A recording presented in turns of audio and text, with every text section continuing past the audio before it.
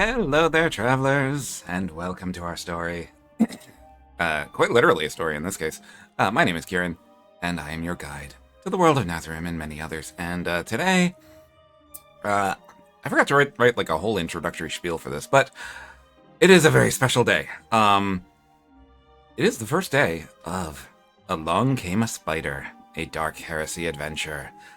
This is, in fact, my debut of being a game master on stream.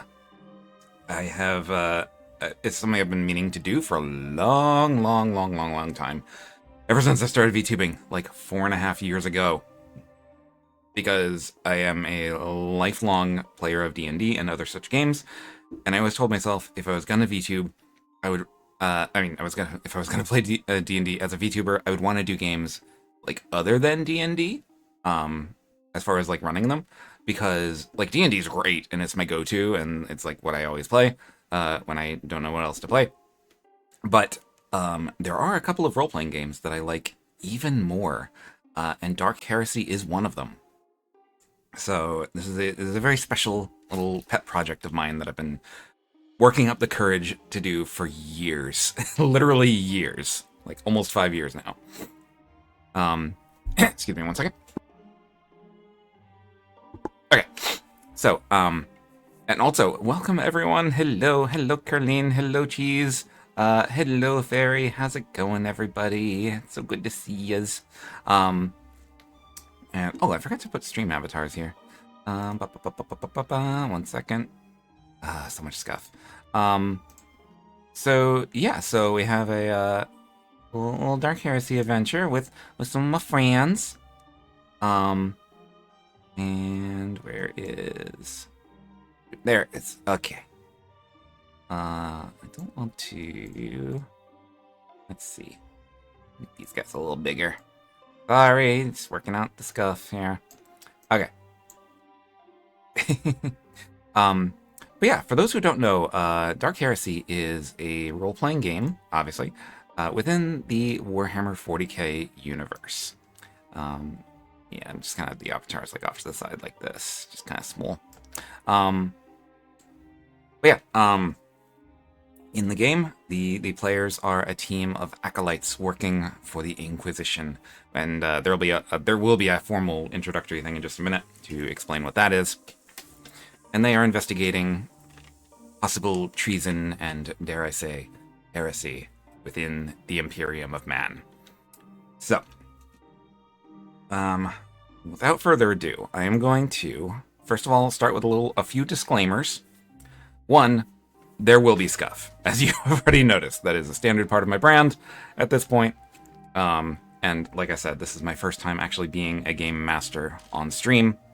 So expect technical errors and things. Also, another thing to bear in mind is that this game, most of the people assembled here today, in fact, all of them, have never played it before. Yes, that's right, Salem. Yes. And as for me, it's been close to a decade since the last time I played it. So we are not going to get all of the rules right, and that is okay. Rules will be forgotten or altered at a whim to suit whatever seems like the most fun in a given moment.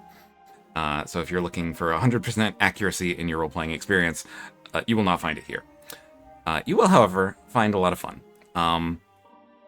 And also, the Warhammer 40k universe is typically depicted as very grim and very dark, and there will be elements of that in this story. But at the end of the day, the people playing it, we are all VTubers and/or voice artists. We are just silly guys. Things are going to get silly, so come in expecting that. So yeah, and of course I have a little demon cat demanding my attention right as I start stream, because that's the second I stopped paying attention to her. But yeah, say hello, Salem. Yeah. Okay, get out of here. Okay. So, what I will do, I will go ahead and read my little introductory spiel, and then I will finally unmute the acolytes, and you can meet them yourselves. Actually, you know what? I might as well unmute them now. Because why not? Hold on one second. Salem, you're killing me. Okay. Unmuting.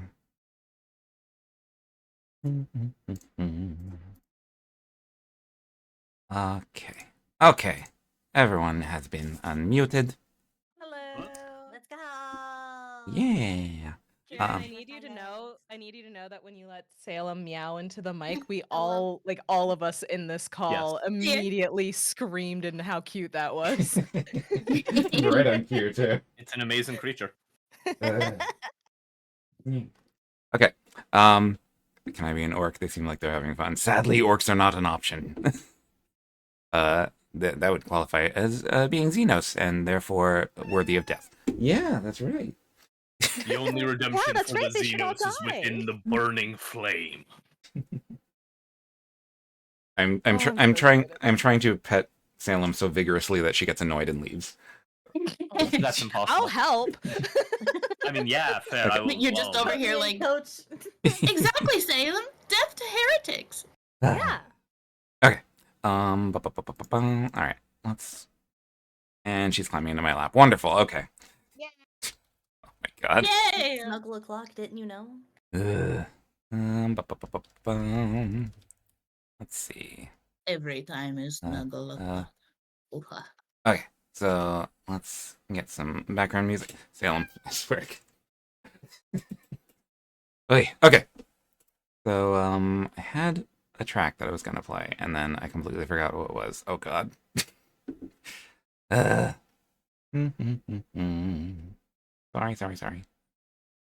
This might work. Hey, don't rush. Don't need to rush. You We're all here. We We're can playing chill. game. I don't know if this is the one I was looking for. Sorry. You're good. It's fine. Yeah. Yeah. Ba-ba-ba-ba-ba-bum. Look, it's not your fault that the Inquisition is short-staffed and underfunded, and you're making do with what you have. That's Yeah. true. So Okay. true. Okay. Plus, who knows what's in those circuit boards? They pour essential Teeny. oils on them. Yeah. Teeny knows what's in those circuit boards. Yeah. True. He's a ghost. Okay. All right. So the music has been found. Spooks in there. There we go. Okay. It is time for the little introductory spiel. Hell yeah. In the grim darkness of the far future, there is only war. 10,000 years ago, the Emperor of Mankind united the human race and forged the Imperium of Man. Tragically, his most trusted son, Horus, fell to the temptations of chaos, and the resulting civil war nearly razed his great works to ash. Only by the noble sacrifice of the Emperor himself, and his subsequent interment upon the Golden Throne, was humanity saved from madness and annihilation. Since then, the countless forces of the Imperium have worked to preserve order. Its space marines are its keen and deadly sword, the untold trillions of the Astra Militarum its unceasing hammer, the Imperial Navy its arm reaching across the stars. Yet for every enemy vanquished, 1,000 more lay waiting in the shadows. From the spires of great shrine worlds, to the Forge World factories, to the dense and grime-ridden hab blocks of overpopulated hive planets. Traitors are ever seeking to undo the Imperium from within, and where strength of arms may fail, the grasp of the Inquisition is unerring and inevitable as death itself. Inquisitors are the most feared and powerful of the Emperor's servants, nearly unlimited in their reach and resources, answering only to the Emperor himself. Their motto? Innocentia nihil probat. Innocence proves nothing. No one is above suspicion, from the lowliest civilians to the High Lords of Terra, and the Inquisitors have the utmost discretion in how they execute the duties of their office.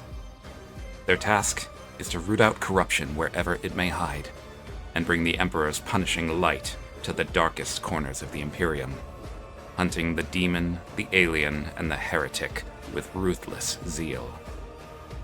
Protocol dictates that this hunt begins with Inquisitorial agents, eyes, ears, and blades of the Inquisitors, They are the harbingers to a full inquisitorial review, investigating outwardly small matters that often unveil great conspiracies against the Imperium.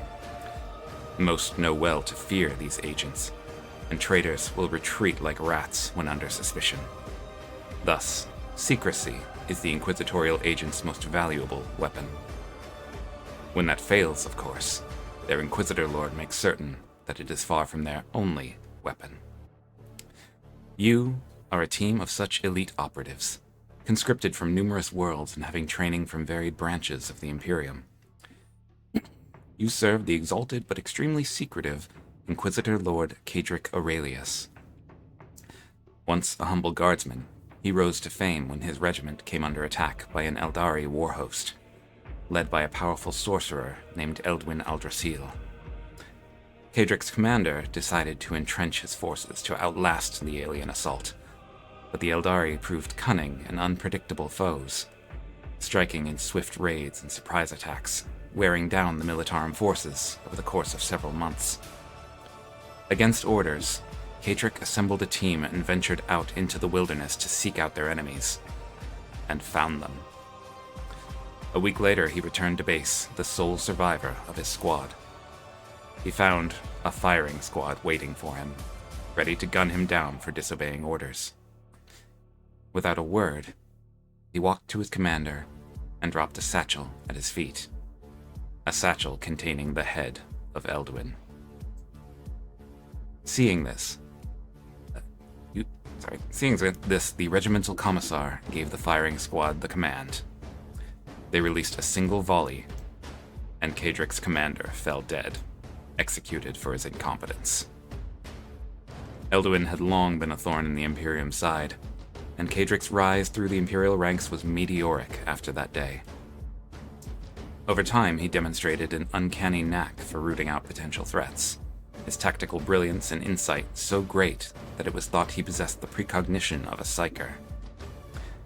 As decades passed, he grew more reclusive, meeting only with his closest officers, and shortly after being granted the title of Inquisitor Lord, he all but vanished from the public eye, corresponding with his operatives only through Vox communication and highly encrypted missives.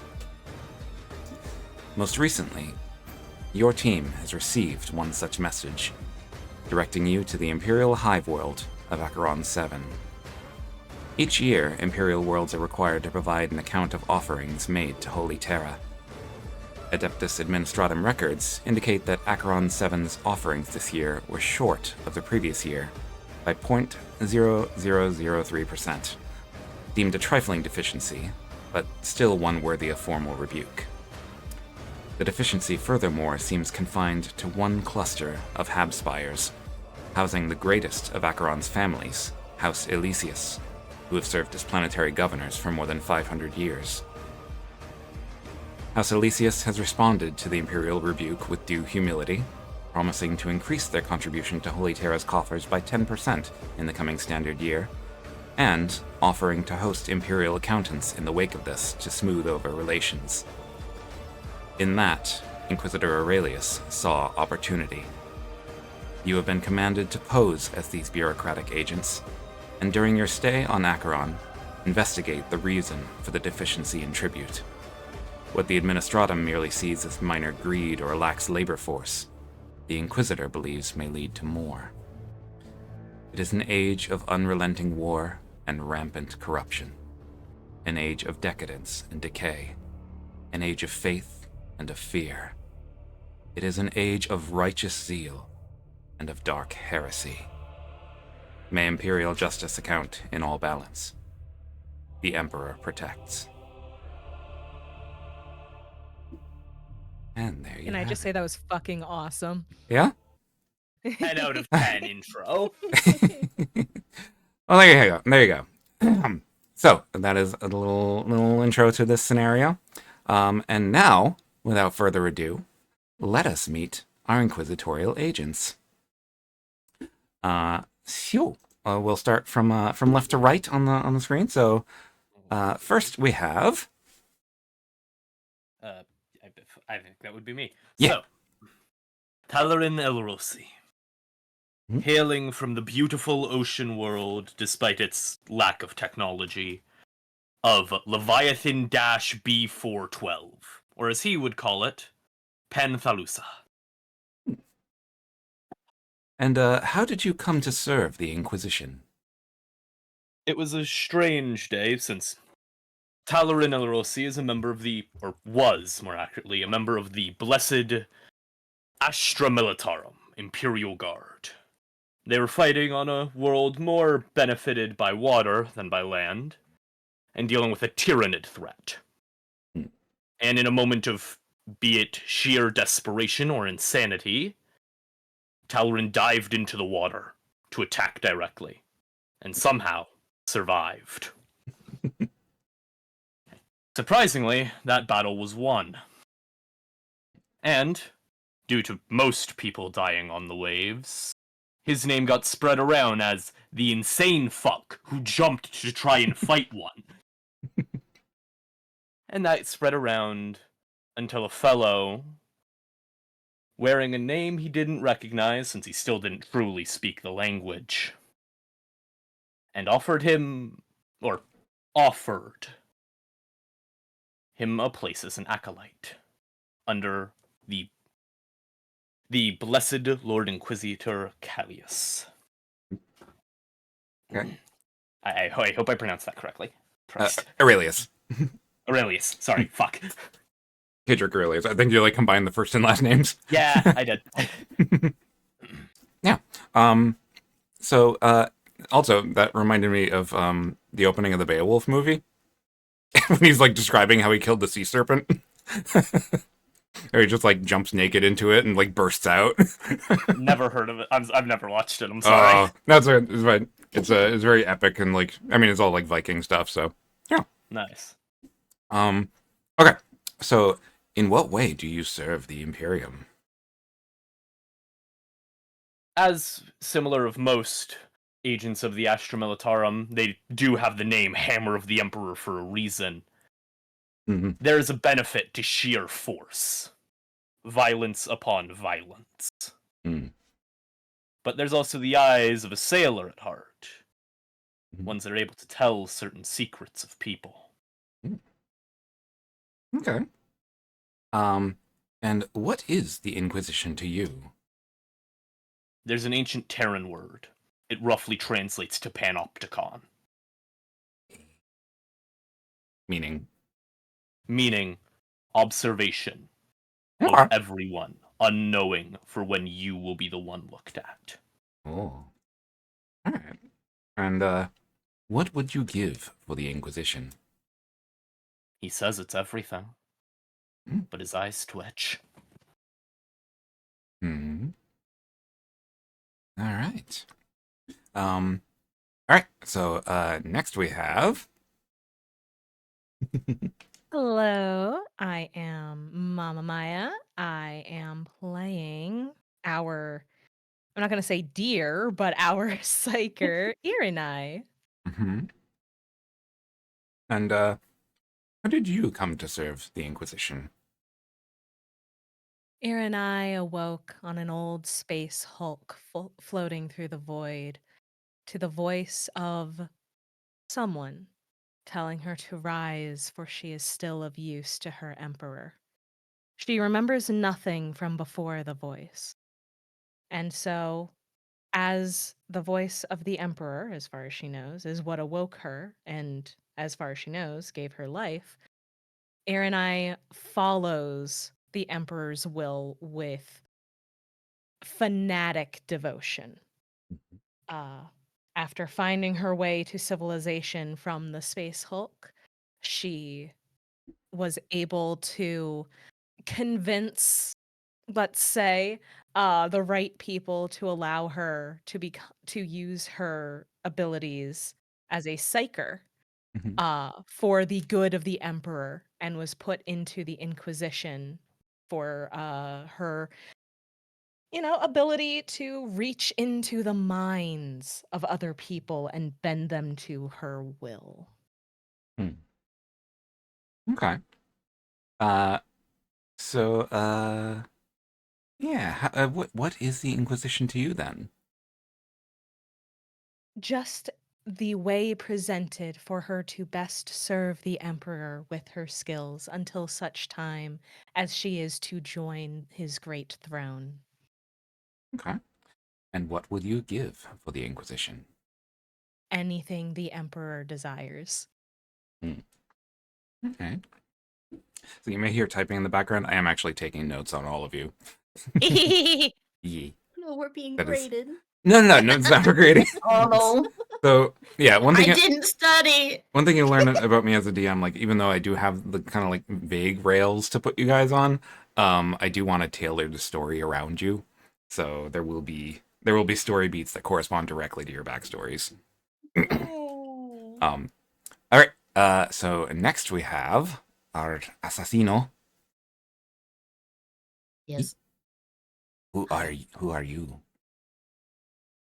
Hello, I'm Vi. I'm playing the assassin, and I will now speak as the assassin, I suppose. Me? What is your name? You may refer to me as Blue. And how did you come to I- serve the Inquisition? Uh, I feel like everyone has like a nice backstory, and my first thought is just to be like, don't worry about it. Oh, redacted. I see. I see. Unless you know the better. It is written on your record that you were in fact trained by the Adeptus Ministorum as well. Hmm. This is true. Yeah. So in what way do you serve the Imperium?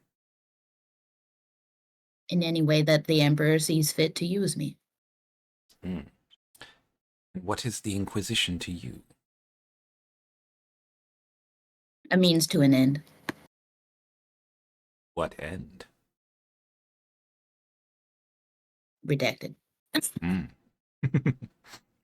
And what will you give for the Inquisition? Whatever is required of me. Very well. And last but certainly not least, we have... Yeah, so I am TeenyNyx, but I am going to be playing Valeri Larsane, or otherwise known as 0100110011000110011001101110101. And I am a tech priest. So how did you come to serve the Inquisition? Yeah, so I was with the tech priests, doing what tech priests do, studying and worshiping the Omnissiah, improving my skills by the day. I was especially skilled with vehicles, and very good with implementing upgrades, to the point where it was actually noticed and suggested that I pursue this kind of path in order to continue learning and continue the will of the Omnissiah. Hmm. And so in what way do you serve the Imperium? I serve the Imperium in kind of a give and take kind of way.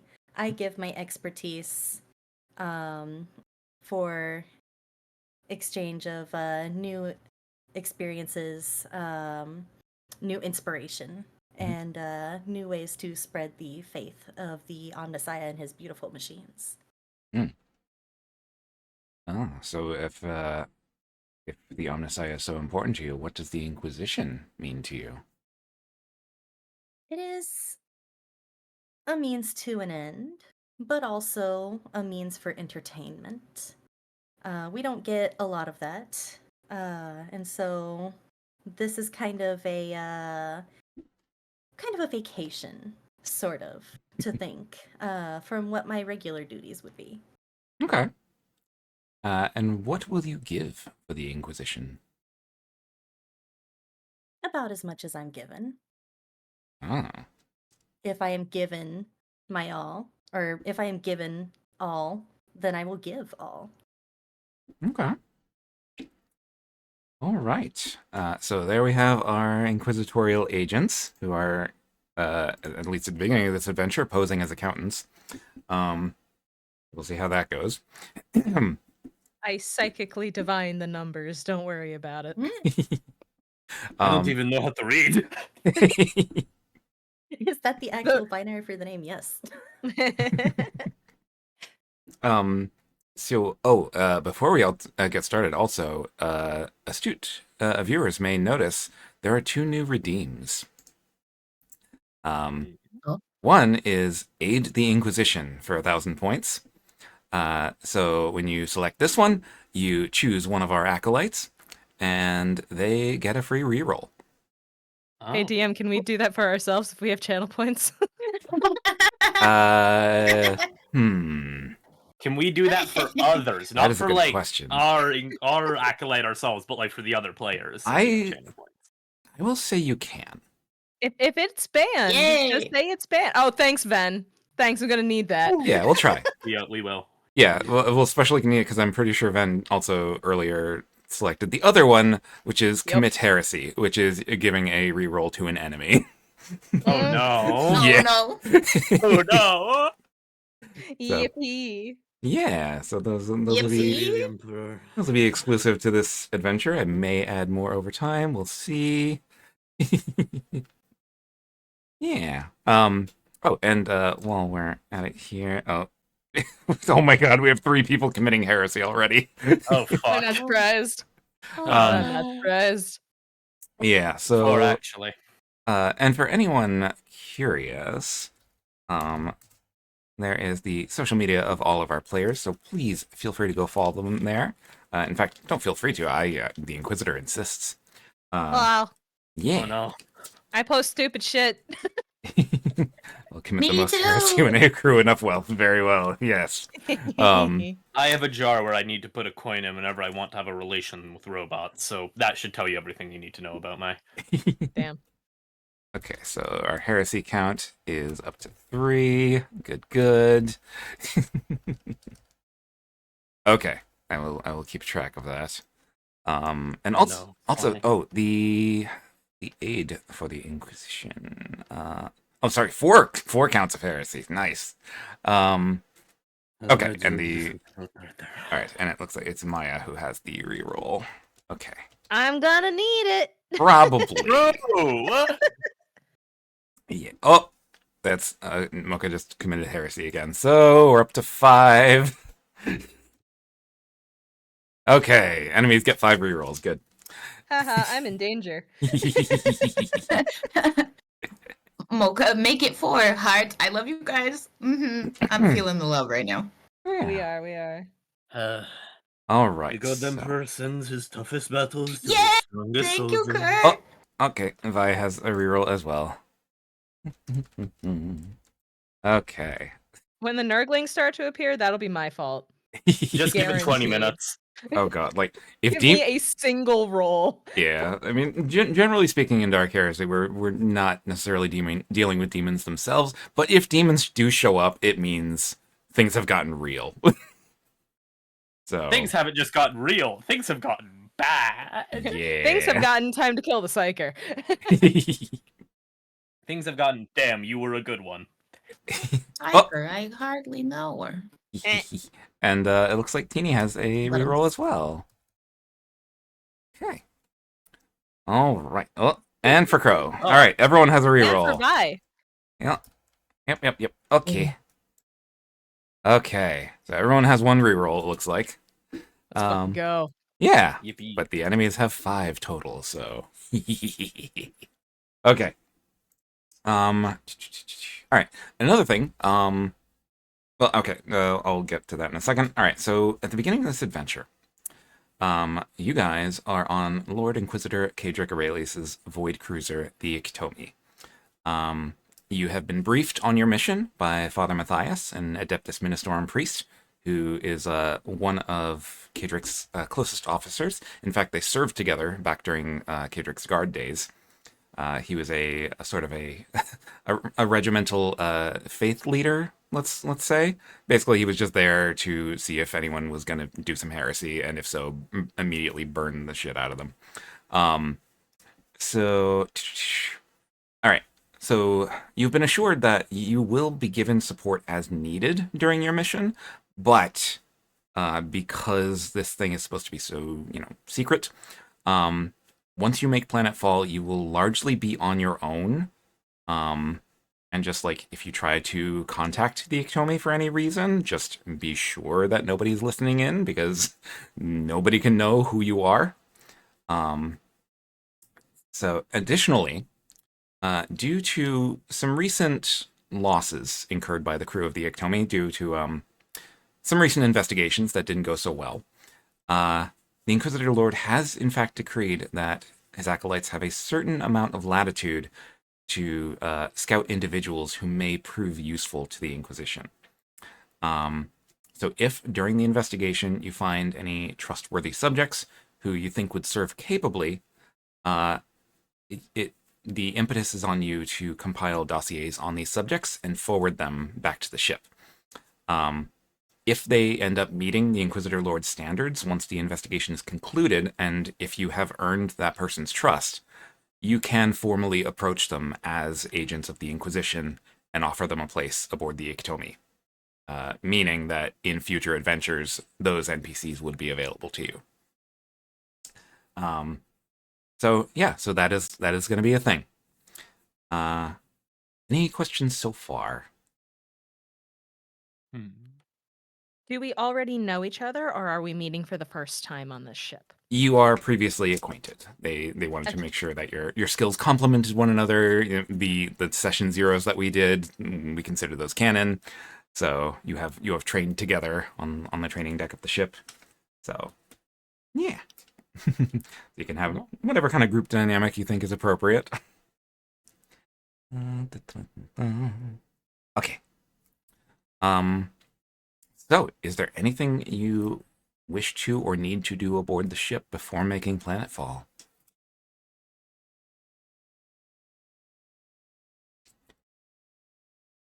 Think about Tauren probably send up a quick sailor's prayer in, his native tongue. Mm-hmm. It somewhat sounds like a mix of lilting tones and very sharp guttural noises from the bottom of the throat. Mm. Okay. Anybody else? I mean, I would probably wander around admiring the various machinery that is on board, checking to make sure that everything is up to personal standards. Mm-hmm. Yeah, the Tech Priest presence on the Iktomi is fairly light. You did lose a few recently. But the Tech Priest kind of in charge is Techmagos Melchior on the requisition deck. He's kind of like your direct superior there. But yeah. I already scoped out all the hiding places and vantage points. Mm-hmm. Irenai is in prayer off to the side. Mm-hmm. Okay. All right, so you are approaching the planet. You come out of your warp jump. Thankfully, this time around, nobody is horribly mutated. There's no demons on board, which is good, because that's not always the case with warp jumps. And you find yourselves orbiting the Imperial Hive world of Acheron 7. A shuttle has been made ready for you, so you may depart whenever you wish. So, good to go? Irenai, once we're close enough, will finish prayer and go around and sort of like collect everybody's like, it is time. We must go. Hey? Alrighty, alright, let's go.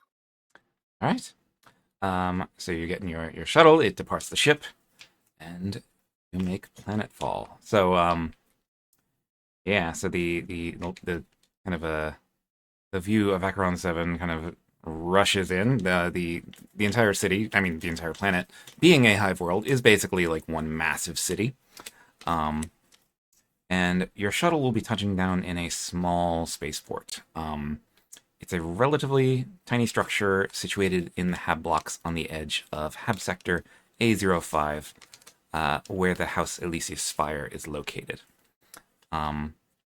So from Yeah, so you're going to the lower levels. Yeah, so basically the way this is structured, like the nobles live in the spires, which kind of tower over everything. And then most of the population lives in the undercities, in the hab blocks, which are down on the ground level. From the landing platform, the difference between the undercity and the spires is more than evident. The surrounding structures in your environs are like a dull gray, just spotted with oil, dust, and grime, and all sorts of nastiness. But when you look up, it is almost blinding to see the sunlight reflected off of the bright, silvery white spires above. Spires that are currently festooned with sky blue banners bearing a bird-like sigil of House Elysius itself. So as you are departing from your shuttle, there is a man who walks stiffly up to you, and at a quick glance, you notice extreme cybernetic augmentation and a vacant stare that identify him as a servitor. So for the unfamiliar, servitors are basically people who have had their humanity kind of surgically removed and their body now repurposed into like an extreme cybernetic monstrosity that is just like programmed for a particular task. Usually it's a form of punishment. So instead of jail time, you get repurposed into a servitor. So yeah, so he is despite being a servitor, he is covered in nearly spotless noble finery that is marred only by some dirt collected off the street nearby. And he conducts a very stiff greeting. He says, "Salutations, esteemed emissaries of the Imperium," in a dull monotone. "I am designated Escort Servitor B631. My directive is to welcome you to Acheron 7, home of House Elysius and jewel of the Acheron system." He whirs loudly and gestures. "Please follow me to your transport. Stay close. It is unwise to linger in the Undercity."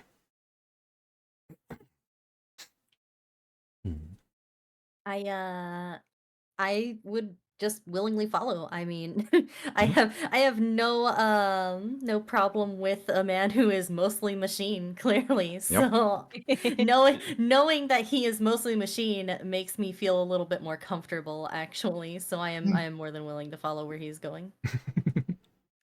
I will bow to him a little because how good that he has no room for doubt of the Emperor and follow as well. I will say Talon probably I looks just- Or sorry, you go.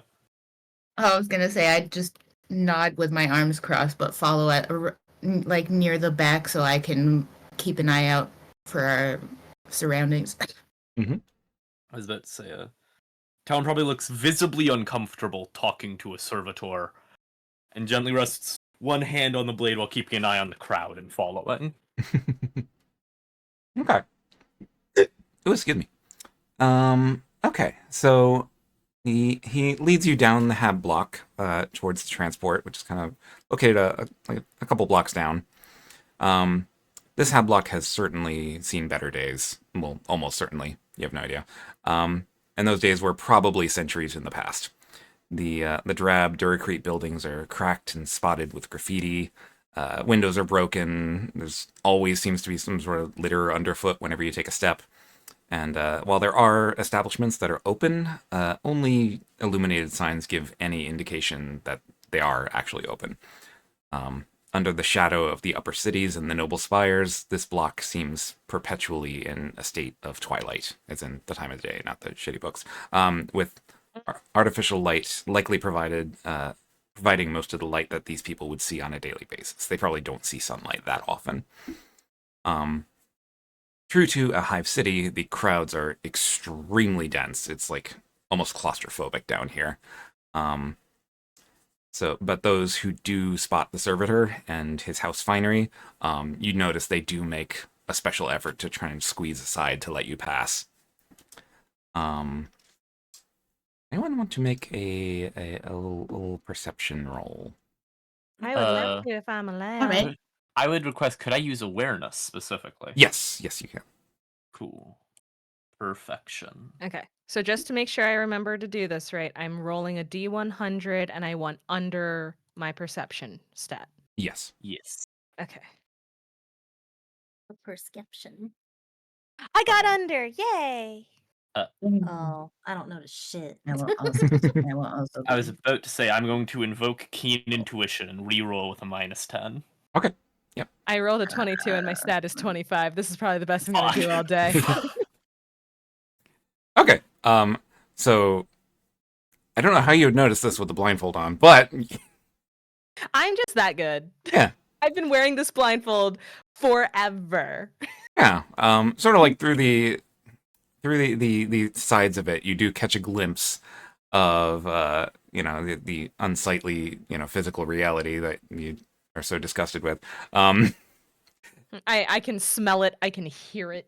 I'm Yeah. stepping in things. Yeah, you got like Daredevil sense. You can smell the acrid stench of paint on walls nearby, and specifically there are patterns of graffiti over a lot of the walls. Most of them feature a stylized letter D, or in some cases a black monstrous-looking dog of some kind with like spikes along its spine and a bladed tail. It's like really nasty. And there are some bits of graffiti that show the dog ripping apart this very majestic-looking dragon-like creature. So that's a thing. Unless there's anything else you want to do, you will reach the vehicle with relatively no incident. The vehicle is a sleek, armored personnel transport emblazoned with House Elysius's sigil. A couple of urchins on the street nearby seem particularly interested in it, trying to like peek through the windows. But B631 extends an arm, and a metal rod extends from a cluster of tools that have replaced that forearm. The rod shortly thereafter crackles with electricity. The urchins quickly run off into the crowd. B631 opens the rear door, exposing a surprisingly open interior with some very plush seating and a selection of beverages there. He says, please make yourselves comfortable. I'll get in. I would like to compliment the practicality of a stun arm as I get in. Comment acknowledged. I was outfitted with it. Yeah. Hmm. Taverness will just I silently just get stare in. and nod. All right. So you settle in, and the transport very slowly makes its way to a facility at the base of the spires, only bumping a couple of pedestrians on the way. So as you get to the facility at the base, a massive bureaucratic door slides upward to allow entry, and the transport rolls off onto a large lifting platform. There's another servitor stationed at a nearby console who starts the platform, and a series of great gears and servos whirs loudly as you're slowly lifted up into the spires above. Let's see. Until the Undercity's glimpse through the great cathedral-like windows are far enough that the teeming masses below begin to look like just a cluster of insects. The bustle of the hive little more than a faint buzz. So it takes quite some time to get to the top of the spires because it's very, very high in the air. So let's see. A set of automated double doors at the top slowly grind open, as do the doors of the transport. The hallway that you see past it is an almost blinding sterile white, trimmed at the top in intricate gold patterns emblazoned with imperial iconography. So one thing that I know you saw in the dossier is that House Elysius, they're very loyal servants of the Emperor. Not particularly known to be the most pious, but they have always served capably. So seeing that iconography there is pretty standard, tracks with what you know of them. So beyond the doors, there stands an older man, and he stands there so stiff and unmoving that for a split second you kind of think he's another servitor. And that is only reinforced by the sight of his cybernetics. The right side of his face, eye and all, are just covered in metal. And his right arm is a gleaming chrome, festooned with clicking gears and blinking lights. He wears a spotless blue uniform bearing several medals, and a bolt pistol sits in a holster at his left side. And he stands at attention and sharply salutes. He says, "Welcome to the house of Planetary Governor Marcus Elysius XII, esteemed guests. I am Security Chief Eirik Bale. I am bidden to escort you to the governor's offices." His human eye narrows. "You will receive food and lodging here in the spires for the duration of your stay. Should you require any particular accommodations, you need only ask the household servitors." He pauses. "However, I ask that, during your inspection, you have an escort with you at all times, as Elysius has labored much to make Acheron 7 what it is. Inspect as you will, but do not disrupt their operations. I am certain the Imperium understands the necessity of efficiency." He kind of gives Valyria a little nod at that. He says, She nods in return. She yeah. understands. "I also advise against venturing into the Undercity. I'm sure you saw yourself the condition that it's in. It would appear you have your own guards with you." He kind of nods to Talarin and Blue. "However, House Elysius can make no guarantees for your safety among the rabble down there. So, are there any inquiries before we get started?"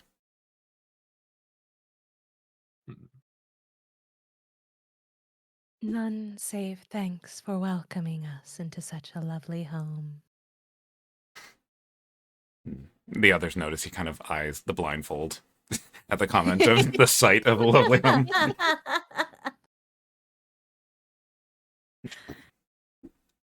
I think that this will do for a very good starting point Hmm, for our Inquiries. inquiries. indeed. So he stiffly turns around and leads you down the corridor, into a series of winding hallways containing numerous offices, and finally stops before a lavishly decorated door of what you are somewhat shocked to discover is real wood, which is like almost unheard of on worlds like this. Yeah, it's like an extreme luxury. So it's a deep mahogany brown and carved with a rather stunning vision of a man in noble finery with his arms raised, the imperial aquila, the double-headed eagle, floating above his head. The door swings open from the inside, and a pair of armed guards salute as Bale walks through and directs you to follow. We will follow. Is there anything that we notice kind of maybe that stands out a little bit more that might be a little bit odd? So far everything you see has been pretty standard. Like what talking meta, does anything seem odd to you personally, or? Just like something that wouldn't be in a home like this, something that might not fit in with the decor, or something that like at first glance you might like overlook, but it probably doesn't belong there. So far everything looks pretty standard. Okay. I will ask, because you mentioned we passed by quite a few offices. Mhm. If any of those offices had like names or title above, do any of that that could be recognized from the dossier we were given earlier? Nothing from the dossier, no. Okay. So just mostly like administrative, like officials and things. Like mostly the lesser ones lower down on the ladder. Encounters. Yeah, basically. Yeah. Much like you guys are supposed to be. So, all right. So the doors swing open and we find ourselves, ba-boom, in the reception room. So, go ahead and place your characters over by Mr. Bale Hey, there. Karen. Hey, Yes. Karen. Yes. You need to go to the pages list at the top, and you Okay. need to drag the little gold bookmark onto the page because we are still on the training field. I am Yeah. so Yeah. sorry. It's Oh, yeah. that one right there, yeah. Okay. Is that better? Yeah, just grab that Yeah, and just put it on the actual image of the Ah. in the list. Yay. Okay, yay. Oh, There we go. yippee. Okay. So Oh. just ignore the Yeah. castle hall label at the top. I borrowed the map from elsewhere. Worry not. Manor Hall. Well, basically a castle as far as these people are concerned. Kinda, yeah. Okay. So what we got here? So this is the reception chamber. So this chamber is massive. Kind of resembles a lounge more than like professional quarters of some kind. With some very plush furniture and some rather like priceless looking sculptures and paintings all around the walls. So the little circles that you see are like tables basically. And with the bar in the upper right there, it's almost kind of set up like almost like a mini restaurant / bar kind of thing. Very casual. So up ahead at the end of the carpet, there's a little platform with some very plush furniture there, and an older gentleman right here. Wait, yeah, there he is. Reclines on a spotless white sofa. The table in front of him playing a holovid of what appears to be some sort of sporting event involving abhumans wearing explosive collars, brawling over a ball. Yeah. I know what that is. He bears a striking resemblance to the man that was depicted on the door, the guy like with his arms raised. And his face is creased with laugh lines, with crow's feet at the corners of bright amber eyes that seem to be a rather common trait across the inhabitants of this room. So at one of the tables off to the side, boom, there is a woman about his age, dressed in sort of think like a Marie Antoinette, like kind of French Revolution era kind of dress, very very elaborate. And she is currently focused on a data slate that is on the table in front of her. So she has her immaculately manicured hands are just tapping with almost blinding speed at the data slate, with numerous hollow displays with constantly shifting numbers surrounding her. The guy on the sofa seems to have like a very friendly countenance. The woman not so much. Like when she glances up in your direction, it's with a like kind of a stare that would probably chill a space marine. Oh. Yeah. So let's see. The other inhabitants of the room. By the bar, you have a man with a military uniform and a cape over one shoulder. The regalia of him, Talron, you would notice this, having spent time in the guard. His regalia marks him as a major. So his hair and beard are trimmed with an almost mechanical precision, and he seems to have an almost perpetual smirk on his face. He's flanked on two sides by young noble ladies who seem to be quite taken with him. Don't mind the art style. Let's see. He is wearing weaponry. A sword with a glittering gold hilt and pommel sits in a sheath at one side of his belt, and a las pistol that looks to be modified in some way sitting at the other. Let's see. Then on the central dais, there is a younger man, not very long into adulthood, like by modern standards, like maybe 1920. He's reading from a thick yellowed book on the sofa that he's sitting on. He wears a finely tailored robe of a soft eggshell white. One sleeve noticeably bears the double helix, and the other sleeve the icon of the Officio Medicae. His pallor is a bit more pale than the others, and he has a slight slouch, whereas everyone else has a very straight, upright posture. He casually spins a portable autoquill in one hand as his eyes move rapidly across the information feed in front of him. And a servo skull floats beside him, rolling out a long strip of parchment over a side table as he makes rather extensive notes on it. And then as you enter also against one of these tables here, boom, there is a young woman. Unlike the other ones, she kind of dresses in a much more practical outfit rather than noble robes. Her hair also is slightly different. It's actually dyed a silvery white, except for a streak of sky blue that falls over her right eye. I'll need either an awareness or a Medicae check.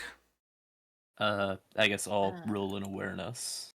I'll do Medicae, I suppose. Damn. I'll do awareness. That was a... I am so sorry. I'm trying to remember where these are on my sheet. I don't know, That I continue to notice nothing. So, awareness is based on perception. Oh god, wow, Vi sees with laser precision. I see everything. I have known for awareness, so that just means that I roll perception, right? Yeah. Okay. Just making sure I know what known means. And are you trained in it? Or do you... It just says known. Known. Okay. And then Medicae doesn't have anything checked. Okay. Yeah. If it's not known, then it's on half of that skill. Or that. Got it. Okay. Then I'll do awareness. Okay. That makes more sense. I don't know shit. Yep. Okay. So Vi, you spot at a casual glance, beneath that the sky blue streak, that eye, there's a faint scar over it. But it seems to have been fixed by a very skilled chirurgeon. Also, as you look at her, she kind of shifts uncomfortably in place, and a hand kind of moves over her left sleeve. Before she tugs it down, because you rolled a 1, I'm grouping all this into one roll. Before she tugs her sleeve down, you do notice an electu inscribed in her skin. It's sort of like a tattoo, though its shape is unfamiliar to you. Yeah. Okay, so aside from the very lavish environs and the richly dressed occupants, all the other occupants of this room, the dark tokens, those are all just security officers. So aside from the sight of this room, your senses are immediately assailed by just an onslaught of perfume. It is oppressive. It's very sweetly floral, but it's extremely abundant. Though nobody in the chamber really seems to take note of it. So as you enter, the occupants of the room look to you one after another. So the woman at the desk, the one with the really kind of cold stare, she almost immediately goes back to whatever she's doing.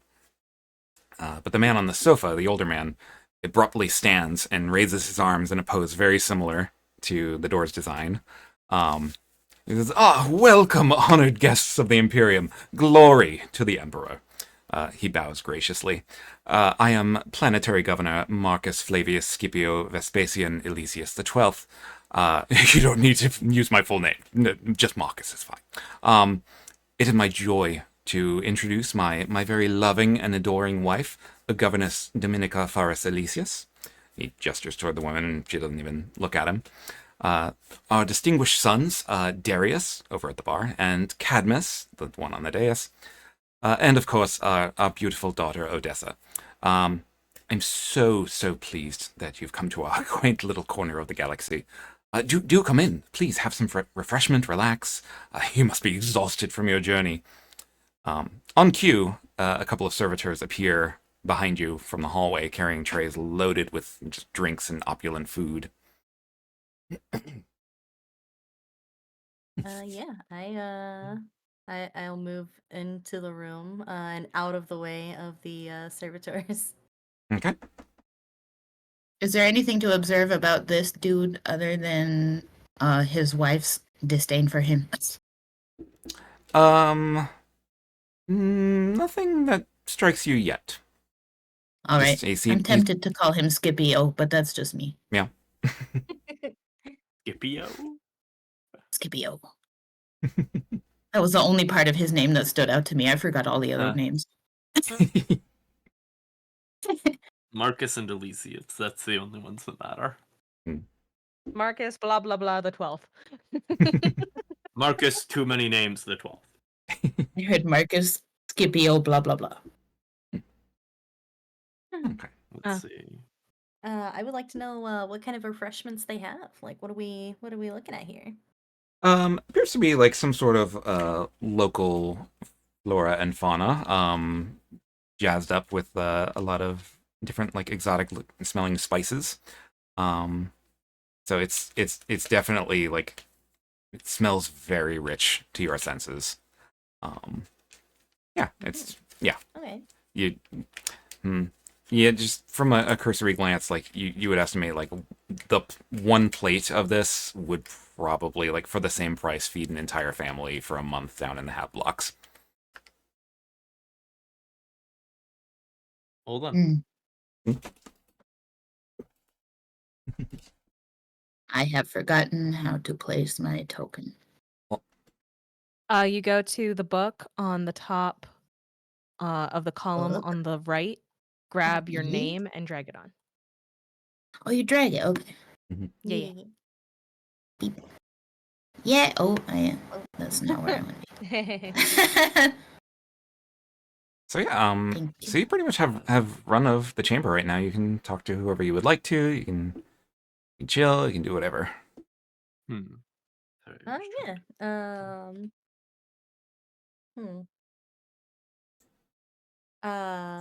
I Let's would see. probably wander over. Is like the food and drinks at the bar area, or There is more over there. Yes. okay.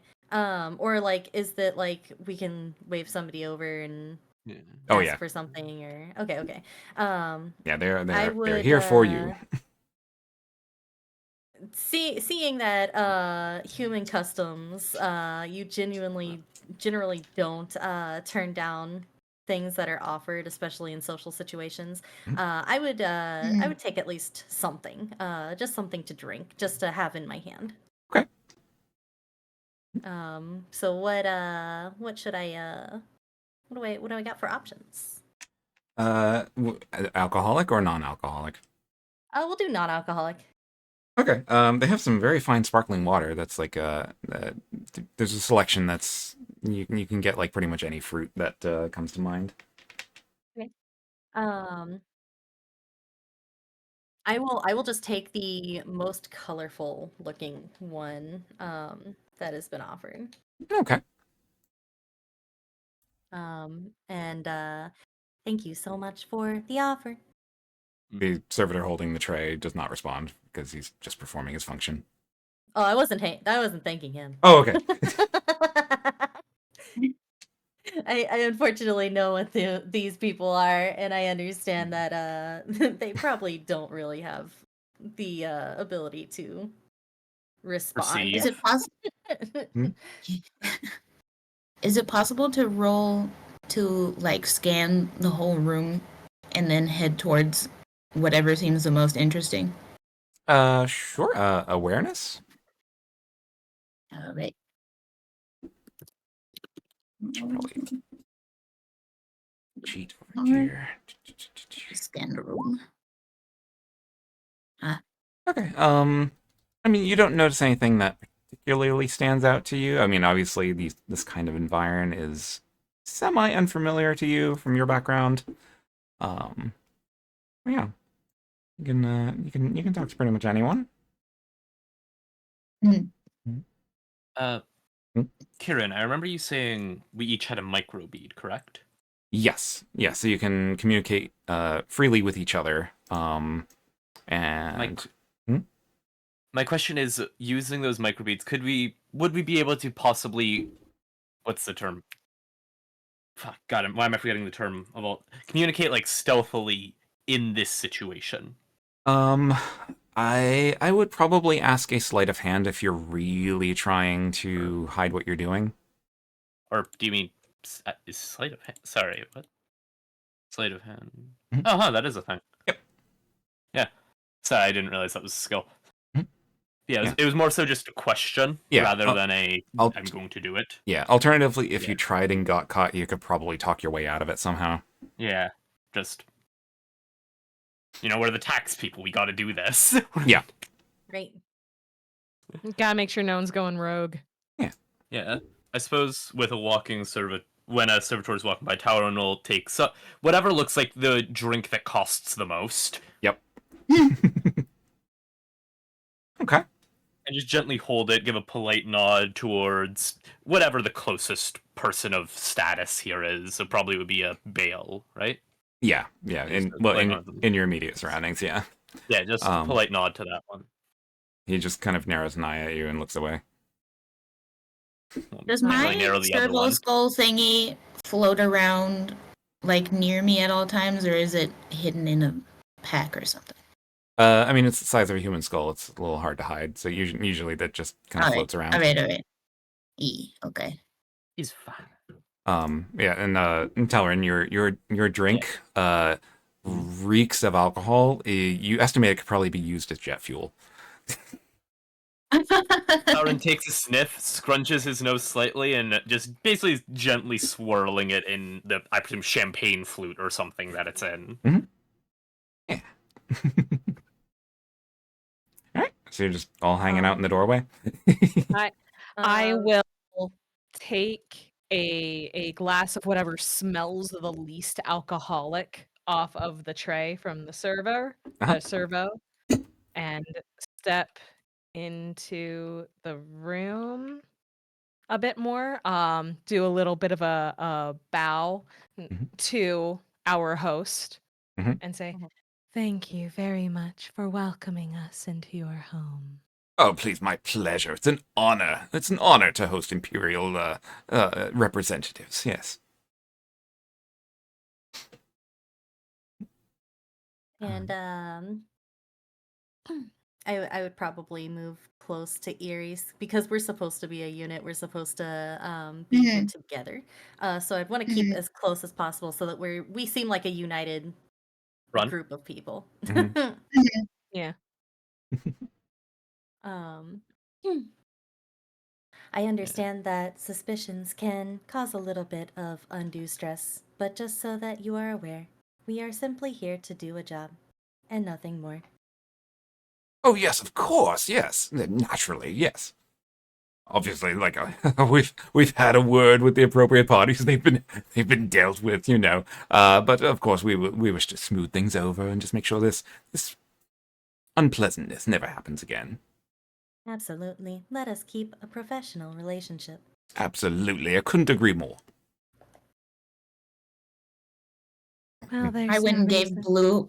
Hmm? Oh, sorry. No, you first. You first. No, I was just saying, like, I went and gave Blue like high social aptitude and charm and influence, and it's like I characterize myself as not speaking much, so I just kind of stare and nod. Mhm. You got the vibe.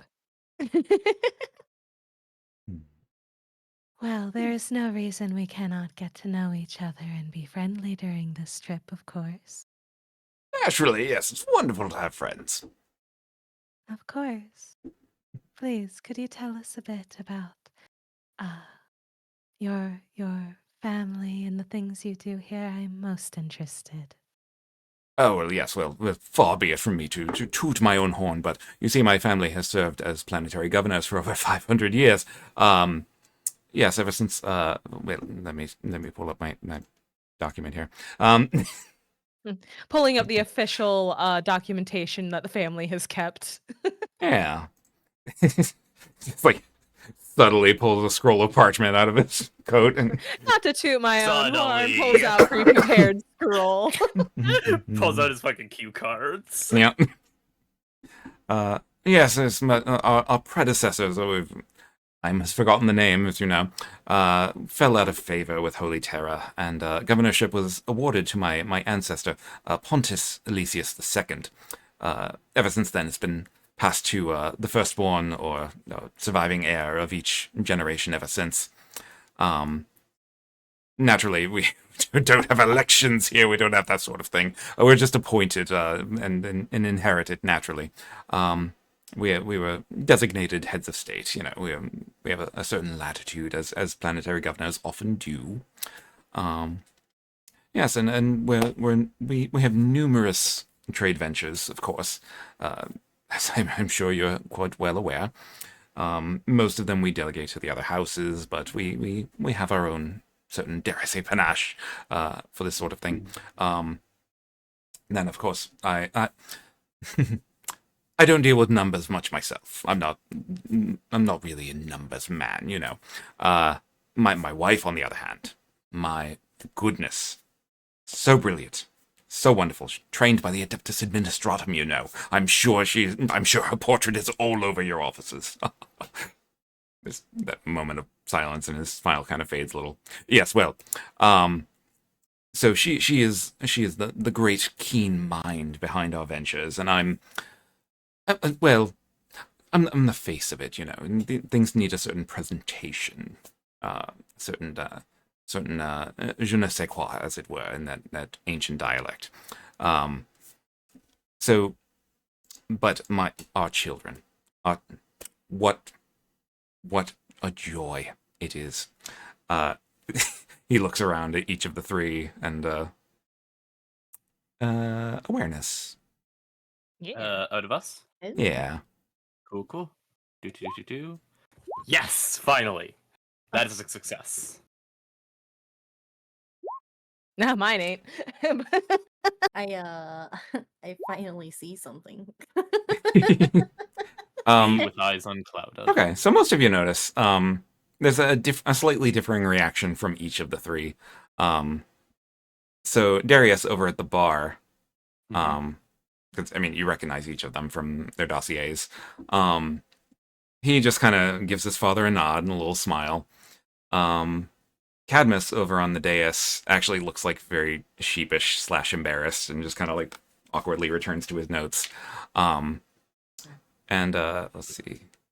Yeah, and Philira in particular, you would notice that Odessa, seeing that, like, kind of rolls her eyes and looks off to the side. Yes. So anyway, yes. Is there anything particular you'd like to know? I mean, I could sing their accomplishments for ages. Like Darius, of course, his military accomplishments, so wonderful. Served in the Planetary Defense Force, you know, a major, you know. Really? Yes, one of the youngest in his regiment to earn that rank. Of course, it was all merit based too. Merit based. I've never even heard of that. But yes. That's rare even among the guard. Yes. Talented swordsman. I've seen him fight before. I wouldn't even know which end to hold, but my goodness. And he briefly looks over at Odessa and then continues. Cadmus. What can I say about Cadmus? Brilliant mind. Brilliant young man. Went to the Medicae temple on this planet. Graduated top of his class. You know. Look at how young he is. Yes. Normally you have to be like decades older to have the sort of accomplishments he has. Genius. Absolutely genius. Brilliant. Yes. That is While quite he's impressive. Oh, sorry. Oh, that's it. Okay. While he is babbling, what's the vibe we're getting from the wife? Yeah, I was gonna ask about the wife too. Yeah, we've been Okay. able to vibe check the kids. What about the Yeah. wife? I would roll a scrutiny on that. Oh. Okay. Let me check. Did you do scrutiny? So then if I don't have it clicked Perception. for known, it's half of what my perception skill is. Yes. Okay, got it. So haha, I need to get half of 25. This is gonna go well. I would ask, would I also be allowed to roll? Because I am also, Nope. I know scrutiny. Is that Cool. that's still Do-do-do. 1d100? Damn. Ooh! Oh. Oh. Oh. Oh. Okay. So Vi just knows it all. yeah, Blue's a I see everything. Eyes. little people watcher. So the vibe from Dominica, she seems to loathe this sort of social interaction. Like she's very focused on her task and seems to be like doing a lot. But she's visibly bristling. Mhm. Mhm. Yeah. Do with that as you will. Yeah. It sounds like your family is full of very impressive people. Yes, naturally. Most of us are absolutely. There is a reason we have leadership of this planet, you know. Of course. Yes. Let us see. Well, I would love to hear more from the people who accomplished these things as well. I'm certain if your father is so proud of you, you must have your own points of pride as well. Mm-hmm. Who are you addressing on that? Just all the kids in general. Basically saying, waiting okay, your for- dad told us what you did, now you tell us. Waiting for Yeah. one of them to like pop up Yeah. and speak up, I guess. Yeah. Yeah. You can Yeah. poke holes. So Cadmus like visibly blushes at that kind of address, and then Darius just kind of smiles. Yeah, he kind of gives you like the old like up and down with his eyes. I can't see that. Yeah. Yeah.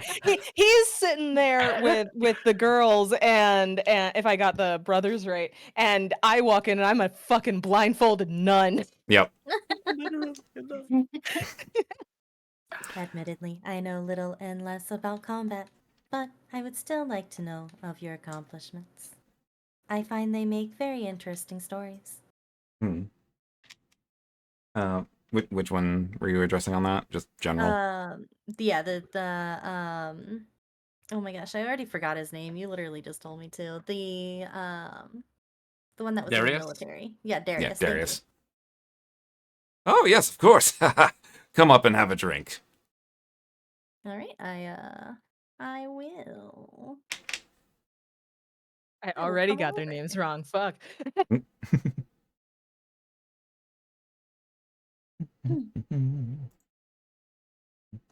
All right. So is there like an open seat over here or Yeah, there's plenty or of just kinda- seating. Okay, perfect. Okay. So tell me, is there anything in particular that you've accomplished? Anything that you would love to share with someone new to these lands? Well, I mean, the exploits of the Imperial Guard are fairly well known, I think. But of course, that is to compare that to the accomplishments of the Acheron Planetary Defense Force would not be a fair comparison. I think, you know. Of course. Yeah, Acheron's seen its share of trials over the years, mostly, you know, alien threats. Ugh. But most recently, it was shortly before I had my discharge. I had the joy of facing down a Tau expeditionary force. Oh, Would Oh, we yeah. know what that is? It would be Because not- you did say we were briefed a little bit by the Inquisitorial force we are under. Yeah, I would say just make like a general intelligence check. Alright. I'll give you a bonus on it. Cool. D100. Damn. oh. My if I Nope. may ask what that bonus is, because my intelligence is a clean 30. Plus 20. Okay, so yeah, I had no idea. Okay. All right. All right. So let's see. So Irene, you know the name. The Tau are a very ambitious alien empire. Very high technology. Therefore, you know, heresy. Yep. Yeah, their whole thing is this idea of the greater good. They want to like basically bring all races into their empire and Yeah, it's some nasty stuff. Like they've been known to like sterilize human populations and claim that it's just the will of the greater good.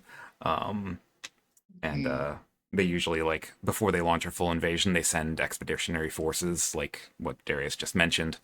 Um, and yeah, they. I mean, the out of character thing is they are often like the weeb faction because they have Gundams and Space communists. yeah, Cool. they're space communists with Gundams. Nice. So anyway, and yeah, so Darius laughs like, "Did you know the Tal military? They don't even really teach melee combat." And Really? he pats the sword at his side. Oh, the things I've done with this boy. My, what an impressive feat. Going Oh yeah, against such a oh my god, my brain is not working. Going such a elite enemy like that and coming out unscathed. he throws his head back. Elite, she says, elite. Oh, they weren't elite that day, I tell you.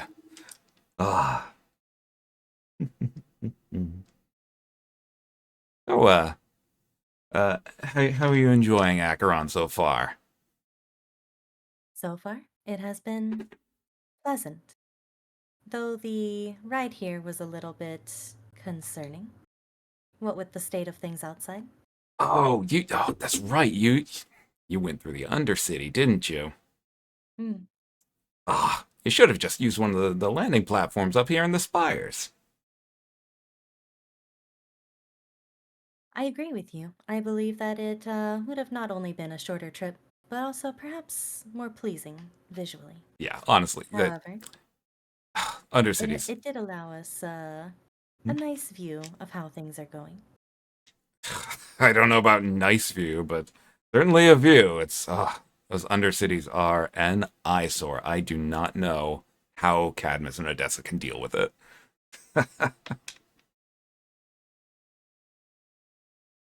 Mhm. Do your So they, siblings spend time in the Undercity? Well, for their part, yeah, Cadmus likes he's got a few pet projects down that way. Let him tell you more about that. But Odessa, there's a throat clearing from the dais, and he quickly quiets down. Like we're supposed to get to know the people sometimes, so she's been down there before. hmm, Uh, interesting. I'll I will look over at Odessa. Quite impressive. She's not looking at you, but very conspicuously not looking at you. I'm gonna go to her table. Mm, I'm gonna go see hi to nice lady. okay. All right. Just rolling a little passive perception. Oh, okay. Yeah. So as you're approaching that table, she noticeably like sucks in a breath. Like, here we go. I just stand next to the table. Is it one of those like you stand at it tables, or is it a you sit at it table? You can sit. Okay. So. Then I will sit down next to her, not across the table, next to her, Mhm. and just place my glass down on the table and like do a little head bow to her and smile. Hi. It is lovely to meet you and your family. Is it? So far. Give it time. You're one of the best. I personally do not have much experience with family, so I suppose I will defer to your expertise. Huh. Never thought I'd envy one of you people. Oh? She talks in kind of a low voice when she says that. Yeah. Do I still hear it? Yeah, yeah. Mm. Well, it has its pros and cons. Hmm. So what do you do for the Administratum? Much overseeing more than anything else. I'm here a bit more as a what's the word? Legitimately, what is the word? Explain the word. Consult. You might know it. Consult. There we go. Thank you. I'm here in more of a consultation aspect. I'm She sure you can assume which of us is best with numbers. she raises an eyebrow. Overseeing?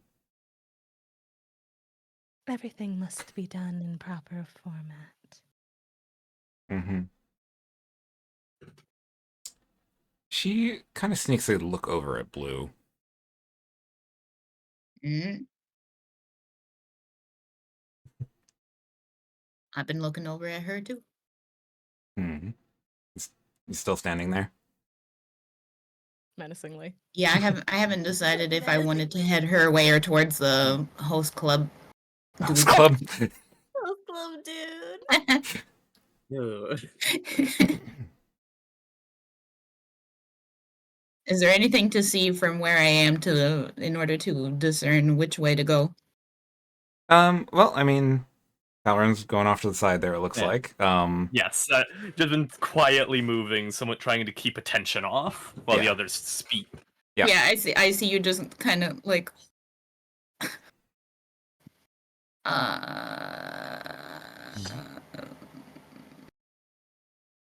I think since she specifically is looking over at me, then I should approach her. Okay. Even though she does not seem to want to talk to me. Okay. Surrounded now, haha. Oh. Bitch. Bam. Okay. So yeah, so Odessa kind of appraises you for a second. You notice her eyes seem to be going repeatedly to your servo skull. I see. Does this sort of thing look familiar to you for some reason? Of course, I saw them all the time. You do know my background, I'm assuming. I have noticed a few things. Hmm. Like?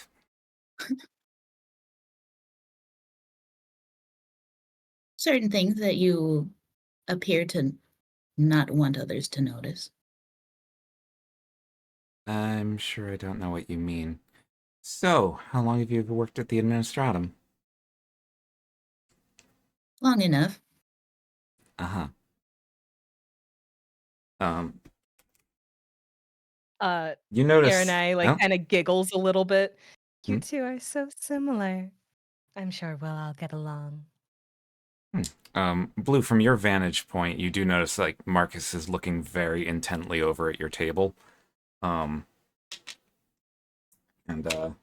Odessa finally says, "So when does Administratum training include a loudhailer?" Marcus very quickly goes, "Odessa!"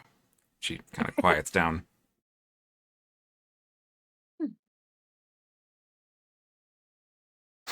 Hmm. I acquired this loudhailer along my travels.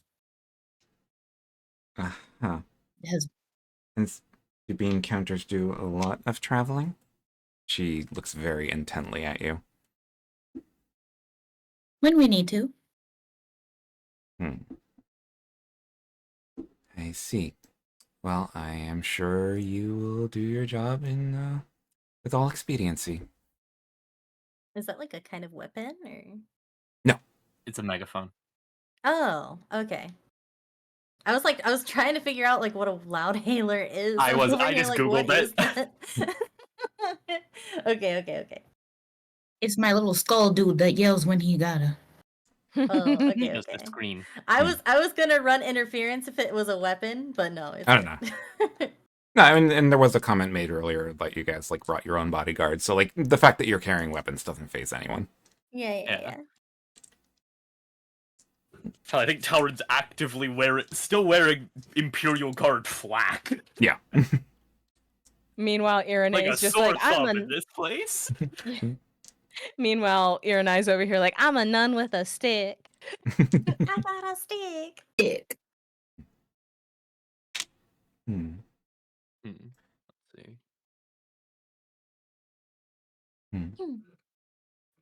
There is more map. I suppose in the silence, Tauren will have quietly walked up, somewhat behind Cadmus and still within earshot of people. Okay. So, something about the pet project Ah! down in the Undercity? He jumps. As Tower moves far too quietly for a man of his size. With that armor. With this armor and this frame. Like Cadmus was focused very intently on the scroll next to him. So yeah, he was very surprised when you popped up there. Like Tower, where you could, if you worked a little bit, you could have seen some of it. Yep. Whatever that writing is. Probably not understood most of it, since he's Yeah. not exactly a doctor. Yeah, that would be a Medicaid roll. Yeah. Yeah, sorry. I apologize. I know we're supposed to be greeting you guys formally. I should be more present. I'm so sorry about that. Oh no, I've met cryogens. They are always focused on the matters of flesh rather than the matters of speech. Yeah, it's a fascinating practice, but I mean, family obligations, you know. Mm-hmm. Now, as Tara looked down, boy, in the sense of, is this a child or not? Yeah, I mean, like, you know, modern standards, he'd be like 1920. Yeah. Yeah. No. Your brother, Darius, he said something about pet projects. Would you care to elucidate me?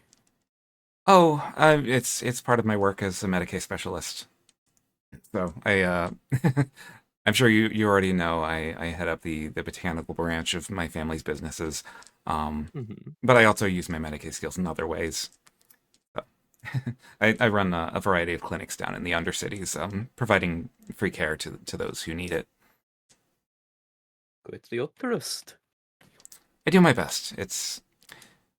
I don't have the same talents as my siblings, so I have to use what the Emperor gave me. Don't we all? As Tauren will smile a broad, somewhat fake, scarred smile. Because, you know, fuck, this dude's been tossed into the meat grinder a bunch. So yeah, the cough I did, by the way, was an in-character one, Cadmus. You notice I assumed it was both. Yeah, he occasionally like has to clear his throat or cough slightly. Let's see. And you said there was, over 500 years. Do we know exactly how many years that is? Is it like 520? Is it 500? Is it 570 or something? Records are unclear. Okay. I'll assume 550 then. At least 13 generations. That means about 42 years on average. Sorry, this is just like me crow muttering because math is hard. Yeah. That would, yeah, about 42 years on average for each of them. Well, at least they're around 42-ish when they have a child. At least. So that's assuming there's only been 13 generations with the first one and then all the other Marcus Elysiuses. Yep. The 11 others.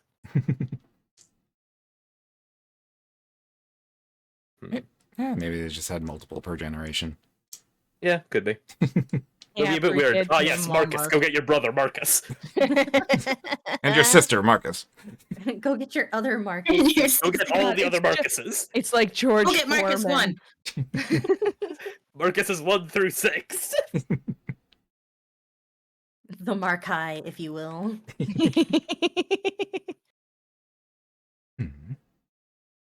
Let's see. I Hmm. would Yes. I would steer the direction of the conversation to the other people at the bar while they're over there talking with the other members of the family. The young ladies by Yeah, the Darius. young ladies. Oh, yes. Who could you tell me who these young ladies are? Are they friends? Darius looks over at either of them. They're each like clinging to an arm. Like, oh, which ones are these? They're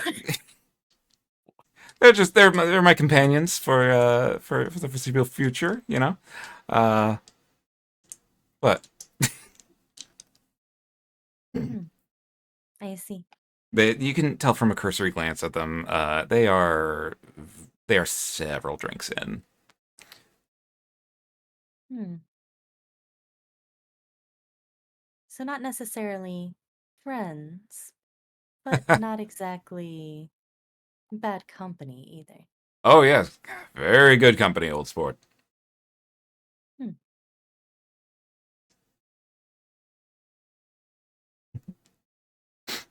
Hmm. I believe that I have grown a little bit tired from the travels, and I Okay. should like to know where I can rest.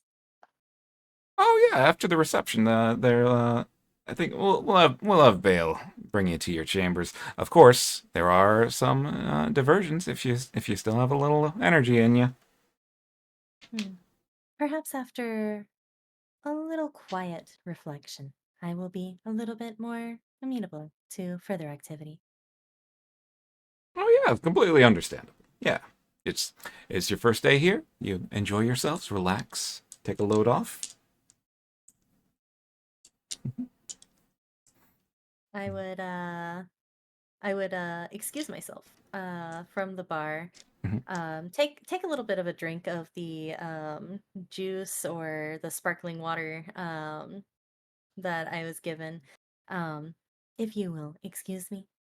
And I would like to go over to where Erie is. Okay.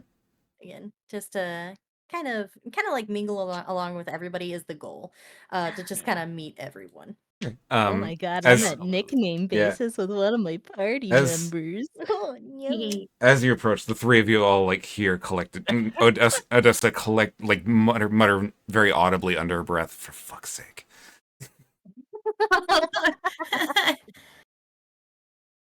Oh, Oh, do not worry. Our dear friend here is quite good company as well. Uh huh. I No, hope I was not interrupting. no, forgive me. I have a lot of work to do, so this sort of reception is it cuts into my schedule a bit. My apologies. Oh, there is no need to apologize. I understand being busy. Perhaps now is not the best time for us to have a conversation.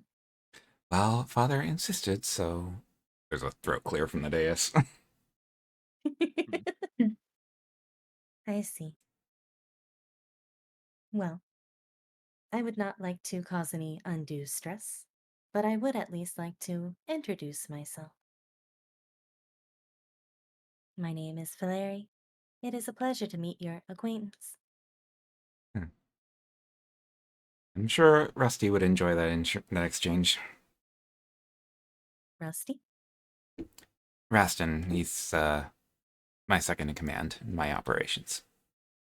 Oh, he is not currently in the room, is he? No, he's working. Hmm. Perhaps another time I will have a chance to meet this Rustin. I mean, after this, I am gonna go down to the shooting range. He's waiting for me there. Hmm. And I get like the sense that that's possibly why she doesn't want to be here? Or is it Um, just she's super suspicious of us? roll a scrutiny. All right. Scrutiny. Oh man. Yeah, you're not sure. Yeah. I'm But rolling you do real good have one today. of those re-rolls from chat. Yeah. Oh, I Mm. Good. do. I will go ahead and use that to reroll then. Yippee. No. Oh, Okay. Yeah, so you're not sure exactly of her intentions. You do, however, recognize the name Raston. That's Oh. the tech priest, Yep. correct? Engine Seer Raston Antelis. He's Odessa's second. Mm-hmm. Oh. Yeah. Weapons manufacture and consecration. Mm-hmm. would I be Fair. able to suss her out any more than I already have You can try. already? One. I think I have an idea. Yeah, Rolls a get that negative 6 precision. somehow. Okay. Yeah. A negative. Oh. You can't 7 really. minus 1 is 6. Yay! Yeah. So you can't really tell anything beyond what you've already discerned.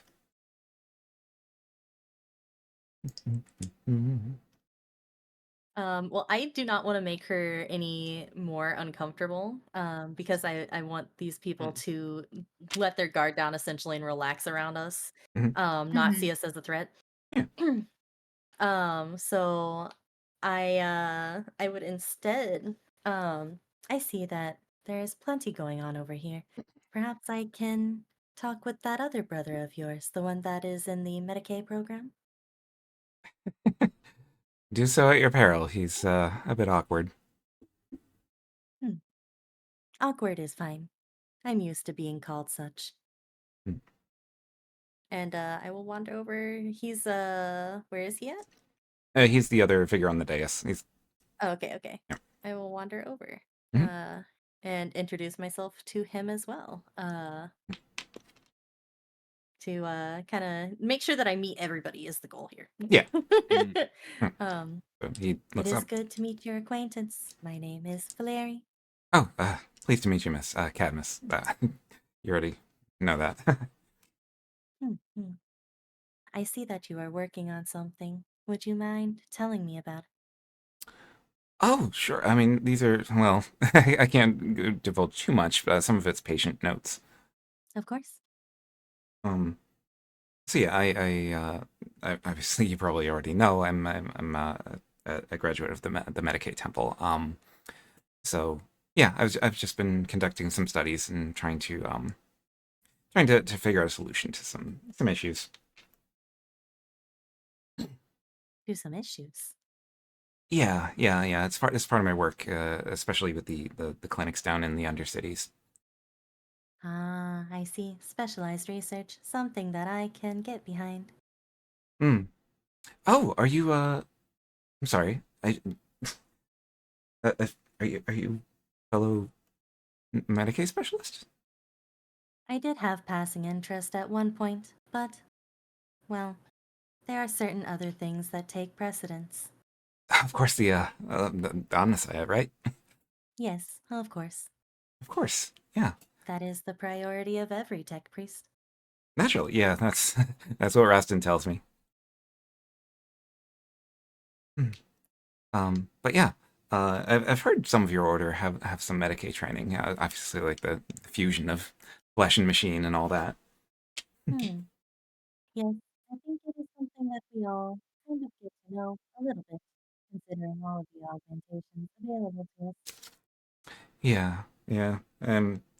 I mean, I'm more on the flesh end of it, especially with Um, I guess you haven't heard about the Acolyte thing. Hmm. I have not. I mean, Odessa knows more about Acolyte than I do, but I do know it. It's not wholly beneficial. I mean, obviously it has its uses, but Hmm. for the people who mine it, it's a tough life. Um, yeah, because I mean, what do you know about Acolyte? I mean, it's one of our chief exports, so I'm assuming you were briefed a little bit. Is that in the dossier? It was mentioned, yeah. Oh, fuck. I gotta open that again. I do not remember. I'm so sorry. No worries. Um, Let me. yeah, Where is so that? Oh, Acheron yeah. 7's geosphere is very rich in this material. It's a volcanic mineral called acherite. Oh, Um, so Highly it's explosive. yes, so oh, it's explosive. yeah, so it's often refined into weapons, and you know that Odessa heads up the weapons manufacturer, so she obviously Okay. works with that a lot. Right, right. Okay, okay. Um, yes, I believe that we were briefed sufficiently as we can be on something of this matter. Yeah, um, and obviously down in the Undercities, below the Undercities, we have the Underhives. That's where a lot of the acherite is mined from. Um, and I mean, as profitable as the substance is, if you breathe that stuff in, it's not great. So there's a bit of a respiratory affliction down in the underhives that Hmm. a lot of the miners seem to experience. So I'm trying to find a solution for that. That is a noble pursuit. Thank you. Not all the nobles see it that way, but I don't see why they would not. Having Well, healthier workers means better production, does it not?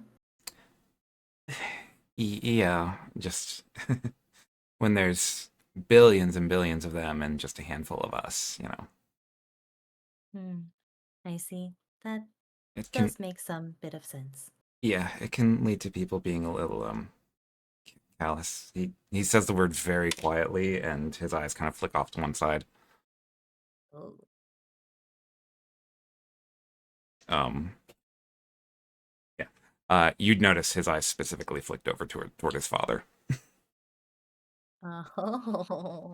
Mm. Okay. Hmm.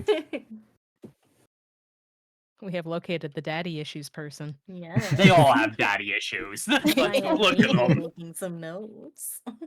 Yeah. But I do hope your visit goes well. I hope the investigation, the tour of our operations goes well. Obviously, I will be here when you want to check out my own.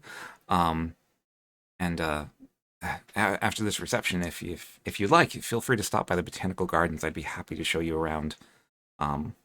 Yeah. I would very much like that, and I have no doubt that all of this will go smoothly. I hope so. Sorry. Hmm? While Filary and Cadmus are talking, could Talarin or I guess, Yeah. go over specifically in this sort of manner to be somewhat behind the table and quietly turn to. Let me check the dossier because names are hard to remember. Oh. Dominica. Yep. Now, Madame Governess. You're addressing her Very directly. specific. Yes, as he will bring out the data slate, just I to also very forgot obviously who look this as though is. he's taking notes. Mhm. Since this is a business, not pleasure venture, She doesn't look up from her work. It says, "What do you want?" I'm asking for your theory as to why you had a minor drop-off in tithe. I was to understand that business would wait until tomorrow at the earliest. It seems we were given differing information. Yes, well, mine is the correct information. Good to know. Talon will politely put away his data slate and sit with his, or not sit, but sort of stand with his back to the wall. Okay. Still very obviously in here, somewhat, not obviously, but very clearly looking at all of the people and trying to have a view of everyone in the room. Yeah.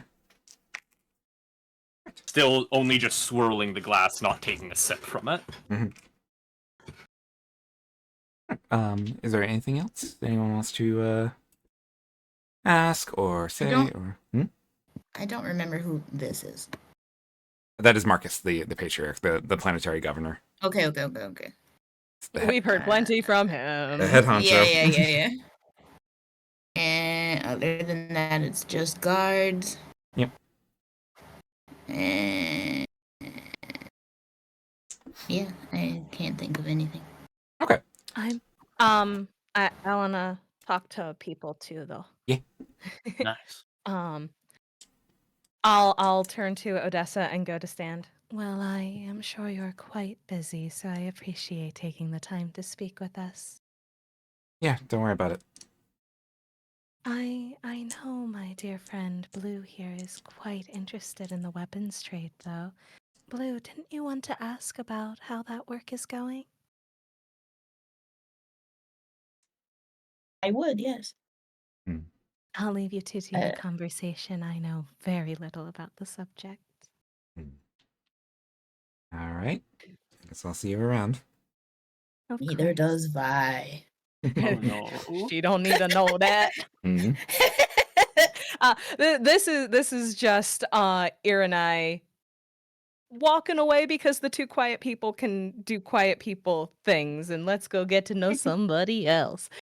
Okay. We'll deal with daddy and possibly mommy issues boy later. Teeny's got that under control. Yep. But I do want to go talk to the matriarch. Okay. So I'll go over and I'll give a little bit of a curtsy. Madam, I apologize for not introducing myself sooner. I am Irenai. It is lovely to make your acquaintance. My husband is the diplomat. If you have any inquiries, direct them to him, please. Oh, it is not a matter of inquiry in terms of official matters. I simply wish to get to know the people we shall be working alongside.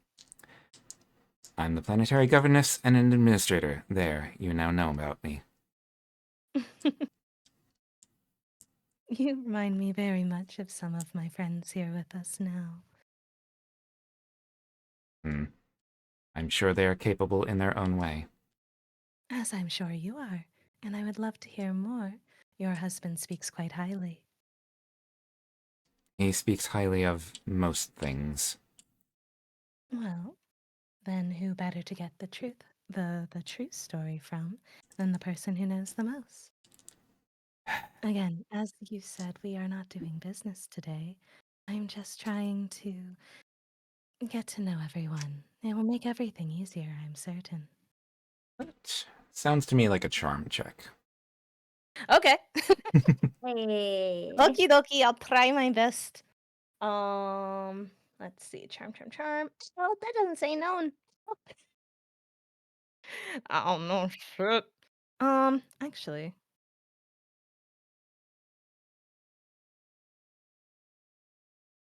No, that's a bad idea. Oh. Never mind. We're not gonna do that. Yeah. We're not gonna do that. That's a bad idea. We're not gonna Not do use that. psychic powers. No. I was looking to see. I was checking to double check if I had the Warhammer equivalent of charm person, and I have dominate, which is not exactly that. Nope. We're not gonna do that right now. Yeah, it's like, go down here, meet this family, get friendly with them. Like, instructions unclear, summon demons. Instructions unclear. I casted psychic abilities and got my head blown off. Instructions unclear. I mind controlled the entire family, and now they're my thralls. Oopsie. Big Ichi seems to be more correct than they initially thought.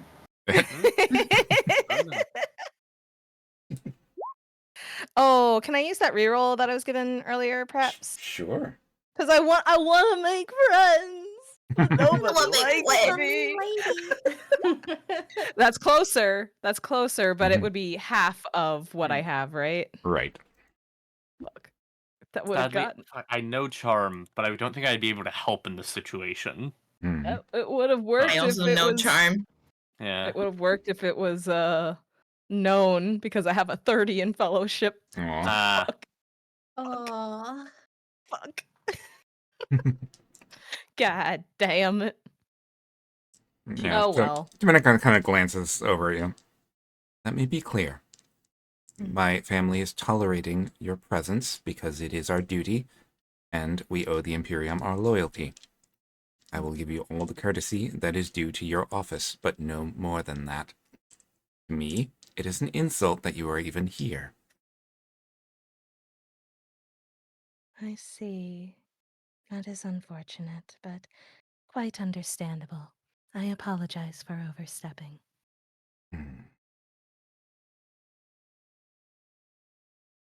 Does not respond. Yep. And I'll give her space by taking away someone else's. I'm going to go to the closest seat. It's right here. All right, kind of jumps. Oh, hi. Oh, Harry, so nice of you to join us. Hello. I hope I'm not interrupting anything. I Not was at just all. looking. No, we were just having a fascinating conversation about some of the ailments down in the Undercity. Oh, how interesting. Yeah. Well, I fear I must simply listen for the moment. I'm afraid I may have inserted my foot into my mouth a bit with your mother. I'm quite sorry. Oh, please don't let that get to you. She's that way with her. She's that way with us. Oh no, Yep, all of them have mommy issues. Pencil that in. This poor guy. Yeah. Erie will just sit and listen to the conversation that names are Valyri and that Cadmus?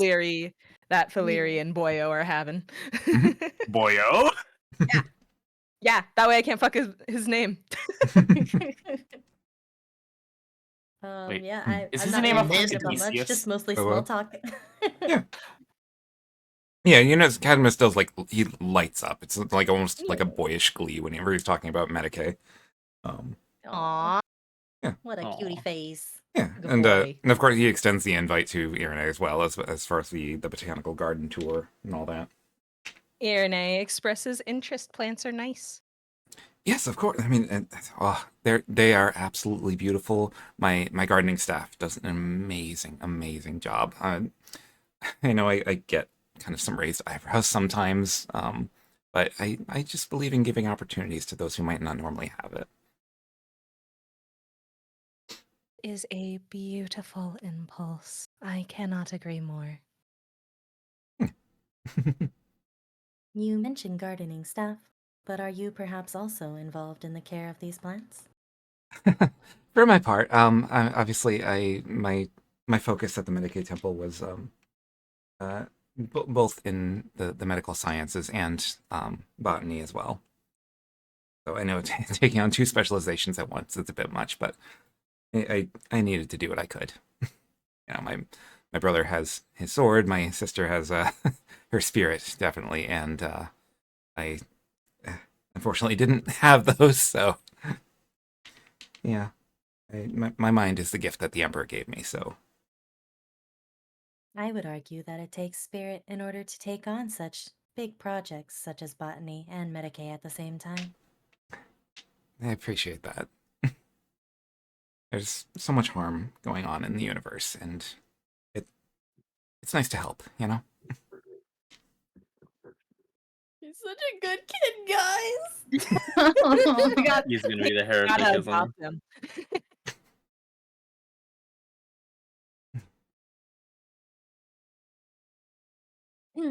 Yeah, I would just keep up some light conversation, just chilling. Okay. Yeah. Just vibing. Blue is over process here with well. all of this social and technical aptitude, but Vi has no idea what to say. I rolled to butter her up. Yeah. Talk about charm, weapons. She I seems think. to like those more than us. Like, fair. Honestly, yeah, I understand. no, I we get do. it. Yeah. Right. Try a charm, I guess. Because it's like I know I want to ask about her the tattoo that she was trying to hide and Rusty and weapons and stuff. But Mm. as for me, Vi, I have no idea how to word that. No worries. Words is hard, that's fair. Words aside, What? oh, Words is very hard, apparently. Oh Incredibly no. hard. Oh no. So, what would you like to I will- ask about? You're over there like I have so much I want to ask. I use a reroll. You can. You do have the reroll.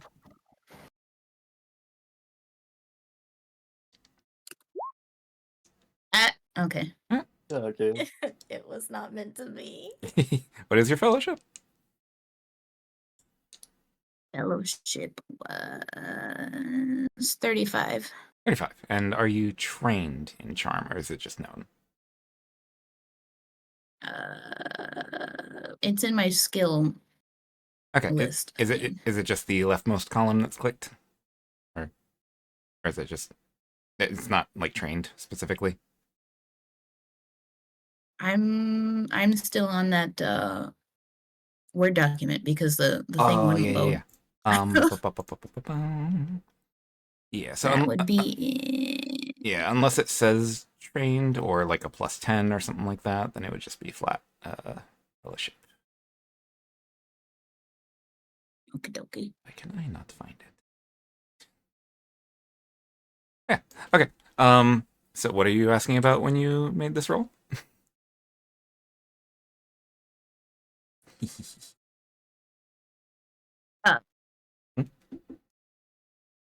So guns. Yes, I run the arms and munitions manufacturer. Yeah. Um, how did you come to know this Rusty, as you call him? Is he an associate of yours? Yeah, he's very gifted when it comes to arms manufacture. That's sort of his specialization within the Mechanicum. Um, so he was a shoe-in for the choice of my sort of head foreman. Hmm. I don't think now is the right time to ask about the tattoos. Hmm. It's probably not in a big social situation, though. Yeah.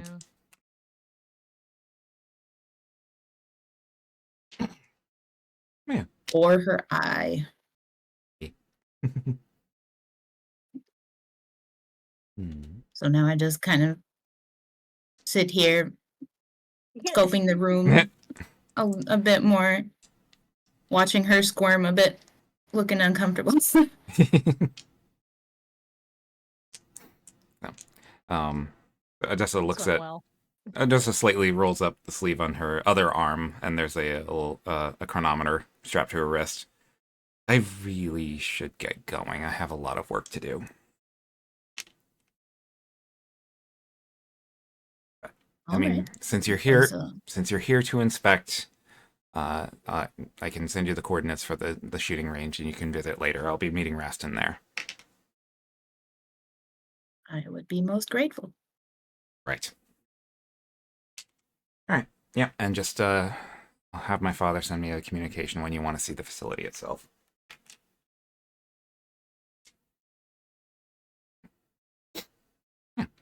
Until we see each other again, I suppose. Yeah, I'm sure it'll be a joy. She stands up. She's like, get me the fuck out of here. Yeah, so she very curtly gets up to go leave. So you're like sitting next to Marcus, so you notice he visibly bristles at the sight of that, and he starts to say something. Before he says something, Aaron and I will say, "It is so good to see someone so aware of their duty and excited to fulfill it." Marcus pauses. He's like, yeah, yes, of course, Odessa. She loves burning that midnight oil. Such a dedicated young lady to her endeavors. He looks over and oh wow, that was a good roll. So as Odessa turns to leave, she and her father meet eyes for a moment, and her hand briefly moves. Yeah, she flips him off. Very discreetly, but it's there as she goes to leave. Hell yeah. I And like we her. noticed this, correct? So Irina, you were at an angle to see it, and Blue, you were at an angle to see it. Talon, make an awareness. I'm going to use keen intuition. Okay. You know what? Fine, I'm also going to use that reroll. Okay. Oh dang. Oh, Yes. It Yeah. only took 3. Yeah, you saw every motion of it. And actually, you know what? As you as she's doing it, you also notice the Electu on her arm. Since I come from, let us say, less high prospects as my fellows, is there any chance I could recognize part of the design? It wouldn't be something familiar to you from your homeworld. Yeah, I mostly meant my aspect of been around a lot of the lesser aspects of the Imperium and the Guard aspects of that. I've met the poverty of it all. What do you have for common lore? Just Imperial Guard. Okay. Nothing else. I would just make a flat intelligence check then. Cool. Nothing. Okay. Yeah, I just have a 30 in, so. Okay. Yeah, it's unfamiliar to you. Okay. So Odessa pieces out. So is there anything else that anyone wants to talk about while you're here? I'm having small talk with the sun, but I am very much I'm sitting facing away from Marcus. I'm not talking directly to Marcus. Yep. Yeah, Marky Mark and the Zucker bunch. Yep. Oh, thing I am curious about though, just as a player, is Bro Dude with the girls reacting at all to two of the girls who just walked in hanging out with his brother instead? Oh, that's fair. Yeah, so at one point during that conversation, you do notice he looks over in your direction, and he he and Cadmus lock eyes for a moment, and he like with his eyes very subtly gestures to both Irnai and Faliri, and he kind of shrugs like, huh? Cadmus immediately like turns a deeper red. Finger guns discreetly.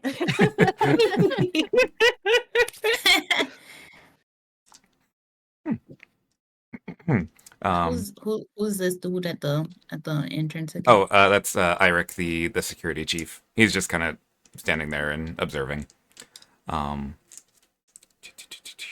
Malblart, Make that- Paul Cop.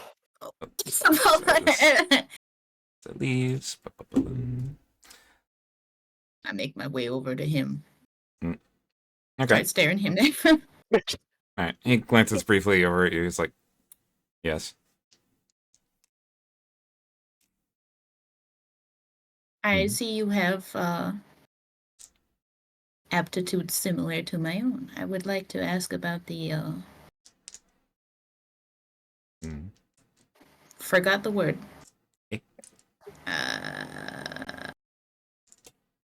Describe it, maybe we'll know. Word's not popping. Like, describe the meaning of the word? I genuinely forgot what I was going to ask. Oh no. Oh no! Oh no. You were talking Like with I'm mosey on over. Hmm? Yeah. you were talking to the weapons Weapons, person. She similar left. You got an perspective of your invite own. to the shooting range, and this guy's the butler. Hello, Butler. You've been doing some good buttling lately? His cybernetic eye rolls in your direction, and then back he's like, security chief, actually. I'm gonna. I mean, if Lou actually said butlering, Tauren does, try to hold back a snicker. I kind of with the characteristics that I put myself, I kind of feel like I can basically say anything, and if I roll well enough, I can just do whatever. Maybe. I have high fellowship and willpower and perception and influence Ah, shmoney. and social aptitude and charm, so it's like, hello, tell me everything. Tell me your secrets, butler.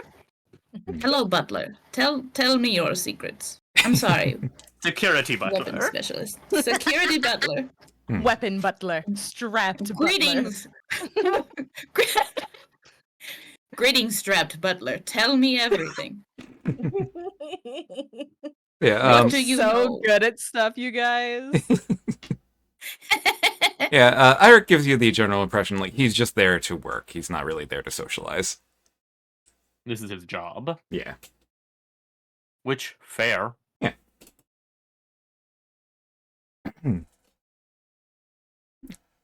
I see. I have no further questions for him, so I mosey on over here and take a seat across from everyone else. Okay. So, Yeah, at right. this point, I've tried just talking to people about what they do, and none of them like me, so I've given up. I'm just hanging. There's been a couple positive For the time interactions. being, I just want one person to be cool with me being around, and I'm getting that. Oh, Right. that's what you have your crewmates for. Yeah. So, unless there's anything else that you want to talk about, after a while, there is a sort of a bell that tolls off in the distance, kind of marking the hour. And Marcus slowly rises, like, well, this has been a wonderful reception. I do hope you've been able to relax a bit. But I, personally, I have a planet to run, so I'm going to retire a little bit and be up bright and early in the morning. And of course, whatever you need for your inspection, you need only let me know. So yes, that will do it for me for the evening. You'll be shown to your quarters directly. Yes. We thank you for your hospitality. Yes, of course. Yes, darling, please come with me. Dominica just kind of closes up her data slate and shuts it down and joins him, and the two of them go to depart. And so Darius kind of like gently shakes the two girls off of him. He's like, "Well, I'm off to the club, ladies. I will see you in a little bit." Well, it was nice meeting everybody. But hey, if you need to get a little energy out, you can join me over on the rooftop in the next spire over. So he goes to leave as well. All right. And then the two girls are just gonna continue drinking. And so Eric comes forward to collect the lot of you. He goes, "Please come with me. I will show you to your quarters." But as he's doing that, Cadmus raises his hand. He's like, "Actually, Eric, you can take the rest of the night. I'll show them." So Eric's like, "Oh, very good, sir." Just turns on one heel and walks out. Strat Butler. Goodbye, gun butler, gutler even. Mm. Butler. As the rest of his family is now gone, Cadmus exhales deeply. "I am so sorry about all of that. We probably have made a terrible impression." No worse than any other governor. Oh, really? You would be surprised. Look at us. Look at us. Well, it's awkward sometimes, all being together again. It's understandable. These kind of events can be stressful, and people react to stress in different ways. Yeah. I mean, obviously my brother saw a lot of things in the service, and he deals with it in his way. He kind of gestures toward the two girls at the bar. And then there was the whole thing with my sister and her finally being back planet side after all that. And then, me doing what I can in the meantime. It's a lot. A lot. You seem to be handling it well. I'm trying, but my view is definitely a minority here. Well, it is good to hear all views in situations such as this, so we appreciate it. Yeah. My work is a good distraction. There was a reason I was kind of sitting so close to Dad the entire time. He kind of insists on that. So, yeah, it's on account of my illness. I'm sure you've been informed. It's the Acarite illness. Ah, I see. yes. I believe that we were informed a little bit. Yeah. I'm sure the rest of the family wouldn't acknowledge this, but I was down in the underhives a long time ago when I was young. So me and a couple of my siblings were taken down there. Seems like a very interesting field trip for one in your position. Field trip, kidnapping, yeah. I Yeah. apologize. I was trying to lighten the mood. No, it's fine. I understand. Believe me, I'm grateful for the conversation. It's but ever since I came back and my siblings, what happened to them, Dad's been very protective, and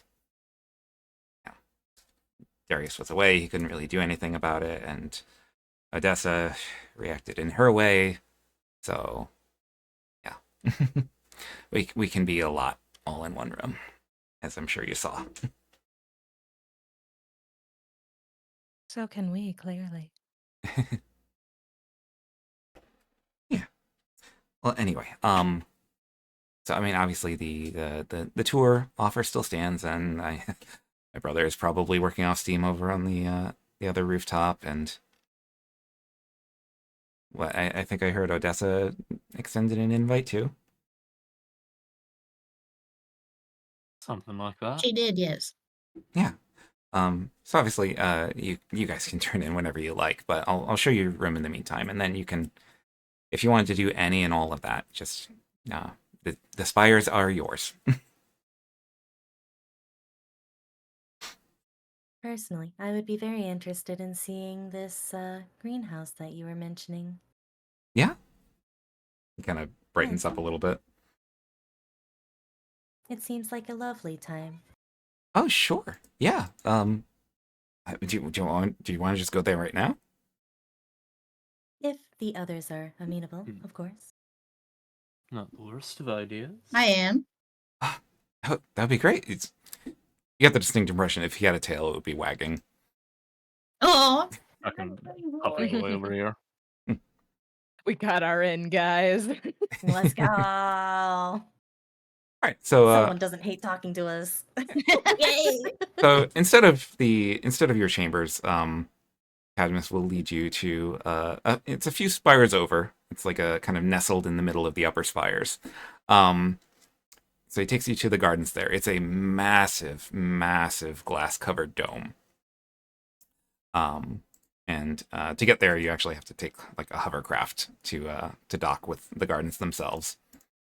Yeah. So he goes with you, and as you are flying over there, you can see on like the platforms around the structure, there are a number of what appear to be workers, and even from a distance, they look big, like weirdly big. With my common lore of Imperium, Yeah. or not Imperium, of Imperium Guard, Yes. and since, like, I, Crow, knows that the Imperial Guard actually somewhat commonly employs Ogren, Mhm. would I recognize them? You do immediately. You notice the majority of the workers there are Ogren. Put on your kitty gloves. Mm. Like, Tower will just say that to the other members of the crew. Put on the what? Kitty gloves. Be polite, be nice.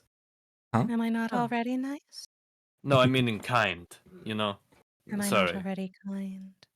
I was under the impression that I'm always giving out kind vibes. Sure. Cadmus kind of follows your gaze out the window of the craft. He's like, "Oh yeah, my staff. I kind of alluded to that before. So yeah, Acheron is known for having a fairly large concentration in the undercities of abhumans.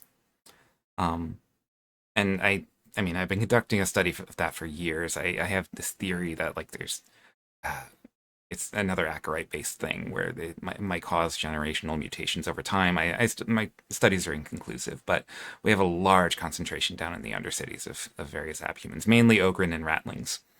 Oh. Interesting. Yeah, and they're mostly just used for labor down in the undercities, or a couple of the gangers employ them as enforcers or scavengers or whatever. And then my brother's business, obviously, he utilizes a lot of them. But for the most part, they're I'm sorry. I know you're Imperial agents. I know the Imperium has its views. Believe me, I've worked with them before. They're good people. Thank you. All are welcome within the gaze of the Emperor.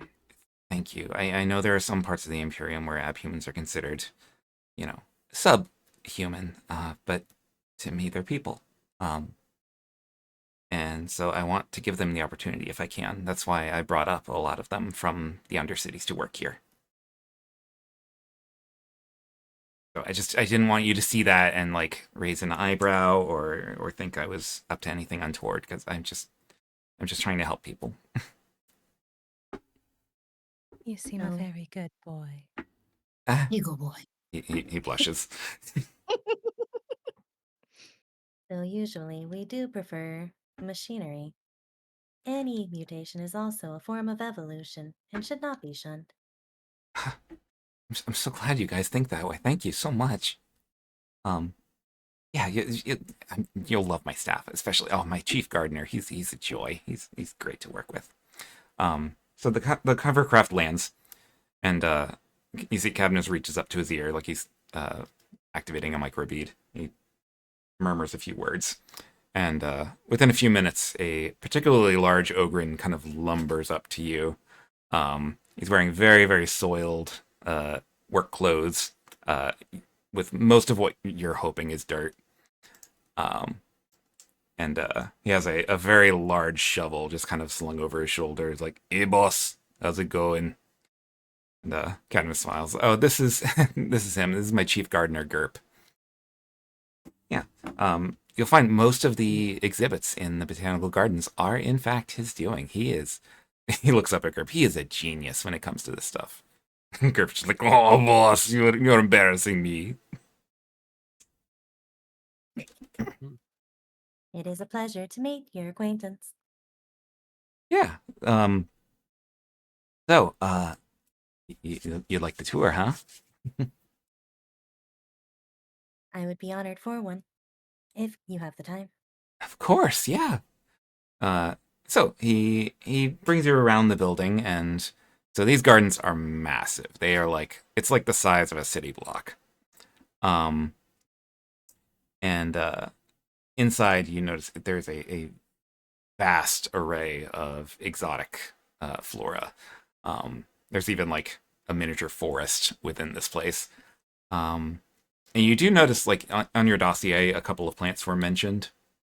So you do notice quite a few sections that have those. There's the star lily, which is kind of like this star-shaped whitish flower.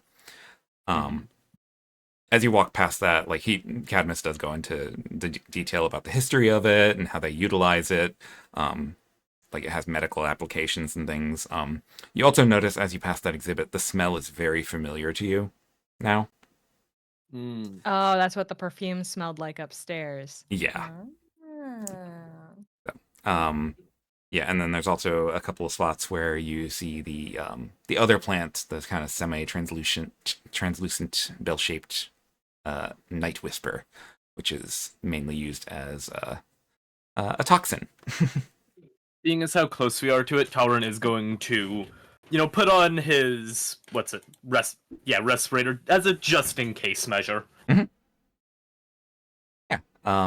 Big clunky thing covering most of his face. Yeah.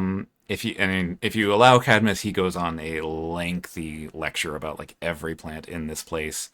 So, like, for instance, there's like a fungal plant called Orcsbane that he cultivates there. It's sort of a vine that grows around structures and has fungal pods growing from it. So Cadmus he's very proud. In particular, he talks about how at one point an Inquisitor actually came here looking for samples of Orcsbane. Yeah, it was incredible. It was surreal to stand in the presence of someone like that. Did you perchance get their name? I Or didn't. title? I didn't. He worked for the Ordo Xenos, though. He was very interested because Orcsbane grows on a lot of worlds where the orcs happen to frequent. And they apparently use it as a food source. So he actually asked me to conduct some studies and make modifications to it. And are these the modified variants? Yes, absolutely. Yeah. So you find these particular plants, they are still edible, and completely harmless to humans, but the the modifications I made to their genetic structure are such that it is now a virulent toxin if ingested by a greenskin. Does it have any effect on your dear employees? Oh no, not at all. Oh, that's wonderful. Yeah. Maybe if I employed orcs, but that would be a whole problem in itself.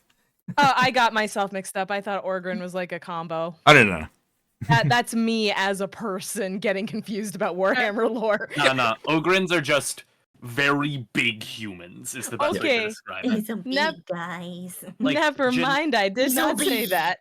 Yeah. Genetically, they're pretty much just human. Mhm. They just suffer from an Would extreme I- form of gigantism.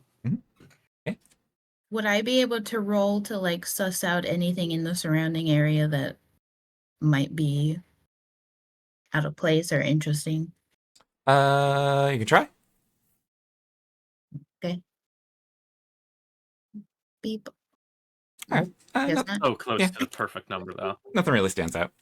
Oh, so close. But Uh, because you have interacted so positively with Cadmus, and because you've kind of gotten him to open up a bit, his lecture is very, very enlightening throughout the tour. And by the end of it, you feel enlightened. So you may all add 1 to your logic. Yay! Yippee! get note to do that. Does that just make it known? Like with logic int, I'm sorry. Whereas- Not. I'm sorry. Intelligence. It's just your Okay. flat intelligence score. Okay. Got it. Sorry about that. 31. 28. Yippee! Yeah. So you're a little bit smarter now. Yay.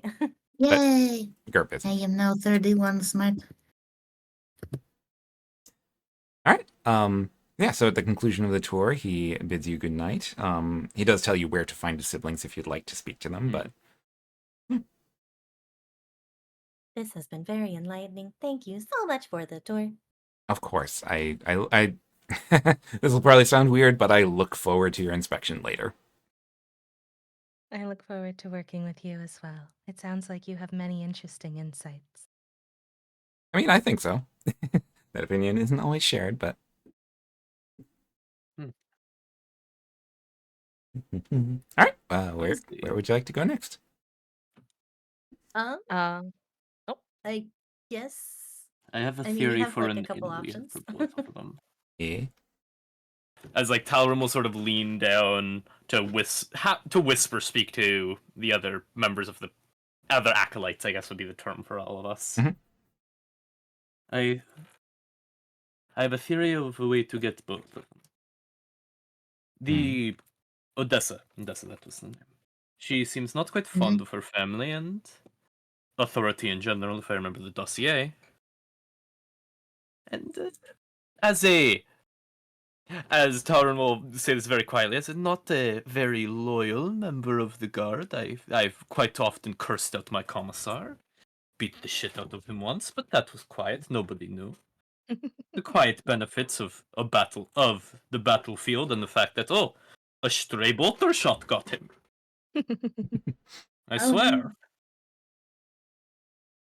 We might have an in with that authority. And then, of course, the swordsman. He seems quite fond of boasting. So if we butter him up, ask about more of his military career, we could get quite a bit. I did not get the chance to speak to him much at the reception. I could make that attempt. Mhm. The logic Really of your just a- sound. Blue is just along for the ride. So Fair enough. So you're going where next? Yeah, that's the debate. Irene will volunteer to go check out the club, partially because, good for getting to know Bro Dude on his level. Mhm. Also, because I personally think the idea of a nun in a club is fucking hilarious. It is. In the club, we all fan. She mentioned there being a tech priest among her workers, so I suppose Odessa may be the safe bet for me to go to. Mhm. Well, I shall go with you to Odessa then. So Talon and party. Irene are going to see Darius, and Blue and Valeria is going to see Odessa. Okay. All right. So I'm gonna roll. All right, so Yay, I'm splitting gonna the roll. Don't worry party. about it. all right. So Darius first. Split up, gang. Let's search for clues, gang. All right, so the club spoken of is atop one of the noble spires. It's a somewhat smaller place, but outside there's a lavish patio adorned with a very artfully carved stone fountain of the emperor in his prime, and numerous bushes bristling with exotic flowers. You notice there is like one ogren gardener there, kind of tending to them. But Darius is also there on the patio, along with a bunch of other men around his age, and they are wearing what looks to be like kind of a rudimentary like fencing armor, basically. So yeah, it's a little bit of like a guys' club.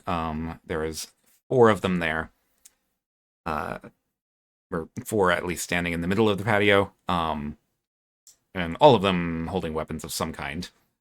And then also there, aside from a few like security servitors, in kind of lounging on one of the benches nearby, there's a middle-aged man with kind of a stubbled chin and slicked back salt and pepper hair.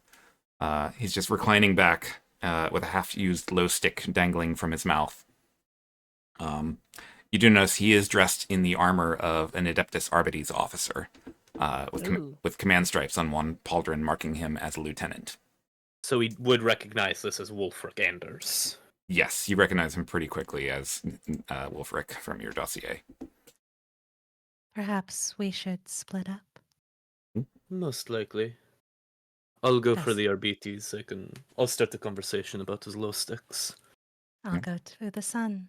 Best of luck. You too. Okay. So let's go with Tauren first. Yeah. So you approach, the man looks up. He's like, hey there. Mind if I bum one? Eh? Bum a stick. Oh, Mind yeah, if I yeah. bum me? Feel free. Ugh. He pulls a little pack out of his pocket and, Thank you. yeah, no worries. It's all numbers with the administratum, so 1 pack of glow sticks. Ugh. Yeah. You're one of them Imperial guys, right? Imperial Guard, or do you mean administratum? From the Administratum. I saw the ship on the log. The armor. Yeah. Yes, I'm more of the force of our little party. Make sure no gangers don't want to try and mug anyone. Oh, yeah. I don't see bean counters knocking a lot of heads. God. He kind of nods But toward Irene. Better than service on the guard. Ugh. At Yeah. least I eat something other than corpse starch every day. I mean, it kind of grows on you after a while. Not gonna Of lie. course it does, but Hey, it does. It grows on you like mold. yeah, I mean, just like people complain about the taste sometimes, but you know what? You know what I say? What? Varies from person to person. Eh. You remind me of one of my superiors back home. Yeah. Quite like you. Though I will say, I wasn't too fond of his taste when he passed. Oh, that was good. Uh, By the way, Wolfric Anders, local Arbites. Talerinello Rossi, not local guard. Pleasure. So, here to check out the boys' club. I heard he was something of a duelist, and I am something of a swordsman. Are you It now? seemed interesting to watch, as much as anyone can be. Hey, if you think you got a good sword arm, hop in there. I'm sure they'd like it. The thing is, I always find nobles, they know the skill, but not the ferocity. Yeah, I could see that. It is all, oh no, we cannot dance without armor. What do you mean? That will kill one of us. That is the point. Gah. Yeah, I tell you what, none of them fancy lads up there spent a lot of time in the Undercity like I have. Oh, really? Mm. We passed through it on the way. Mind telling me about the big names? Oh, them? Yeah, I mean, you know Darius. Yes. He looks from one to the other. That's Broderick Galt, Victor Ashwood, Harold Kamareth. Yeah, I they're... meant the big names of the Undercity. My Oh, apologies. the Undercity. Okay. You know, something about a D and a dog with a knife tail. Oh, you saw that, did you? Yes. Ugh, not pleasant business. It never is. Yeah, that was probably put there by one of the Dark Hounds. Mm. They kind of rule the Undercity right now. They weren't the only one, but a few years back there was a little ugliness down there. I had to go down there with a squad and crack some heads to bring some semblance of order back. But yeah, And they have rule of the roost. they pretty much have run of the place. Yeah, ever since the Hellkites got taken out, anyway. Mm. So yeah, those two, they were always vying for supremacy down there, and then One of them won. Yep. Yeah, no one expected the dog to take out the dragon. So that's what that was about. Hmm. It was I will admit, it's pretty decent painting. Oh, I'm sure. You know that,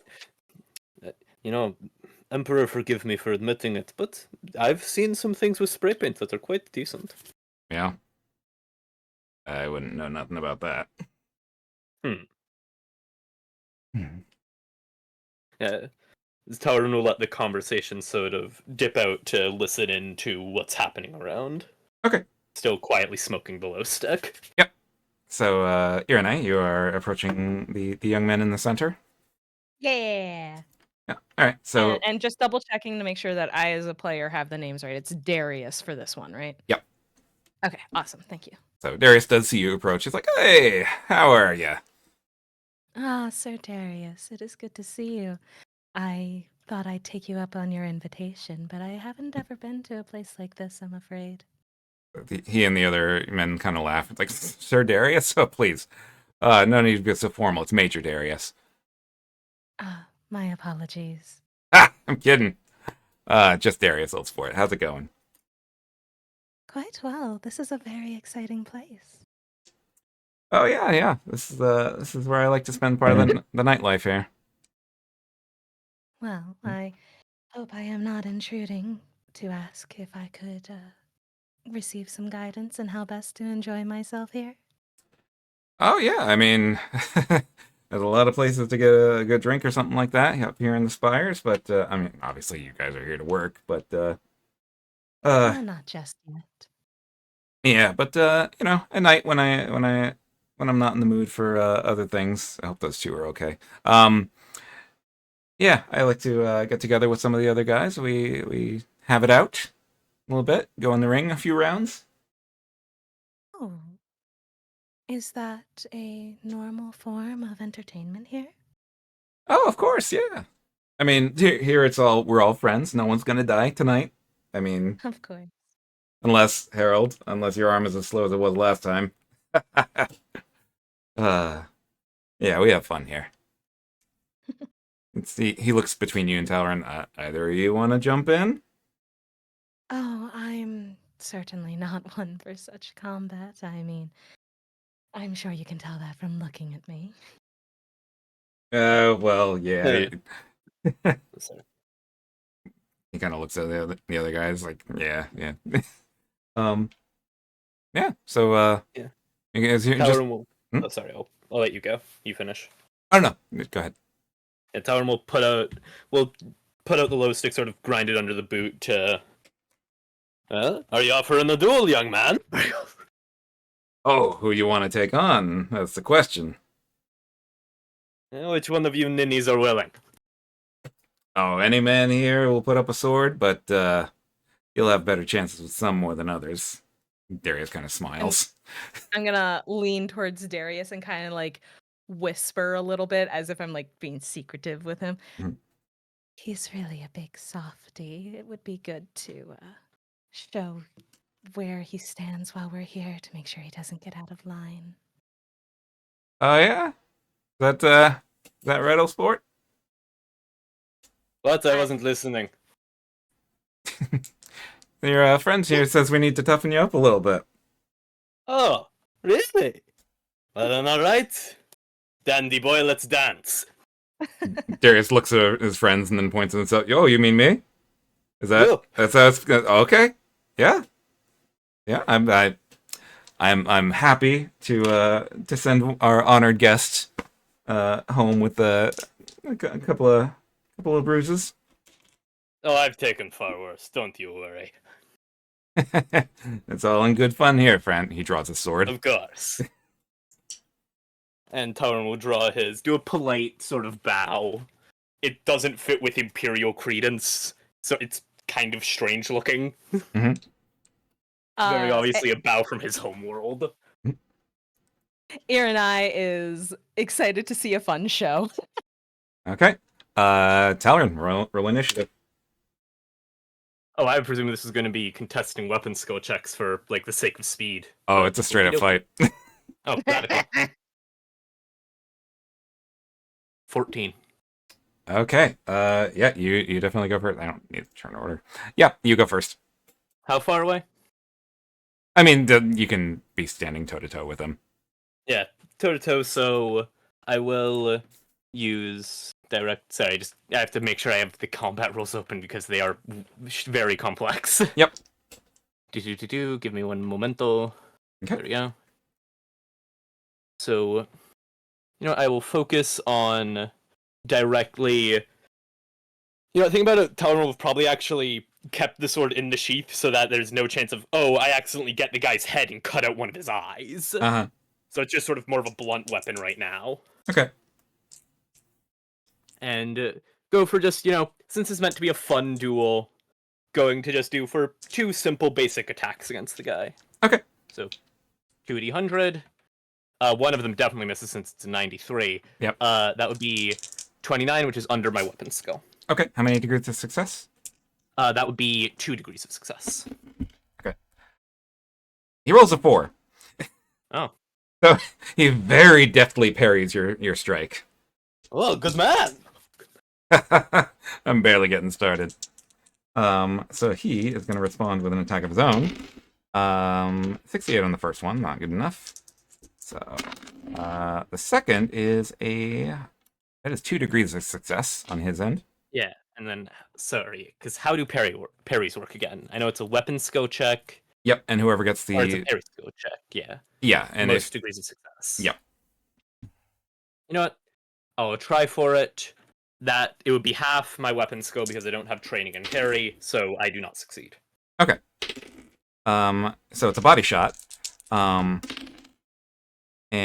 that's going to be 9 damage to the body. Oh, that actually got through a little bit. Yeah, he does not hit you at the flat. Like, he is straight up using the edge. Fair enough. Neat. I didn't expect it to actually do damage because the kind of insaneness of Imperial Flat. Mm-hmm. Well, you notice that sword gets through your armor way easier than it should. Oh, it's not an ordinary sword. MamaMaia. Darren's talking in the middle. This is fun to him. Only the best for an officer, buddy. Officers. Let's see. Sorry, just checking one little thing. Mm-hmm. I am going to do a feint, which is an opposed weapon skill check. Okay. So. That is going to be a fail on his part. I also technically failed. Okay, so just net nothing. Net nothing happens. Yeah. Yep. So yeah, and then I suppose it'll. Sorry, I'm just checking something with how an ability works, because it would be funny. Yeah, do. Okay, no, so that wouldn't work. So yeah, I will just go for a basic normal attack, just for the ease of combat. That is a miss, because it is... Oh, it's plus 10 with weapon. With a basic attack, or is it plus 20? Fuck, I can never remember. Standard attack. Plus 10. I am so... Yeah.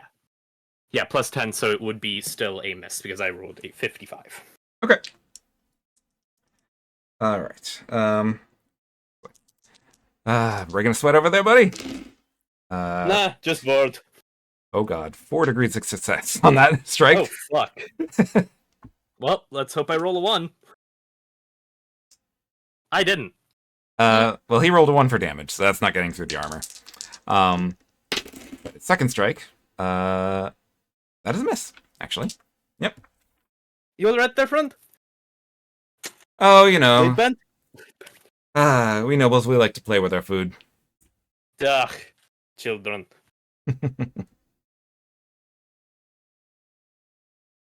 I don't know what this will be considered, but Your weapon skill is... could I... Oh, my weapon skill is a 40. Okay, plus 10 for standard attack. No, I was just thinking of something, of the idea of... I don't know what this would technically be considered, and the sense of, trying to sort of bait his attention with the blade and then just sucker punch him with the left hand. Oh, you're doing another feint? Yeah. Oh, yeah. I suppose that would be a feint. Yeah. He fails by 2. Oh, well, let's see if I fail. I do not. I succeed by, 3. Okay. So that means this cannot be dodged or parried. Correct. But I would still need to roll. So that would be standard attack. Oh, 3 degrees of success. And he can't parry it, so that's just damage. Yeah, it's just a direct sucker punch, I suppose. And then D100. 96, that's one of the legs. Okay. I suppose it's more accurately a kick to the knee. Yep. Okay, roll the damage on that. I guess it would... 6. Okay, yeah, he's wearing very light 6 armor. plus my strength, right? So that would be actually a 9. Yeah. So yeah, 4 damage gets through. Yeah, So yeah, so his leg kind of buckles for a second. It's like, ho, that's how we're fighting, are we? come on! Where's the fun if we're not? Oh, that's fair. All right. So he responds. He is actually doing an all-out attack. Oh, interesting. Yep. So that's a plus 30. Yep. He succeeds. And with how many degrees of success, if I may ask, for the parry? No degrees of success. So that's actually it was not a great roll. So yeah, I would just need to roll below my parry, correct? Yep. Then, cool. I do not. Okay. Unlucky. Yeah. Okay, so he does hit. In the head. Oh, fuck! He just This will still, be fun. that's 9 damage. So he does like a friggin' baseball swing with a sword. Yeah, they just sort of... Oh, fuck, I think you knocked one of my teeth. Only one? Another? Ha, I must be slipping. Look at me, I'm wearing the armor of his lord. I bet he's just sucking the jaw. Yeah, just laughing at each other, having a good time. Yep. All right, you're up. And it worked the first time, but yeah, I think I'll go just 2 plain old standard attacks. 'Kay. Those both roll below my weapon skill. One with 4 degrees of success and one with 1. Okay. And he did give up his evasion by doing the all-out attack, so they both land. Yeah, and then that would be 2d10, or I'll just roll each d10 because it's easier. Yep. That's another 9, and that's a 13.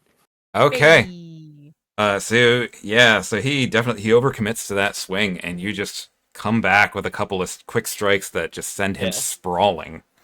The others are just looking down in shock. Like you get the impression they've never seen that happen. Yeah. Yeah, Talon will put the blade back at his side and offer his hand. so like you see Darius like lays on the ground for a second, and he's just like spits out a gout of blood. Oh, shit, you alright there, fella?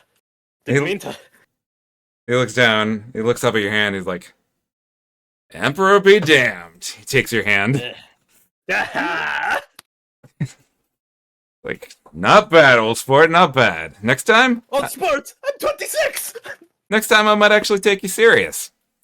Oh, really? Sure, I'm sure you know what, whatever you need to help your paramours warm you at night, believe you can say you did it without trying.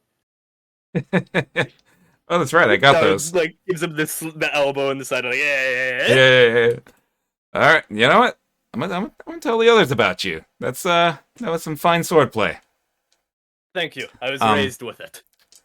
So, for being, both of you being involved in this event, add 2 to your influence. Ooh, Yay. how fun.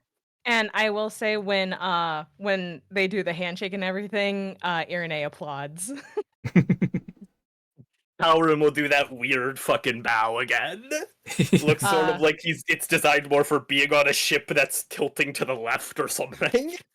Aaron I laughs and does her curtsy. Hmm.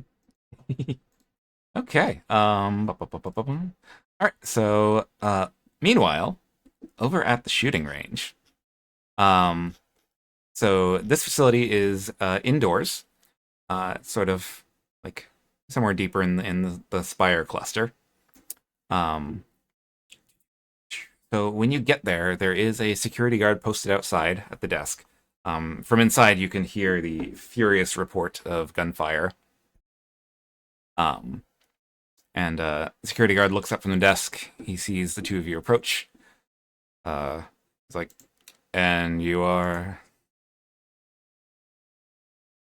We were invited by Odessa to observe the area. The guard, his face kind of twinged a little bit.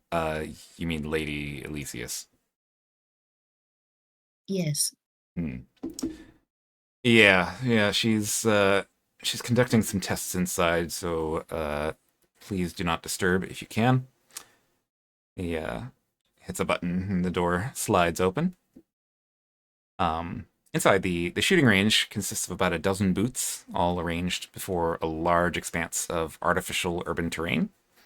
There's numerous target dummies set up with their vital points brightly painted.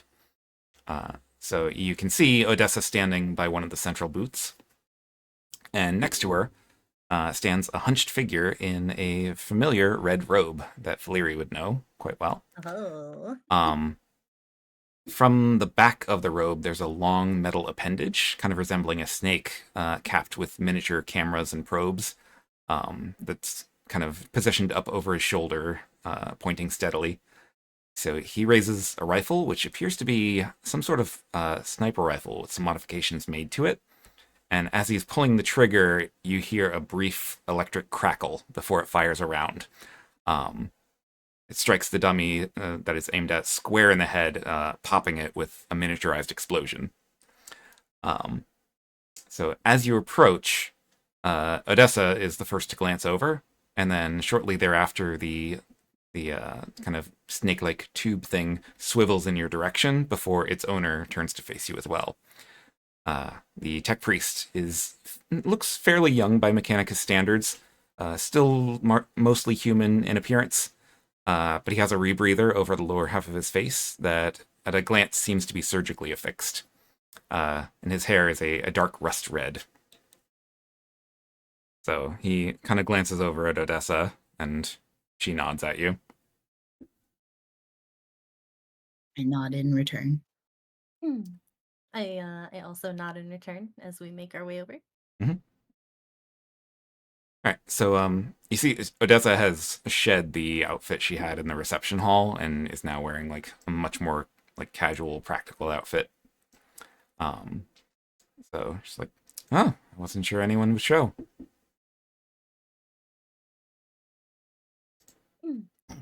How could we not? It would under be. such a nice invitation. Well, I figured you'd had enough of my family for one night.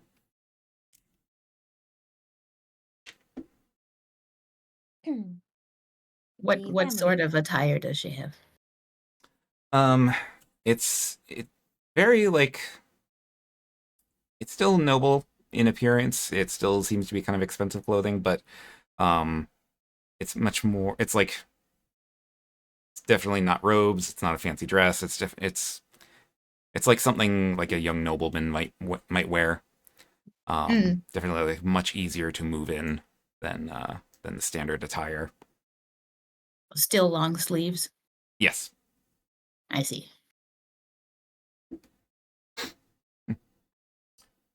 Yeah, so she nods over to the tech priest at her side. This is Engine Seer Rastin Antelis, my second.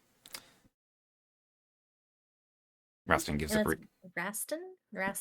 Rastin, yeah. So Rastin gives a slight bow, and he looks over at you, Valeri, and he's like, "Greetings, sister. Praise the Omnissiah." Praise to the Omnissiah.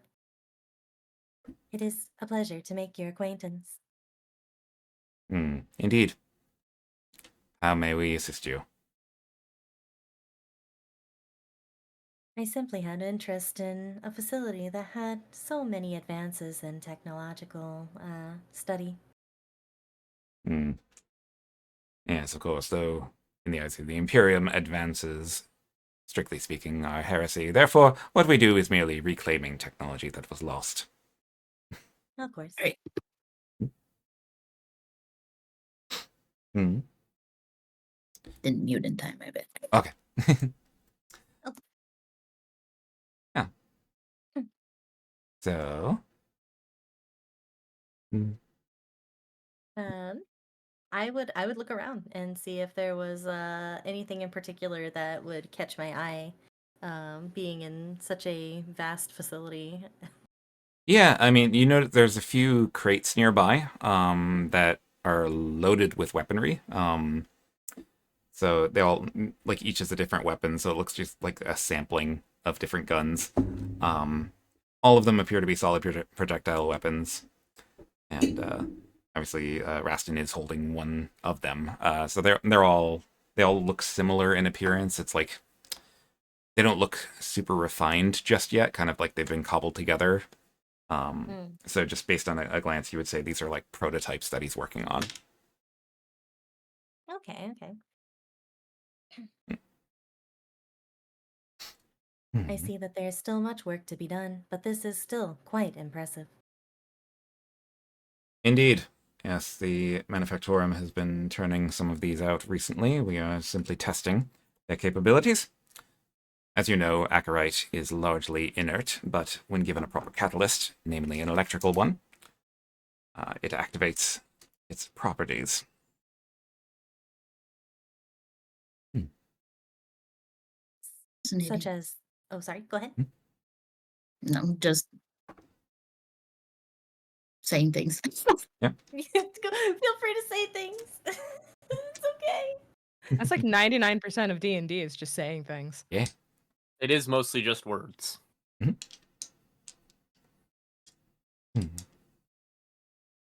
So, what manner of weapon do you carry?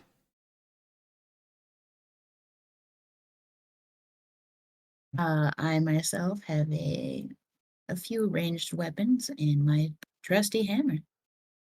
Hmm. And you, sister? I carry the reliable hand cannon. Admirable. Yes, proceeds to like launch into the technical specs of both weapons, or all types of weapons mentioned. Yeah, and the main point of his little mini lecture is that the rounds made with Acherite are on the surface very like similar to standard solid projectile rounds, but given an electrical charge, it gives them sort of an explosive quality. So yeah, so it So an enhancement to the ammo. yes, basically. In a normal weapon, it wouldn't do anything, but if it is a weapon modified to activate it with a small electric charge, yeah.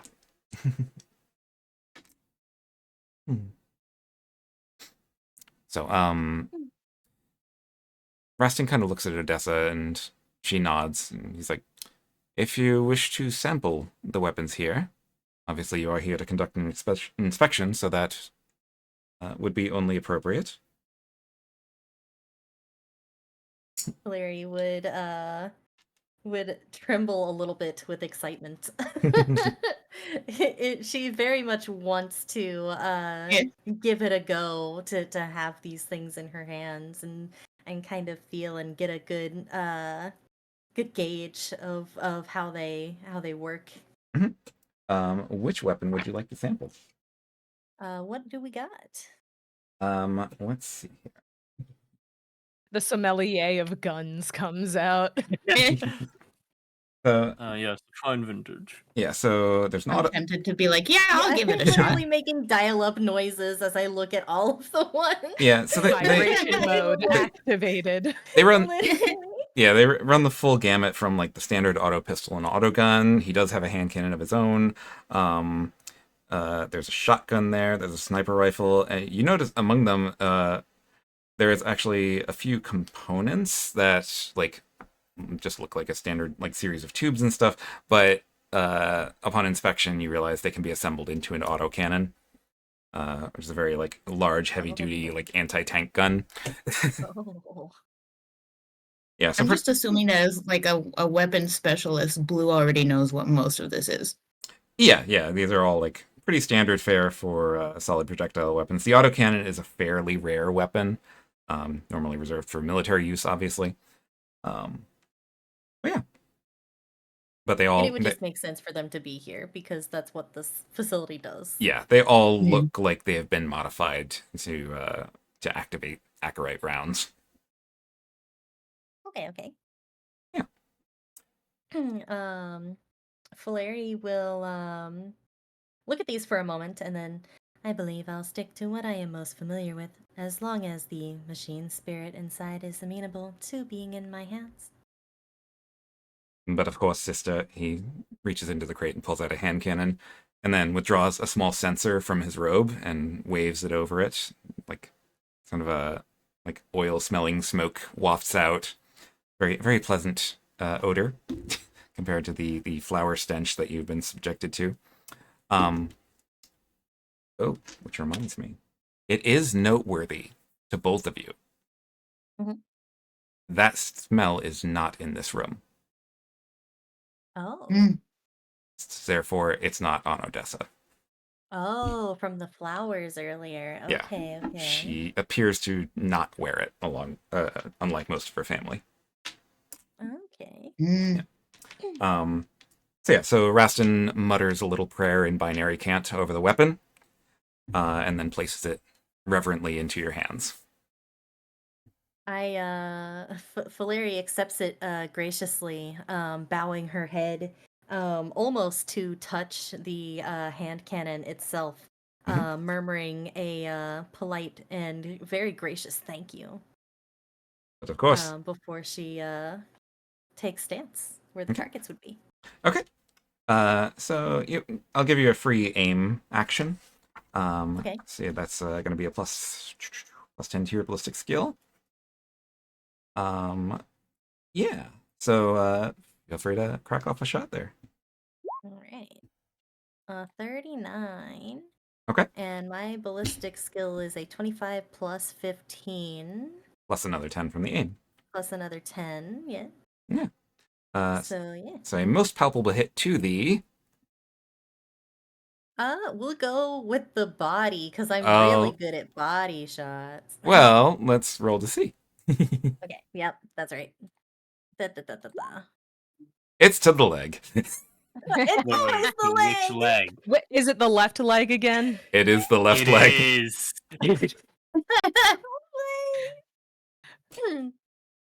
Um. Hmm. So Rastin kind of blinks. He's like, "I apologize. I must have miscalibrated." Odessa, in the meantime, looks at the shot and she's like, "If an opponent can't stand, they can't really fight." But you do notice as the round hits the dummy, the leg just detonates at the knee. Not exactly where I was aiming to have it go, but it sure did go there. So Reston looks over to Blue and just like, "Would you wish to partake of these weapons?" It's been quite some time since I fired a cannon such as this one. Odessa blinks. The cannon? Cannon. All right. Raston actually seems visibly excited by this. Let's go. He almost skips over to the crate and very quickly and deftly assembles the autocannon and sets it up on a tripod. So he again mutters a prayer over it in binary cant and waves the sensor. And then you notice he flicks off the safety and turns it on full auto. Let's go. Oh. Odessa very casually reaches into her pocket and pulls out a pair of earplugs and stuffs them in. My adeptness with weapons allows me to come across a wide range of different types, but Mm-hmm. One of these is fairly rare, so I like to play around with one when I can. All right. So you get a free aim action out of this. That's plus 10 to the ballistic skill. Just look up the full auto rules. Click button, go boom. Rules complete. Pull This trigger, manual was button, one go written. shot. boom. This manual was written by orcs. Okay, so full auto gives it a minus 10 to ballistic skill. But yeah, so you're just firing at flat ballistic skill.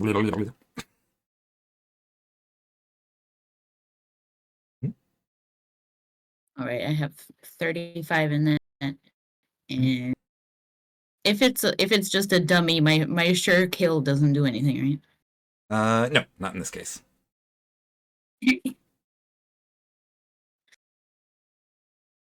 right? No, wrong thing. Can the tech priest give the dummy sentience? I don't think it wants sentience right now.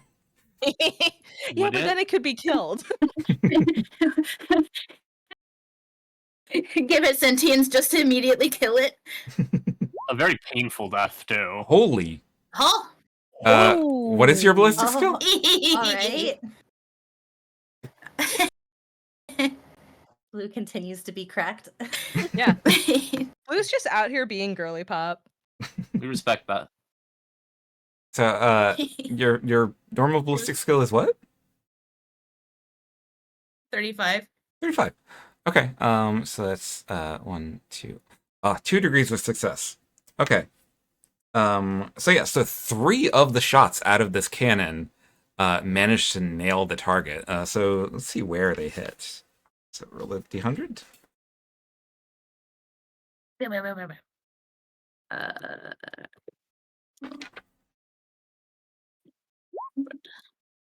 16. I believe that's an arm shot, if I'm not mistaken.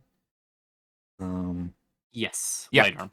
Okay, so you hit it in the right arm, and then you kind of like you draw a line across the body.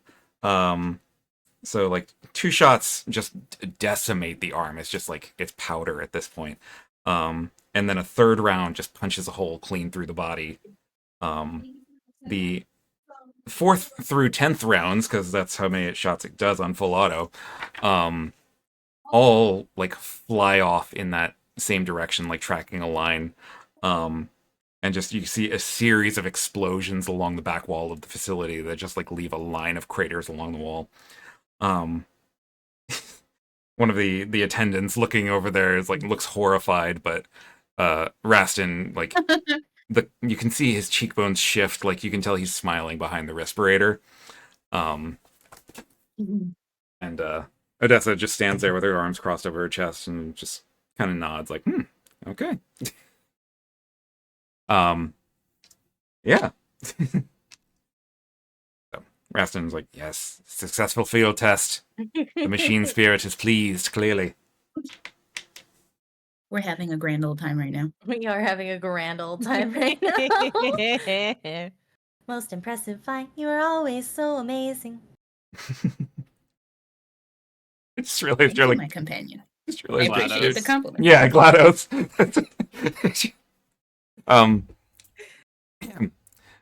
So, Rastin says, sadly, I cannot currently provide these weapons to you. They have not been approved for use in the Imperium forces quite yet. Clearly still has a lot of calibration, many prayers that must be murmured. However, if you would like, I can take the weapons that you currently have and consecrate them for you. That would be most appreciated. I would welcome another hand. And I offer my hand cannon. Okay. And Blue, which weapons are you giving to Rastin?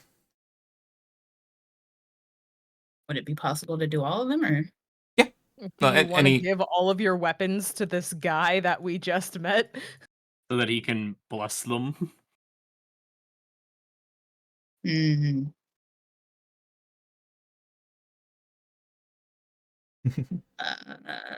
With the kind of stuff he does, probably my revolver. So I don't know if there's much you can do to a hammer. Right. You do have the sniper rifle too. Do yes. So I hand those over and keep the hammer. Okay. All right. So he sets up all the weapons in a almost perfectly symmetrical pattern upon the floor, and then opens up his robe. You see an entire like pocket lined with vials of sacred unguents. He withdraws a few, proceeds to prepared. apply them, and he prays quite fervently, waving the censer about with his mechadendrite. And by the time the hours-long prayer is concluded, the weapons have been sufficiently consecrated for you. So from now on, when using those particular weapons, add 1 to your ballistic skill. Yes. Nice. Yeah. All right. My most fervent thanks, brother. My pleasure. Go with the blessings of the machine god.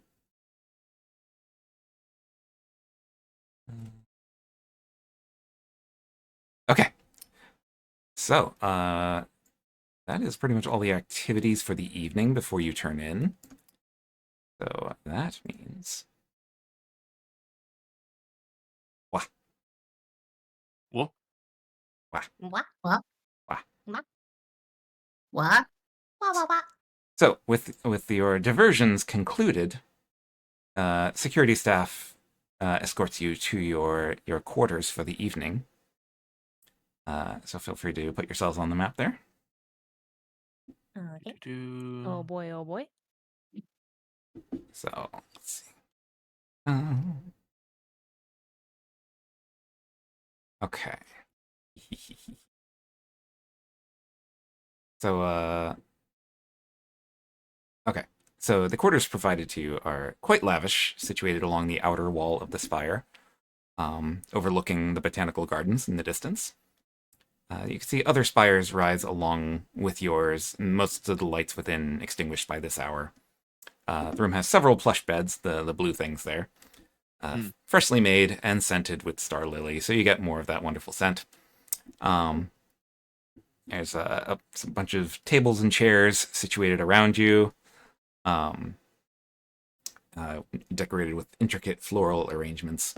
And then there's a refrigeration unit along one wall that contains a wide selection of spirits, sparkling water, and other refreshments. So you were given some time to kind of settle in before you turn in for the night. You were told that at 2200 hours there will be another bell to kind of indicate lights out in the spires. Cool. And do we know what time it is currently? It is shortly before that time. Okay, cool. Would I be able to roll a perception to see if they have like hidden cameras in here or something? Yeah. Let's just see if there's anything related to that. It'd be like security or scrutiny. I would say either of those. Yeah. Well, well, scrutiny is more for people. So I would say either. What's the first thing? Possibly awareness. Yeah, either awareness or security.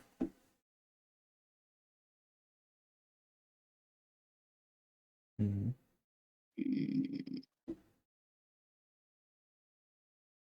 Yeah, I have scrutiny. I don't have awareness or security over here. I will say, if Blue does mention it to the party, we do have a tech priest who might be able to tell with techie shit, or me who's good with awareness. Yes. Sure. And I have a known for awareness, which is something.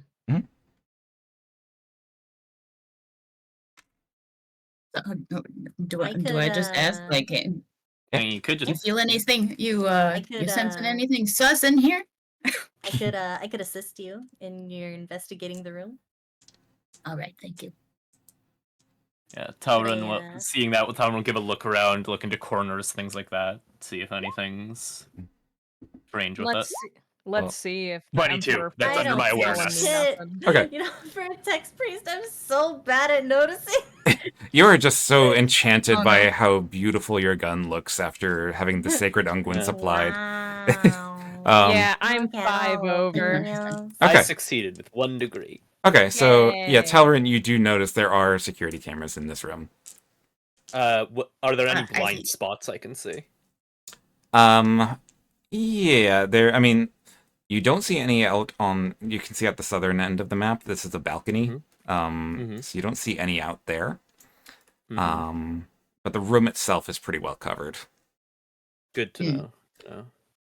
And I guess I'll like lean down since Teeny's right next to me and point one of them out as. Do you know if those ones have microphones? Would I be able to inspect As, that like- one in particular again? Yeah, actively pointing out one of Sure. the security cameras. Yeah, make me a Yeah. security roll. Which is intelligence or Yes. Yes, it is intelligence. Though it could also technically be tech, or tech. Oh yeah. Oh wait, no, tech's a Tech use. attribute, or fuck, what's it called? Uh, Aptitude. There we go. Hmm. Sorry. I Oh no, do no, there is have- the tech use skill. Oh yeah, yeah. I do have tech use. Mhm. So my int is 31. But Mhm. with tech use, do I get like any oh wait, I have an intelligence +1. Mhm. Oh yeah, So you yeah. 32. Okay. Yeah, it's hard to tell. Would my pointing it out be considered a help action? Okay. Yes. Okay, cool. And I think there's some bonus to that it gives. I'd say plus I 10, remember probably. Let me see. Control F. Oh, to search up help. Yep. Suppose or assist. Help keep track. Sadly, help is a very common word, Uh-oh. Oh, okay. so it might take a second. Okay. Let's Do you receive help from nearby allies? No. the old-fashioned way. Yeah, fair enough. Pray and pray. That's an option. Yeah, Just spray a bunch of sacred unguents all over the place and see what Yeah. happens.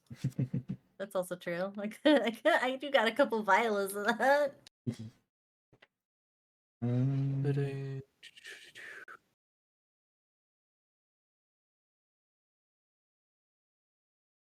See if any spirits react negatively to my unguents. See anything yet? I'll just say a plus 10. Yeah. Okay. Probably. So did that succeed or no? Okay. Let's see, I rolled a 48.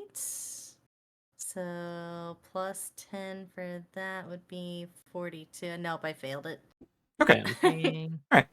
So yeah, nothing particularly. However, at this moment, the door slides open. Oops. Oh. She's big. Oh, Oh, big, shit. big Oh. woman. All right, and Dominica rushes in, and I mean rushes in. Wow, wow, wow, wow, wow, wow, wow. Holy shit, he's big too! With a couple of security officers hot on her tail.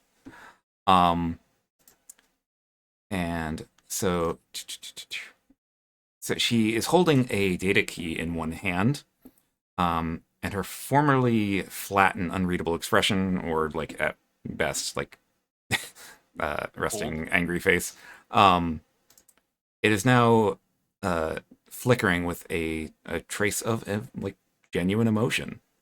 Roll me a scrutiny. I will. Let me see here. Is that for all of us or just? Anyone who would like to try and get a read on her. Yes. Oh dang! It's It's not gonna go well, but I'll try. ooh, Yeah, nope. Ooh, okay. Talrin in blue, you recognize it right away. It's just straight up terror. Oh. She is terrified by something. Oh no. And when she speaks, she is actually stuttering. She's like, the amount, what you're here to inspect. The data I was looking at, I determined the amount that was missing, of course, but it's when I checked the whereabouts, I discovered that somebody sliced into the data, and I saw something. It was At that moment, Dominica jumps, very startled, as the 2200 bell tolls throughout the spires. So there's 10 tolls in total. On the 7th toll, there is a sudden sound of a crack from the direction of the window at the south end. Which, here? Yeah. Or Sorry? I'm just like wondering which one. Oh, it's like 'Cause right about here. Direct metal. Yeah. And Irene, you feel a sudden zip past your ear. As Can I try to catch whatever it is with telekinetic? You control? cannot. Aw. Damn. It is way too fast to react to. And there's a faint Dang. thunk as a projectile lodges itself into Dominica's chest. 2 more swiftly follow. Each one nailing a security guard in the head. Oh, dang. So. Sorry, nice lady. I tried. It's okay, I'm a healer. We'll just throw some more metal in her. It'll be fine. It'll be fine. Yeah. Yeah. How do Chance. Why is the thing not popping up? Sorry, I'm trying to do the thing where you mark someone as dead. Yeah. Oh, right click. It's not doing it. No, it did not work. Fuck. Yeah, I know. Oh well. So the 2 security guards are immediately dead. Dominica has fallen to the ground. She was hit straight in the heart. Oh no. So she That's crumples. still 3 minutes. Bum. We like call a medic or check to see if We she's do have a medic. I'm literally right here. Call it. Hi. I would like to help if I'm able to. I would like to run up and use Medicaid on Yeah, her. 'cause if it was Or straight in those the guys. heart. Or those guys. Yeah. Let me get So, that dice. Let me get In that through dice. the door rush 3 very short individuals. Oh, ratlings. Yeah, they're very short in stature, but human in appearance. Little guys. Brandishing some very wicked-looking curved knives that gleam in their Oh. hands. In the light of the chamber, you can see the blades themselves are slick with a violet-hued liquid. While they're coming out, can I use? I'm going to ask if I could use the command action, or Okay. not use a skill action command. If they say, "You little rat fucks, better stop what you're doing." Using command specifics, like no, I have that. This is me actively commanding them. Let's see. Oh, did you roll? I will roll. Sorry. 24, and my command and my fellowship's a 35, and I know the command skill. I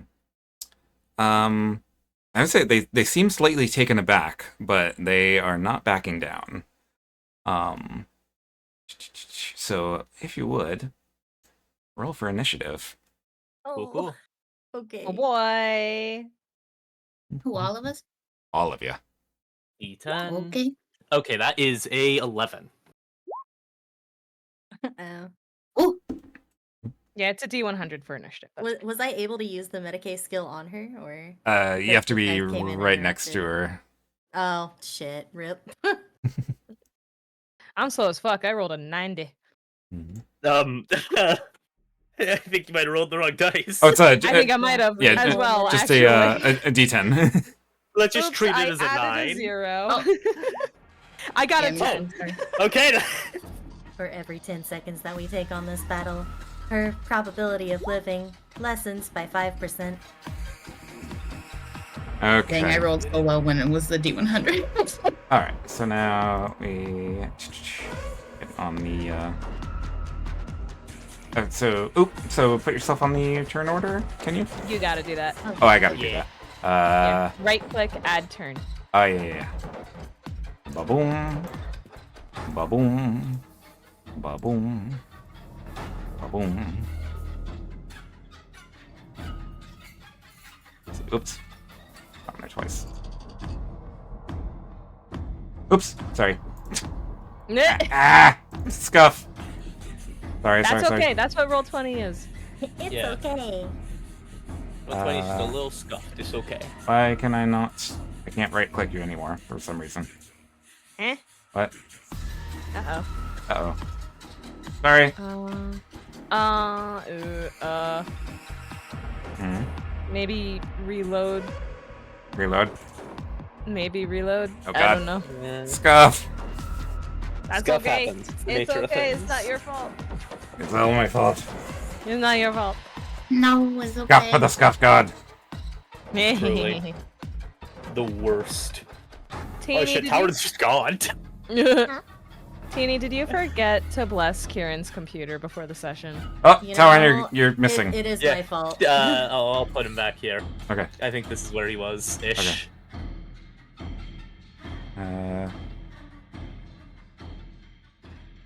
And now I can't. Oh. Hold on, sorry. Okay, so You are you're so fine. good. You're fine there.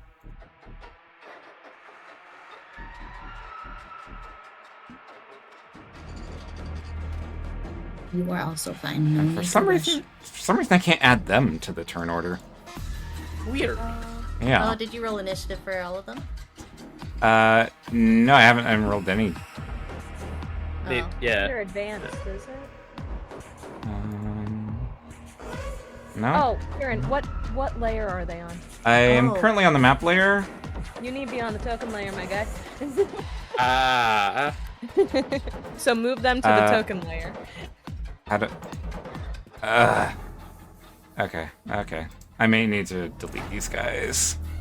No. Go back to map layer, Yeah. and then in that right click, you can select. Oh. Okay. Yeah. Okay. That's probably why I couldn't do that with the others. Yep, because they were part of the world. Basically, you have guys that are drawn on the ground, and you were saying fight. Okay. All right, and then there we go. Okay. There you go. Yeah. Now we're Yeah. okay. So everyone, just put in your. Oh. Oh, well, they rolled pretty bad. Yep. Fuck. All right, initiative is bigger is better. Everything else is golf. Yeah. Okay, let's see. Okay. I rolled, 7. So I rolled a that's whole plus one. agility bonus. Mhm. Would be a 11. How do I? Oh, there we go. Oh right, I forgot about my agility bonus. Oh yeah. Shit. Yeah, I should probably add that. pretty useful. Yeah. Yeah, and that's just the first number. Yes. Yes. Okay, the- so I the actually have a chest category. 14. Ha ha ha. Nice. I'm so fucking fast. I'm fast as fuck, boy. Wee. Wee. Yes. Oh wait. Do I add anything to it for like with additional yeah. agility and stuff? Yeah. Your agility is what? 35. Okay, so you had You 3. would add 3. That's plus 3, you said? Yep. Wait, then. Here. I'm also fast as fuck, boy! Hey. And Phileria, you rolled a 1. I rolled a 1. So what's your agility bonus? Yes. It is 25 plus 5, so 30. Okay, so you were moving at the same time as the ratlings. Yay! Rattlings. Rats. Rat. Rats. Just some good little rat. This is some good old rats. Little rat bastards, I say. Just some little.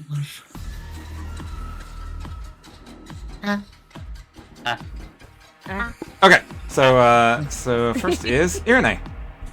Yay! Well, I have a fun way to handle this shit. Or try, at least. Oh. I'm gonna try my best. Oh, shit. You can do it.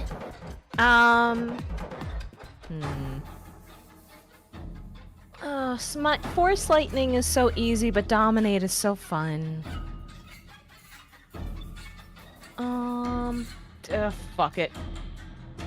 Fuck it, we ball. We ballin'? Yeah. Fuck it, we ballin'. I'm gonna try a Dominaton. of this guy over here. I'm gonna try to mind control his ass. Sorry, which one? Guy in the front. Well, maybe we can get some information before we blow their heads off. Yeah. So that is double checking the rule book. Opposed willpower test. Prereq willpower. Yeah, I already have that. So I just need to roll a d100 and see if it goes off first, right? Correct, yeah. Oh, nice. Okay. Yippee. And then do I roll again to see if I get better willpower than him? Yeah, if it's an opposed willpower test, yeah, I'll have to roll for him as well. I got an 18. Never mind, not really much use in rolling. Unless he gets like a 1. Yeah, he could get better. See. I'm just gonna... Nope! So I'm gonna dominate this little guy. Nice. And I'm just going to give the command of kill your friends. You seem quite fond of that command. It's very useful. We It have is, multiple fair. guys. Yeah. And you know, if he's helping us out, we could potentially leave him alive, and I can jack into his brain and figure out what he knows. I have telepathic link. Okay, so he looks toward his friend with a certain amount of murder in his eyes. Yeah. So Talon and Blue. I have a 40 agility, so I think I would be going first with that, because it's a higher agility score, right? When you have the same in initiative, right? Yep. So yeah. What Talon will do is actually forego drawing his weapon and do a charge into knockdown onto that one with a full, it's a 12 meter movement into a knockdown, which is an opposed strength test where I have a plus 10. Oh dear. Okay. Yeah. Oh. Hell So yeah, get him. let's see. 68. 17. Okay. That is, and so that guy gets knocked prone, and also because I have at least, yeah, that's actually 3 degrees of success, not just 2. That would be 1d5 minus 3 plus strength bonus, so 1d5 of damage. So 2 impact damage and 1 level of fatigue. 2 impact and 1 level T. Okay, so he doesn't take it. Especially- Yeah, so he won't take any damage, but he does take the fatigue. And gets knocked prone. Yep. Yeah, this town fucking choke slams the little shit. Yep. Fatigue and prone. Okay. Good. And that was a full action. Yes, that is the full turn. All right. On to Blue. I don't really know. Would the action of one of this little dude trying to kill his friends, does that go before me or after me? He will go after. Yeah. Yeah, But you would have heard me give the command, I Yeah. would assume. very clearly. I just don't know if I'd be in the way or anything. No. Especially since you'd probably be using a gun, right? Because that's the thing that got blessed. Yeah, I have my sniper rifle and my pistol. Okay. Yeah. Okay. So, something to bear in mind too. Those 3 ratlings did rush into the room. Those 3 bullets, however, did come from the other direction. Mm-hmm. Oh, true. True. I could rush to the window and see if there's anything to perceive. You could. And then because I have high agility, I could maybe avoid being shot in the head from being right next to the window? Mhm. Question mark? I mean, Potential. worst case scenario, you spend a fate point not to get murdered. That's true. Yeah, true. All right. What do I roll for that? I'd say you roll an awareness real quick.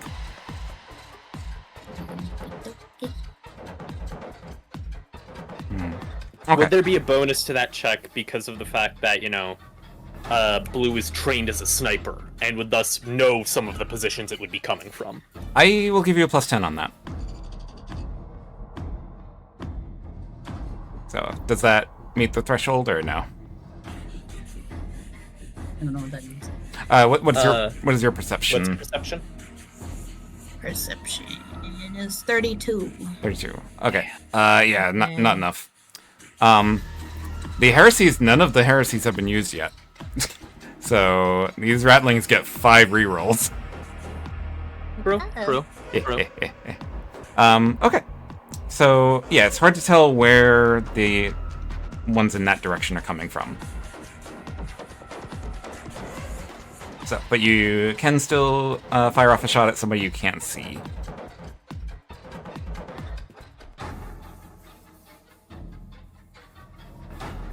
I'm sorry, what? So you can't see where the shots came from, but you can at least see the 3 that are in this room. And I obviously don't see anyone who might have possibly made the shots, yes. Correct. To be fair, what you could also do is enter Overwatch. That is the thing. Because What is that? Overwatch makes it so that basically you can set a 45-degree angle, so anywhere within a 45 degree of your view, basically anything you can see, really. And basically what that means is that if a character, say in this example, someone peeks up to shoot, you make a standard attack, a full auto burst, or a semi-auto burst against that person or creature anytime that specific condition is met. So it could be, if a sniper tries to get a shot at, because we know the direction the shots came from. Yep. Because if they were able to hit all 3 and it came from that window, it has to be pretty much directly out. Hmm. And the character with the higher agility acts first, I believe. Mhm. Which might be you, since 35 is pretty high. Do I roll again? Not for Yes. Overwatch. No, Well, that's just state you enter. yeah. Okay. Yeah, Okay. and also, let's see, even if it does not succeed, targets must immediately make a challenging pinning test or become pinned. Yep. So even if you miss your shot, that person will probably become pinned. Mhm. Yeah, that's something you could do. I like your funny words, Magic Man. Is that what we're doing? I suppose I don't have any better ideas. Okay. All right. So you're entering Overwatch at the window. All right. Faliri. Yes. So I am very concerned about the lady who just got shot. Mhm. But there does not seem to be a very clear way for me to get through Mhm. at the moment. So I would like to give a shot at firing the gun to The clear gun. away.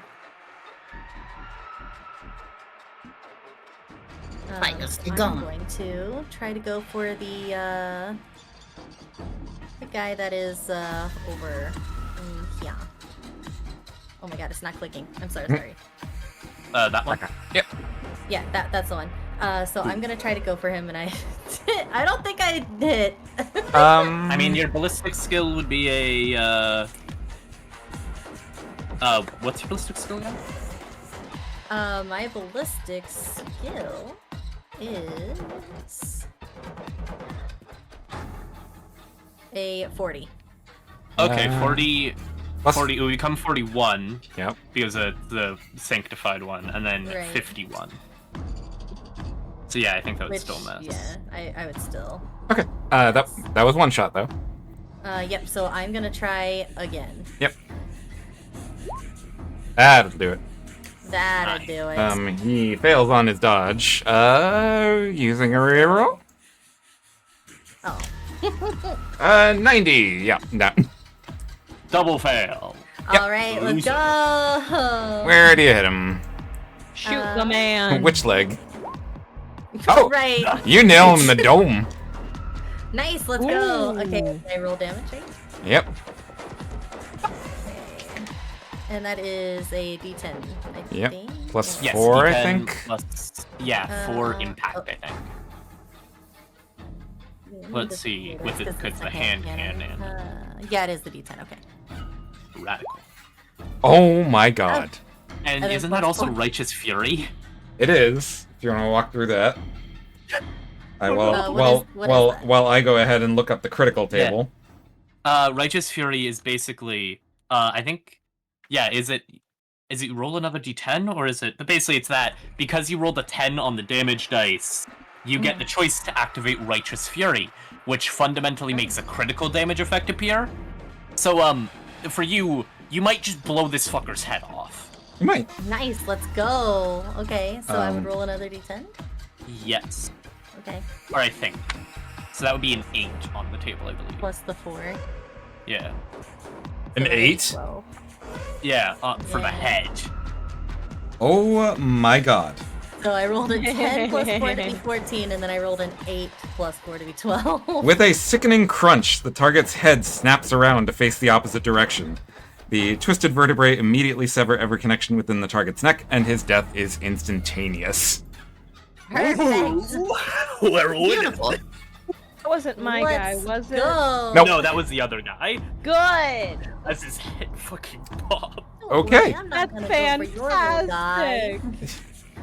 Get The, him, Teeny. the Fuck healer, yeah. ladies and gentlemen, the healer. I am a healer, but Truly. You, This has been the case my for every passion single to get over there combat. and save lives You- has empowered me. you cured him of life. Reverse I cured healing. him of life. Okay. And then Yeah. I think that's I don't think I can move after Yep. doing Okay. that. So Yeah. this ratling is taking a step this way and trying to stab his friend. But isn't And there a bonus because the friend is also knocked prone? yeah, he got a 7. Oh! Okay. Was He recalibrated. stabs him in the leg. Next recalibrate. Is it the left leg? It was the right leg.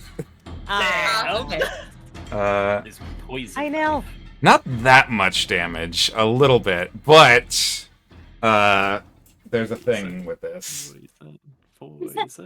Poison. The blade is in fact poisoned. So that means. Kill your friend. Stabs leg. Yep. He tried Okay. his best. Oh my god. Okay, so he takes a little bit of damage, and then he has to make a toughness test. Which he fails, Oh, and takes 3 additional damage. Alright, so he's not nice. in a lot He's of not danger dead, yet, but dead. he's not in a great spot. So he's at that much. Okay. That's that. Okay. So that was the melee rattlings. This one actually is going to try and stand up. So he will do that. Okay.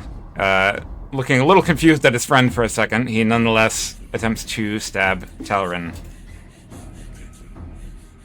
That is not a great roll, so I'm gonna re-roll that. Oh. Okay. Oh, Their skill isn't that much. 1 degree of success. okay. So I would try a dodge action because I don't have my weapon drawn yet. So D100, it would be half my agility, right? Yeah. Let luck be a lady tonight. Luck was not a lady. I failed. I have here on my sheet, you have 1 reroll. I do have 1 reroll, but I'm pretty sure I can take it. Okay. Because I also don't think this guy can reach my head. Oh my god, he stabs you in the face. How did he reach my head? I don't know, he found a way. Got them hops. He jumped. Yeah. Oh no. You sure Um, you don't want to reroll? Nah. Okay. Alright, I'm number 1. it's only 3 damage. And that does not pierce. That's even just the pure flak armor. Right. However, make me a toughness test with a -10. -10, okay. I'm gonna reroll that one. Mhm. Fuck. Okay, so that wasn't 3 damage, it was 11. Damn it. I get to add my toughness bonus, right? Yes. to take weight. So yeah, that would only be do 7 damage actually. Oof.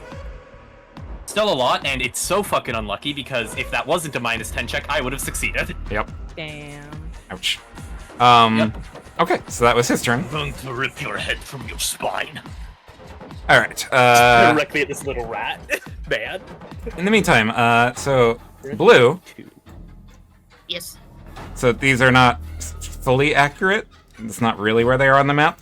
But you see at a spire across the way, it's about 100 meters away, you see 3 ratlings pop up from the window.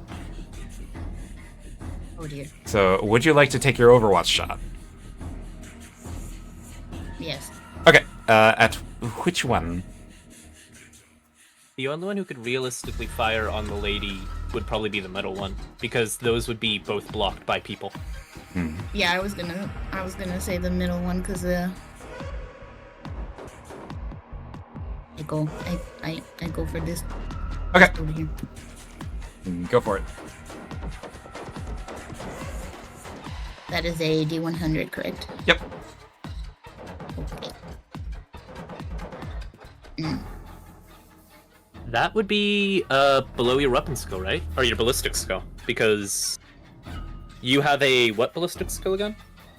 35. 35 plus standard attack is a +10. So yeah, that would be with 1 degree of success, right? Yes, yes it would. Yep, so you blast him. So anyways, it started blasting. Yeah, and you blasted him where? Does Roll. having the man stopper bullets do anything? Oh yeah. Oh yeah, those will have an effect, I'm pretty sure. Yep. Let me see what those do. Man stopper.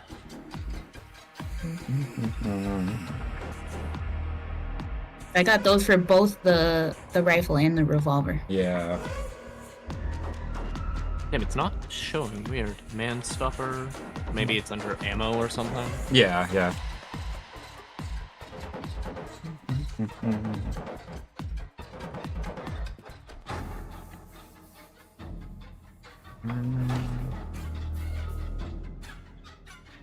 Where is that? I know I saw it because we did the. Oh, Yeah. manstopper rounds, bullets. Yeah, add 3 to the weapon's penetration. Oh fuck. Yeah. So And that's. Oh shit. yeah. So what is And your then the +1 of something from them being blessed. +1 to your ballistic skill to the to hit. So yeah, where did you hit him? Roll the D100.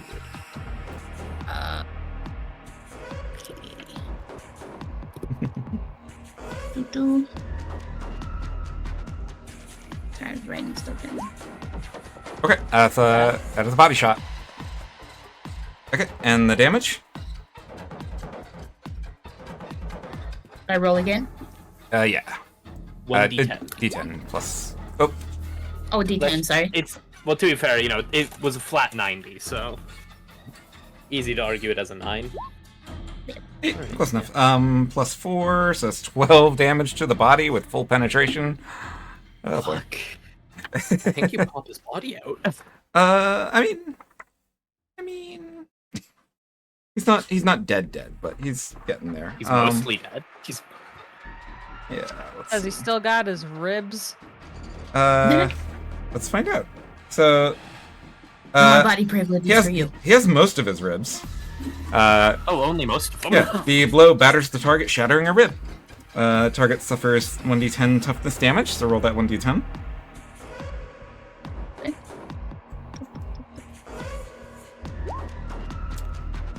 So 2 toughness damage. He's unconscious. Nice. Okay. So that is that. Alright, so the other 2 are going to try and take their shots. Actually, one of them is. This one is actually moving over and ducks down next to his buddy. Would they still? Would those ones also suffer from pinned? Is my question. That Because a is- shot was fired at their very close positioning, and that's kind of a confusing with Overwatch. Okay, I'm gonna go ahead and make the check for them. That one is fine. That one is pinned. The one on the right. Nice. So he is just gonna try and duck back down again. Yeah. So that will negate that shot from happening. You don't know what's going on with the one on the left, but he crouches down next to his buddy. Okay. So that is their turn. Top of the round. Let's find out. What Irene does. Well, first. Interesting. Okay. Huh? Another figure rushes through the door. Uh-oh. It's Odessa. Huh? Odessa! She rushes in, immediately surveys the scene, and without really responding much, does like a little like run slide over to the security guard and whips the last pistol out of his holster. So she how just fancy. comes up to one knee in like a ready position. And that is all she can do. So now it's Irene. Okay. Ah. Do I need to redo dominate, or is dude still dominated? You'll have to redo it. Okay. Yeah, okay, I'll do it. I'll do that.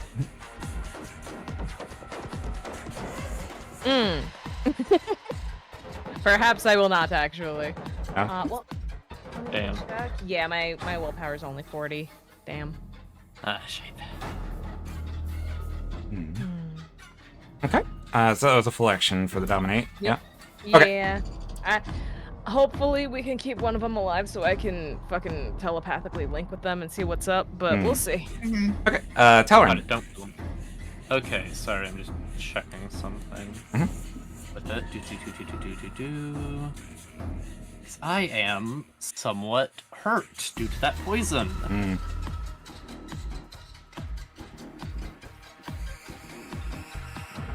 I am going to. Okay, done. So yeah, Talon, realizing that these fuckers have poison, is going to enter a defensive stance using my full action. Okay. Meaning, I make no attacks, and until the start of my next turn, I can only use my reactions to make evasion reactions, but also all opponents suffer a -20 Okay. on weapon skill attacks. And I also can make an additional reaction. That will definitely help. Okay. Yeah. All right. And Then. end my turn. All right. Blue, you're up.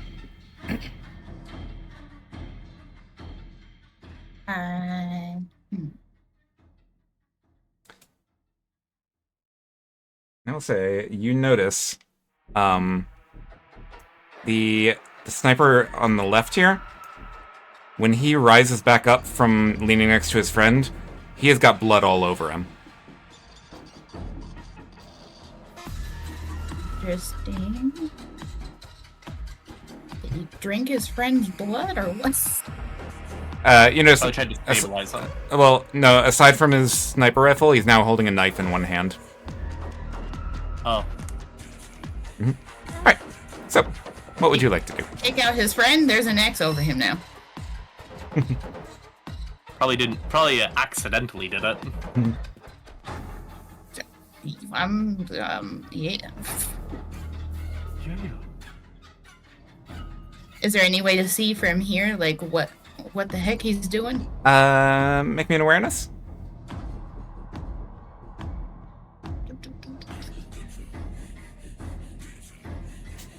It's hard to tell from where you are.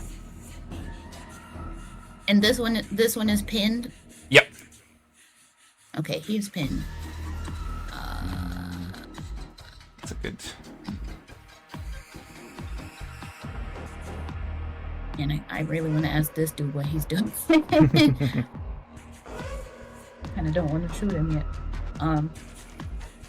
For Pin, you could always do like the little person with the arrows sticking out of him.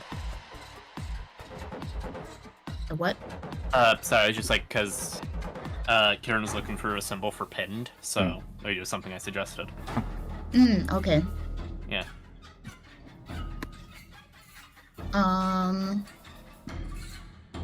I suppose I aim for the pinned dude and take him out so he can't get back up.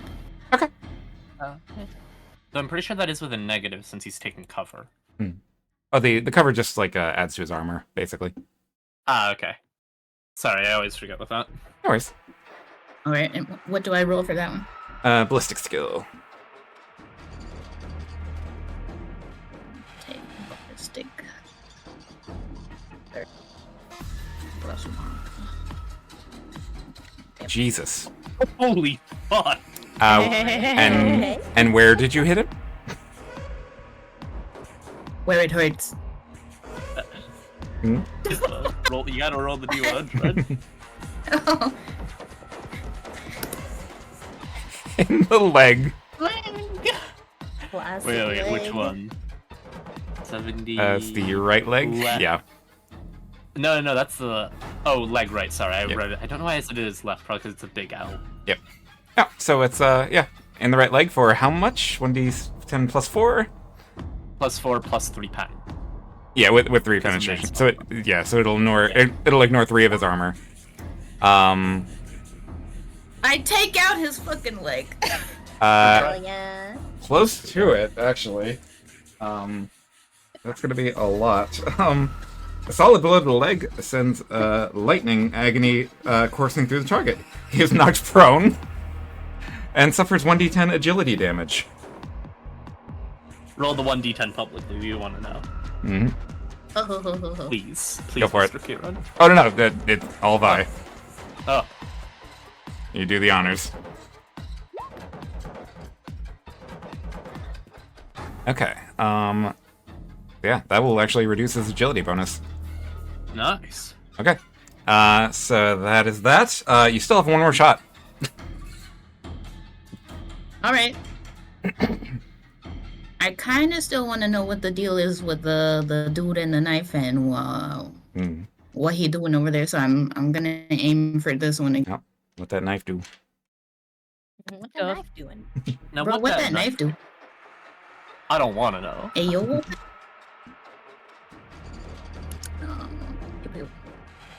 Oh my god. Holy shit! That's another hit.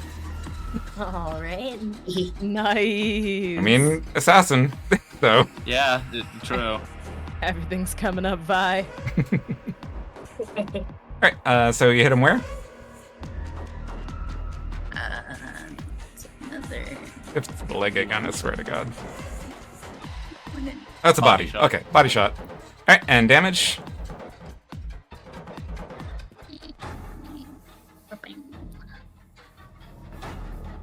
11, 35. Okay. Oh my god, so the target jerks back from the force of the attack, 1d10 meters away. Yay! I sent him flying. Yes, so Gotta roll. he is extremely dead. Perhaps Yeah. even super dead. Sent back 8 Oh meters. wait, I heard 1d10 and assumed I had to. Oh. Yeah. Oh, okay. Okay. Bye. So that's 2 of them down. Alright, it is Odessa's turn. And so, yeah, so she clicks it into semi-auto and is going to burst fire. Actually, you know what? She doesn't even do that. She very calmly walks up. Yeah, if it works, right? Yep. And oh, ho. Oh. She basically. Oh my god! At point blank range, she just like expressionless puts the pistol up to the ratling's head and opens up with a burst. Hits both Beautiful. times. Oh, love that for her. Oh my god!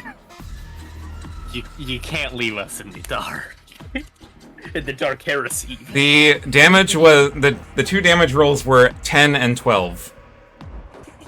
This is fantastic. God bless Um, Odessa. I think this is an absolute win. Superheated by the attack, the target's brain explodes, tearing apart his skull and sending flaming chunks of meat flying at those nearby. Yay! Odessa. Make it back. Additionally, I'm rolling this publicly. Okay. Okay. And Okay. roll 1d8. God, she's so cool. She is. Okay, so the ratling, his headless corpse runs off to the right and smacks into the wall before falling down. Oh, like a chicken. A chicken. Yeah, that's what they do in real life. Yeah, I know. Yeah. Yeah. Yeah, I've Right. seen it. She, was alright. Odessa doesn't even watch it do that. She just immediately turns her sight to the other ratling. And it's their turn, actually. Yeah, because it would have been the full. Yeah, Yep. it would have been the half. So he's gonna take a little step this way and come at her. Would that be? Oh no, that probably wouldn't be considered disengaging for me. No. And plus, I wouldn't be able to use my reaction for it anyway. Yep. Okay. So he does nick her slightly. I'll be Oh. right back. I need to tell people I'm still streaming. Okay. Okay. Okay. So. All right. So it's a slight amount of damage. She does make her toughness check though. So it's just basically he tries to slice across her chest, and it just like kind of nicks her in the stomach a little bit. But she's okay. That's him. The other ratlings. Okay, so we got one that's okay. He's gonna take a shot at Blue with his sniper rifle. Would Blue have partial cover? Because of that weird, like, awning thing? Yeah, Or is that- absolutely. Yeah, sorry, it's just something I was wondering. Yep. Doesn't matter because a 79 does not hit. It's good. Whiffer. These guys. Oh, you know what? They Oh? have that heresy reroll. They do, Aw, that's true. Oh. Never mind. 98. That weapon is Even jammed. Bitch. I'm gonna heresy reroll that. Fuck. 17. That's a bit better. Only took him 3 tries. Yeah. Wretched creature. Let's get them Abomination. hands away.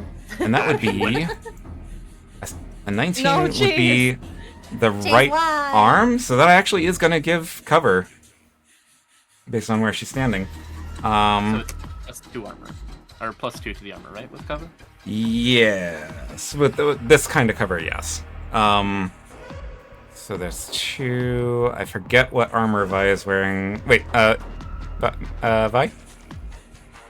Vi left, remember? Dang it! She said she needs to be right back. Okay. Yeah, okay, so Adepta Ministarum and then Assassin. I think Assassin gets Armored Body Glove, but don't quote me on that. Let me check. Check out the Ministorum robes, or something like that. Yeah, it was 14 damage, by the way. So that's gonna be. I'm gonna say like 9 or 10 damage, probably. I'll keep that in mind for when she comes back. But that's the only hit she's taken. So. Yeah, true. Okay, so that was. Yeah, and it thankfully wouldn't do. It wouldn't get. I don't think it would get into critical yet, or it's not likely to be. Yeah. All right, so back to the top of the round. You're an I. Is it a full or partial action to call over to Odessa and request that she leave this dude alive so we can get information out of him? Beach is a free action. Yeah. Wonderful. Then Irene is going to call over. My lady, if you could leave him alive so we could ask him some questions, I would greatly appreciate it. Okay. Yeah. All right. She glances over quickly and gives you a little nod. Thank you. So did I and not get then- a turn that round. Oh no, T! Oh wait, Oh, no, T! I'm sorry. Well, if it's a free action, then I yell over anyway. Yeah. I'll have to do it later. I'm sorry. No, no. No, not T. Yeah, plug away. Okay. Fuck him up, fam. Give him the old so Rango Tango. Who all is I know that these dudes over here next to her are probably down, right? Yes. Okay. Yeah, Yep, the only sorry. people alive are Armor us, down this ratling, and that ratling. Oh, and that one over there. Okay. Yeah. Would I be able to aim for that one? I mean, Well, actually, no. I don't want it's to do through the that. window. It's I don't want to do that. these are representative. This guy's like actually 100 meters away. Ah. Okay. So that's so beyond the then pistol range. I would like to move to her to Okay. see if there's a way I can attempt to prolong her living. Yep. Okay. What a way to phrase that. I mean, yeah, it was only a Well, shot to because the heart, there's So- and it's been a total of about 15 seconds. Yeah, so your full move could get you here. Okay. Here. Oh, to here. Yeah. Oh yeah, I am back, and I have Would a that be flag. close enough Okay. for me to use my Medicaid skill? Yeah. Yeah, you have to be like right on top of her. Flat it would be 4. And also, Vi, you were hit for 14. What is the armor on your right arm? Flat coat is a It just 2 says 2. both arms are 2. 2 plus your toughness bonus.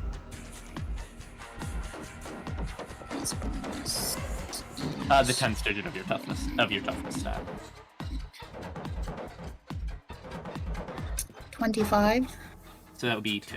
2. Okay, and then I'll And give you then- another 2 for cover, so you took, how much did I say? 14? So you take 8 damage. Not the worst it could be. Yeah, you're not in critical range at least. Okay. So Teeny ran up. Top of the round. Oh, actually. Odessa was not the only one to hear the disturbance. Oh. Ba-ba-ba-ba-bum. Oh, hell. Cadmus arrives. Oh, good. There's a doctor. Oh, let's go. He looks around. He's like, "Oh my god, my sweet emperor, what happened?" And he immediately rushes over to his mother. Yep. Okay, cool. I don't have to tell him. Good. Awesome. Good. Let's go. Makes sense, you know. Good boy. Good boy. Yeah, it was going to be either him or Smart child. Darius. So, Yeah. all right, so you're in it. So obviously my smite can't get to the gunman because he's too far away. Let me check. Let me check something. There it is.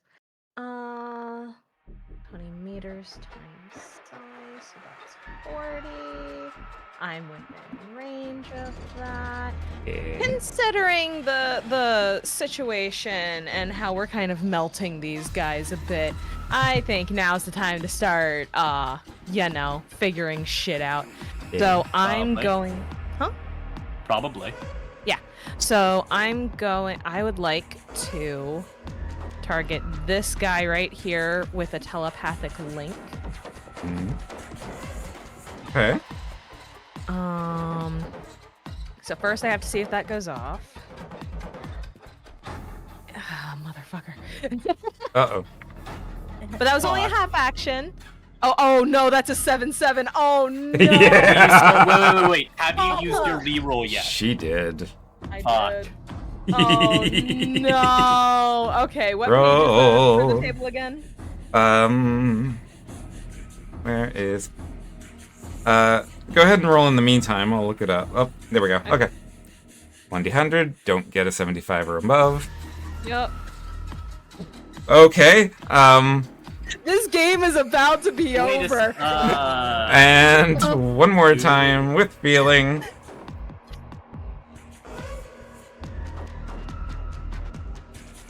Oh, God! Question. I'm so sorry. You can burn a fate point if you want to avoid that. I do have a question. Yes. Oh, I happen to aid the Inquisition go ahead and say and we were allowed to use it for Yes. other people. go ahead and re-roll that, Okay. Alright. because otherwise Oh, you're God, about to no. summon a bunch of Chaos Furies. Shut the fuck up, Nil. For context, Nil in chat is one of my D&D friends. He's the one who introduced me to the idea of the Omnissiah, and he is fucking laughing at me because he knows this is the shit that dice do to me. Yeah, amazing. 67, a Oh, little Okay. less A bad. little bit better. Wait. Oh God. Well, it's not Oh, for no. Chaos Furies. Oh, Wait. Wait. Yes. Waiting. What? Yes. Yes. Waiting. Okay, go ahead and roll. Because Oh. otherwise, another lesser demon would appear. At least we'd have something to point at and say, hey, while we're exploring what actually did this, this is the Wait. I do have one question. Since you Yes. rolled a 77, correct? Yes. Maya? yeah. I mean, aren't you Astra Telepathica as background? Yeah. Don't you have the ability to change the result by up or down via your willpower bonus Do I? of your psychic phenomena? Where is that? That's Background a bonus. corruption point. Oh yes, the constant threat. When the character or ally within Well, 10 meters triggers a psychic phenomenon, I can increase or decrease the result by an amount equal to the willpower bonus. On the psychic Sorry. phenomena table. Yeah, The sorry, that was just something. Yeah, the I psychic. probably So- remember. The psychic phenomena roll was an 87. Oh, the wait, sev- I thought it was. Oh, yeah. the yeah, 77 it is was what It was triggered. an 86. Sorry, my bad. Yeah. My bad. Okay. Question. Yes. What page is the table again? 197 is the table you're concerned with right now, because that's the perils of the Okay. warp. Cool. Yeah. Well, You do have one more reroll. if I got an 86, oh no, that wouldn't be enough Mm. to say 2 and have it Yeah. not do something on the Mhm. worst table. Yeah. Bug, I'm trying my best. Okay. Yeah. 8. Eight. Okay. 8. Warp. The warp. gibbering. no, the warp burn. warp burn. A violent burst Yeah. of energy from the warp smashes into the psyker's mind, sending them reeling. So Fuck. it could be worse. You get alright, so it's gonna be 2d5 energy damage. I'll roll that. So okay, and it ignores toughness bonus and armor. Yep. So Yep, you take ignores the you last take 5 damage, Okay, so Um, that's on the wounds. and you are stunned for 3 rounds. Okay, Fuck. so I have 4 HP and I'm stunned for 3 rounds. Okay. Could have been a lot worse. It almost was. Almost twice. Yeah. It almost was. So you tried to connect with his mind, but something in the warp took notice, and you just clutch your head in agony for a second. So that's that. Talarin. Okay, so. So the psyker starts screaming. That's always a good thing. Oh, fuck again. As. I want to ask, Yes. if I were to, like, as I did in the duel with Darius, could I sort of draw the blade with the sheath still on, so as to at most knock this fucker out, not, you know? Yes, I would. Not cut his head off. I would count that an improvised weapon, but yes. Cool. Would I still be allowed to use weapon skill for it? Yes. Yeah. It's just the sword with a wrapping around it, basically. So yeah, draw, that's half an action, so the other one, standard attack, that is with 4 degrees of success, sorry. Okay, let's try and parry that. Nope, not good enough. Oh, Last. no, actually it's with, sorry, it would have been with 6, because he's outnumbered as well. Oh yeah. Alright, so I have one more heresy reroll. I'm gonna. Nope, not good enough. So, D10, right? I don't really know the improvised weapon rules that much. Yeah, it'll be a D10 with a. Actually, a D5. Sorry. D5, cool. Yeah, D5. Let's see.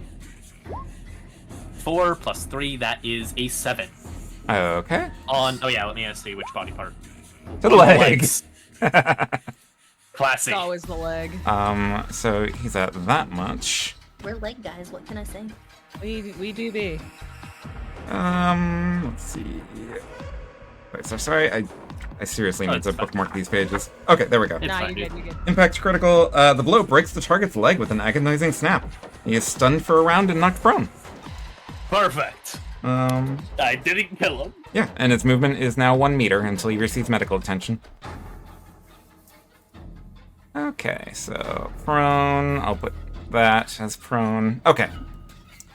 Alright, so that was that. Is there anything else you want to do? That would be, I don't really have anything else to do. Okay. Since I used both my half actions. Alright, Blue, it's your turn. All right. While those two are taken out, I still want to know what that dude's deal with the What did he do with his friend? What indeed? Well, the safest bet is How do probably just bad surgery or mercy killing. they do that? Like, Okay. Yeah, also true. I mean, you So- can if someone. Two of can the summon rat the dudes dead. are already dead. Yeah. Two of the rat dudes are already dead. We want that one alive for questioning. Yeah. And we can't get to that one if we leave him alive, because he'll be able to run off by the time we get there. But our loss is we have one. Is there any We're not way really to shoot see for losses. like what this dude's deal is? That would be an awareness. Do you suggest I just shoot him? I would suggest it, yes. But that's my personal opinion. Probably just shoot him then, since there's not really any way to like reach the outside quick enough to question him either. Yeah. Because he's like 100 meters away, Kieran said. Yeah.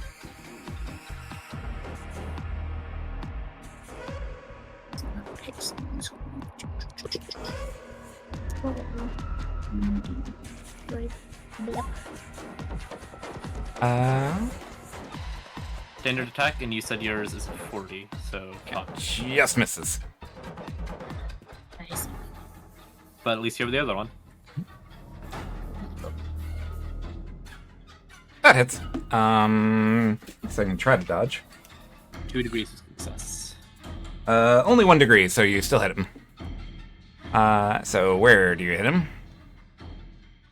Which leg? Who knows? Rude. Body. Okay, body shot. Yay! All right. Yeah. Roll that damage. He's actually fresh. He doesn't have any damage on him. He does now. And yeah, because with the man-stopper bullets plus the sniper's natural pen, that would be a 6, wouldn't it? Because man-stopper is plus 3. Oh, it doesn't add to the damage. It just does penetration. Yeah, that's what I meant. It has 6 pen. You still What? played the man. Because Wait. the sniper has 3 pen, and then if Oh, man-stopper has that's another right. 3 pen. That is right. Yes. So, Sorry, that was just... I was... Oh, no worries. Yeah. No, So My Nice. ballistics are at 35 plus 1. yeah. So 13 damage.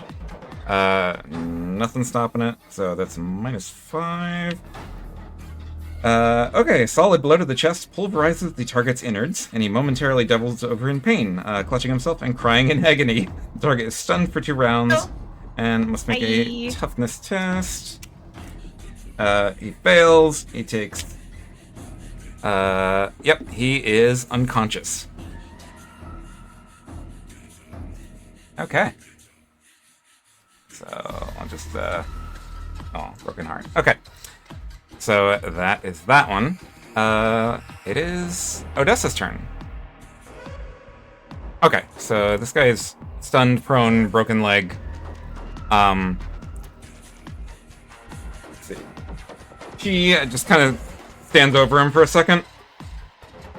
And mutters a horrifying curse under her breath as she kind of like boots him in the face to knock him out. So that is that. Cadmus, in the meantime, is like frantically working over his mother's limp form.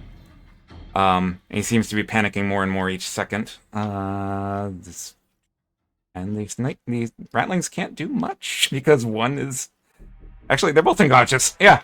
So Yeah, they're both gone. yep, they are both effectively done. So yeah, so that is that. Okay, what do you wish to do? No more combat. Yeah, I wanna help him work on his mom and see if we can save her. Okay, so you sidle on over there. So yeah, so Cadmus is like frantically fumbling. His like hands are covered in blood. And Dominica reaches up with the hand that has the data key. And she puts it in your hand, Filiri. Okay. Um, I'll accept it. So she hands it off to you, looks at you with wide eyes, and says, 7. And with that, her arm goes limp, and her body just collapses. Yeah. So, oh, wait. There we go. Okay. Damn. So, yeah, Cadmus just, like, not even caring that there's blood on his hands, he just puts his face in his hands and starts sobbing. Odessa just kind of stands there grimly, and drops her pistol to the floor. Yeah, so what would you guys like to do? Yeah. I will pocket the data key Okay, do or you the do thing that she you wish to do it openly, or um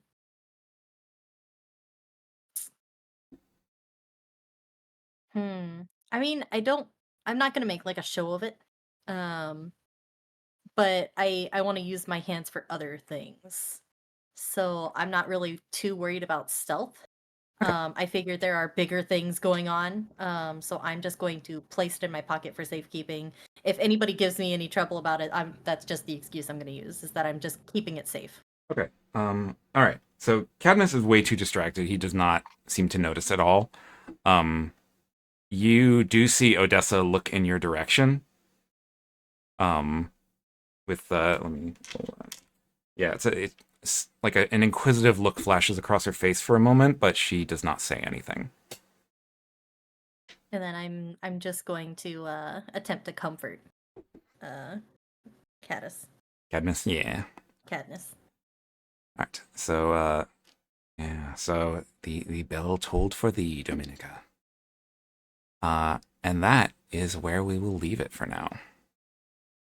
No. Right. So Everything could have All right. gone worse. welcome It could have welcome to gone worse. Acheron. I told you guys, the longer we take, the lower the chances of living. It was a total of like 15 seconds. Yeah, every second counts when you got a chest wound. Every second That's true. counts. That's true. That's true. Hmm. Teeny would know, given her IRL line of work. I literally am a 911 operator. Oh, really? Oh, Cool. Yeah. So what do you think of your introductory chapter? Everything is going to get Fucking worse for me, rad. and I'm here Mhm. for it. Yeah. It was great. What a great time. Aw, Yeah. really?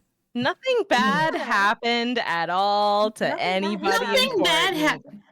happened. It was amazingly written. Aw. Yeah. Yeah. All right. Ugh. So, any concluding thoughts before we wind things down? I will not apologize for almost killing us all. That's fair. Yeah. Fuck. You wouldn't get a chance to regularly, so it's fine.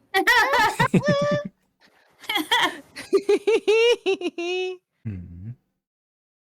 Let's see. The Emperor took pity on me and changed Yeah. Changed My- her fate. changed my punishment for overstepping from kill everyone to ouch. To Yochi. The Emperor, wink, You- wink.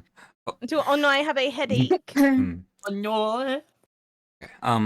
So a detail I will mention. Upon taking that ratling into custody, you will have noticed on him as well as the bodies of the others, Mhm. they all have neck tattoos. Oh. Where is? Are they similar in design to the Darkhound symbol? No. Okay. They are House Elysius tattoos alongside a number and barcode. Oh no, their own people. I mean, we do have someone who can probably read the barcode. We also Something have about someone that. in the room who just lost his mother who may or may not be involved, considering Yeah. he's been doing studies. Yeah. With the poison and all that. Yeah, What with kind the of poison security and guard such. allows for so many assassins? Nils over Bad there. one. Well, that sounds like nothing to worry about. Yeah. Yeah, everything's fine. Don't worry about it. Everything's all good. Don't ask a single question about it. Take no look at the Emperor behind the curtain. All right. Yeah. So we will leave it there. So going forward, you do have 3 possible avenues of investigation. Yeah, because I mean, each one of the Elysius children has a particular venture. So the next 3 chapters of your investigation, you can do in any order you like. Oh. Yeah. Yay. Oh, and thank you, Neil, for the follow. Welcome to our story. And also, thank you, Take and Shake, for the follow. Welcome to our story as well. Yeah. Yay. Okay, so let's find a. Ooh. Someone's doing a special event. Yay. Wait, hopefully. Only been at it for an hour. Yuki's doing a karaoke stream. Nice. Yeah. Yeah, I saw her on the side over there. A little musical end to this little grimdark foray. There is our raid message. Okay. Any closing words or anything like that before we get going? I will get worse. I'm surprised I didn't cut anyone in half this time. Yeah. Oh well, maybe next time. Yeah. I continue to be a healer. All right. So our investigation will continue next Sunday. Yeah. Yeah, I will not be here, I'm afraid. So, you know what? Irene will be recuperating from the We have psycher. an in-story reason why. Yay! Yeah. From the psychic incursion. Oh no. Yeah. Okay. So that will do that. Let's see. Let's put in that raid. You want to do an ooh voice redeem? Okay. That's okay. Have fun with it. Huh? Duck is like, I kind of want to do an ooh voice redeem. Well, it's too late now because we're raiding. Yay! Bye, buddy. All right. Thank you all for being You're here. too late. Everyone, again, go and follow all of our wonderful acolytes on their social medias and stuff. Give them lots of love. Thank you, Kieran. Yeah. Thank you, Karen. And Thank you, Karen. the investigation will continue next Sunday on another thrilling installment of Along Came a Spider, a Dark Heresy adventure. Yeah. Yeah. Bye-bye. Bye. Bye. Be safe. Bye. Bye.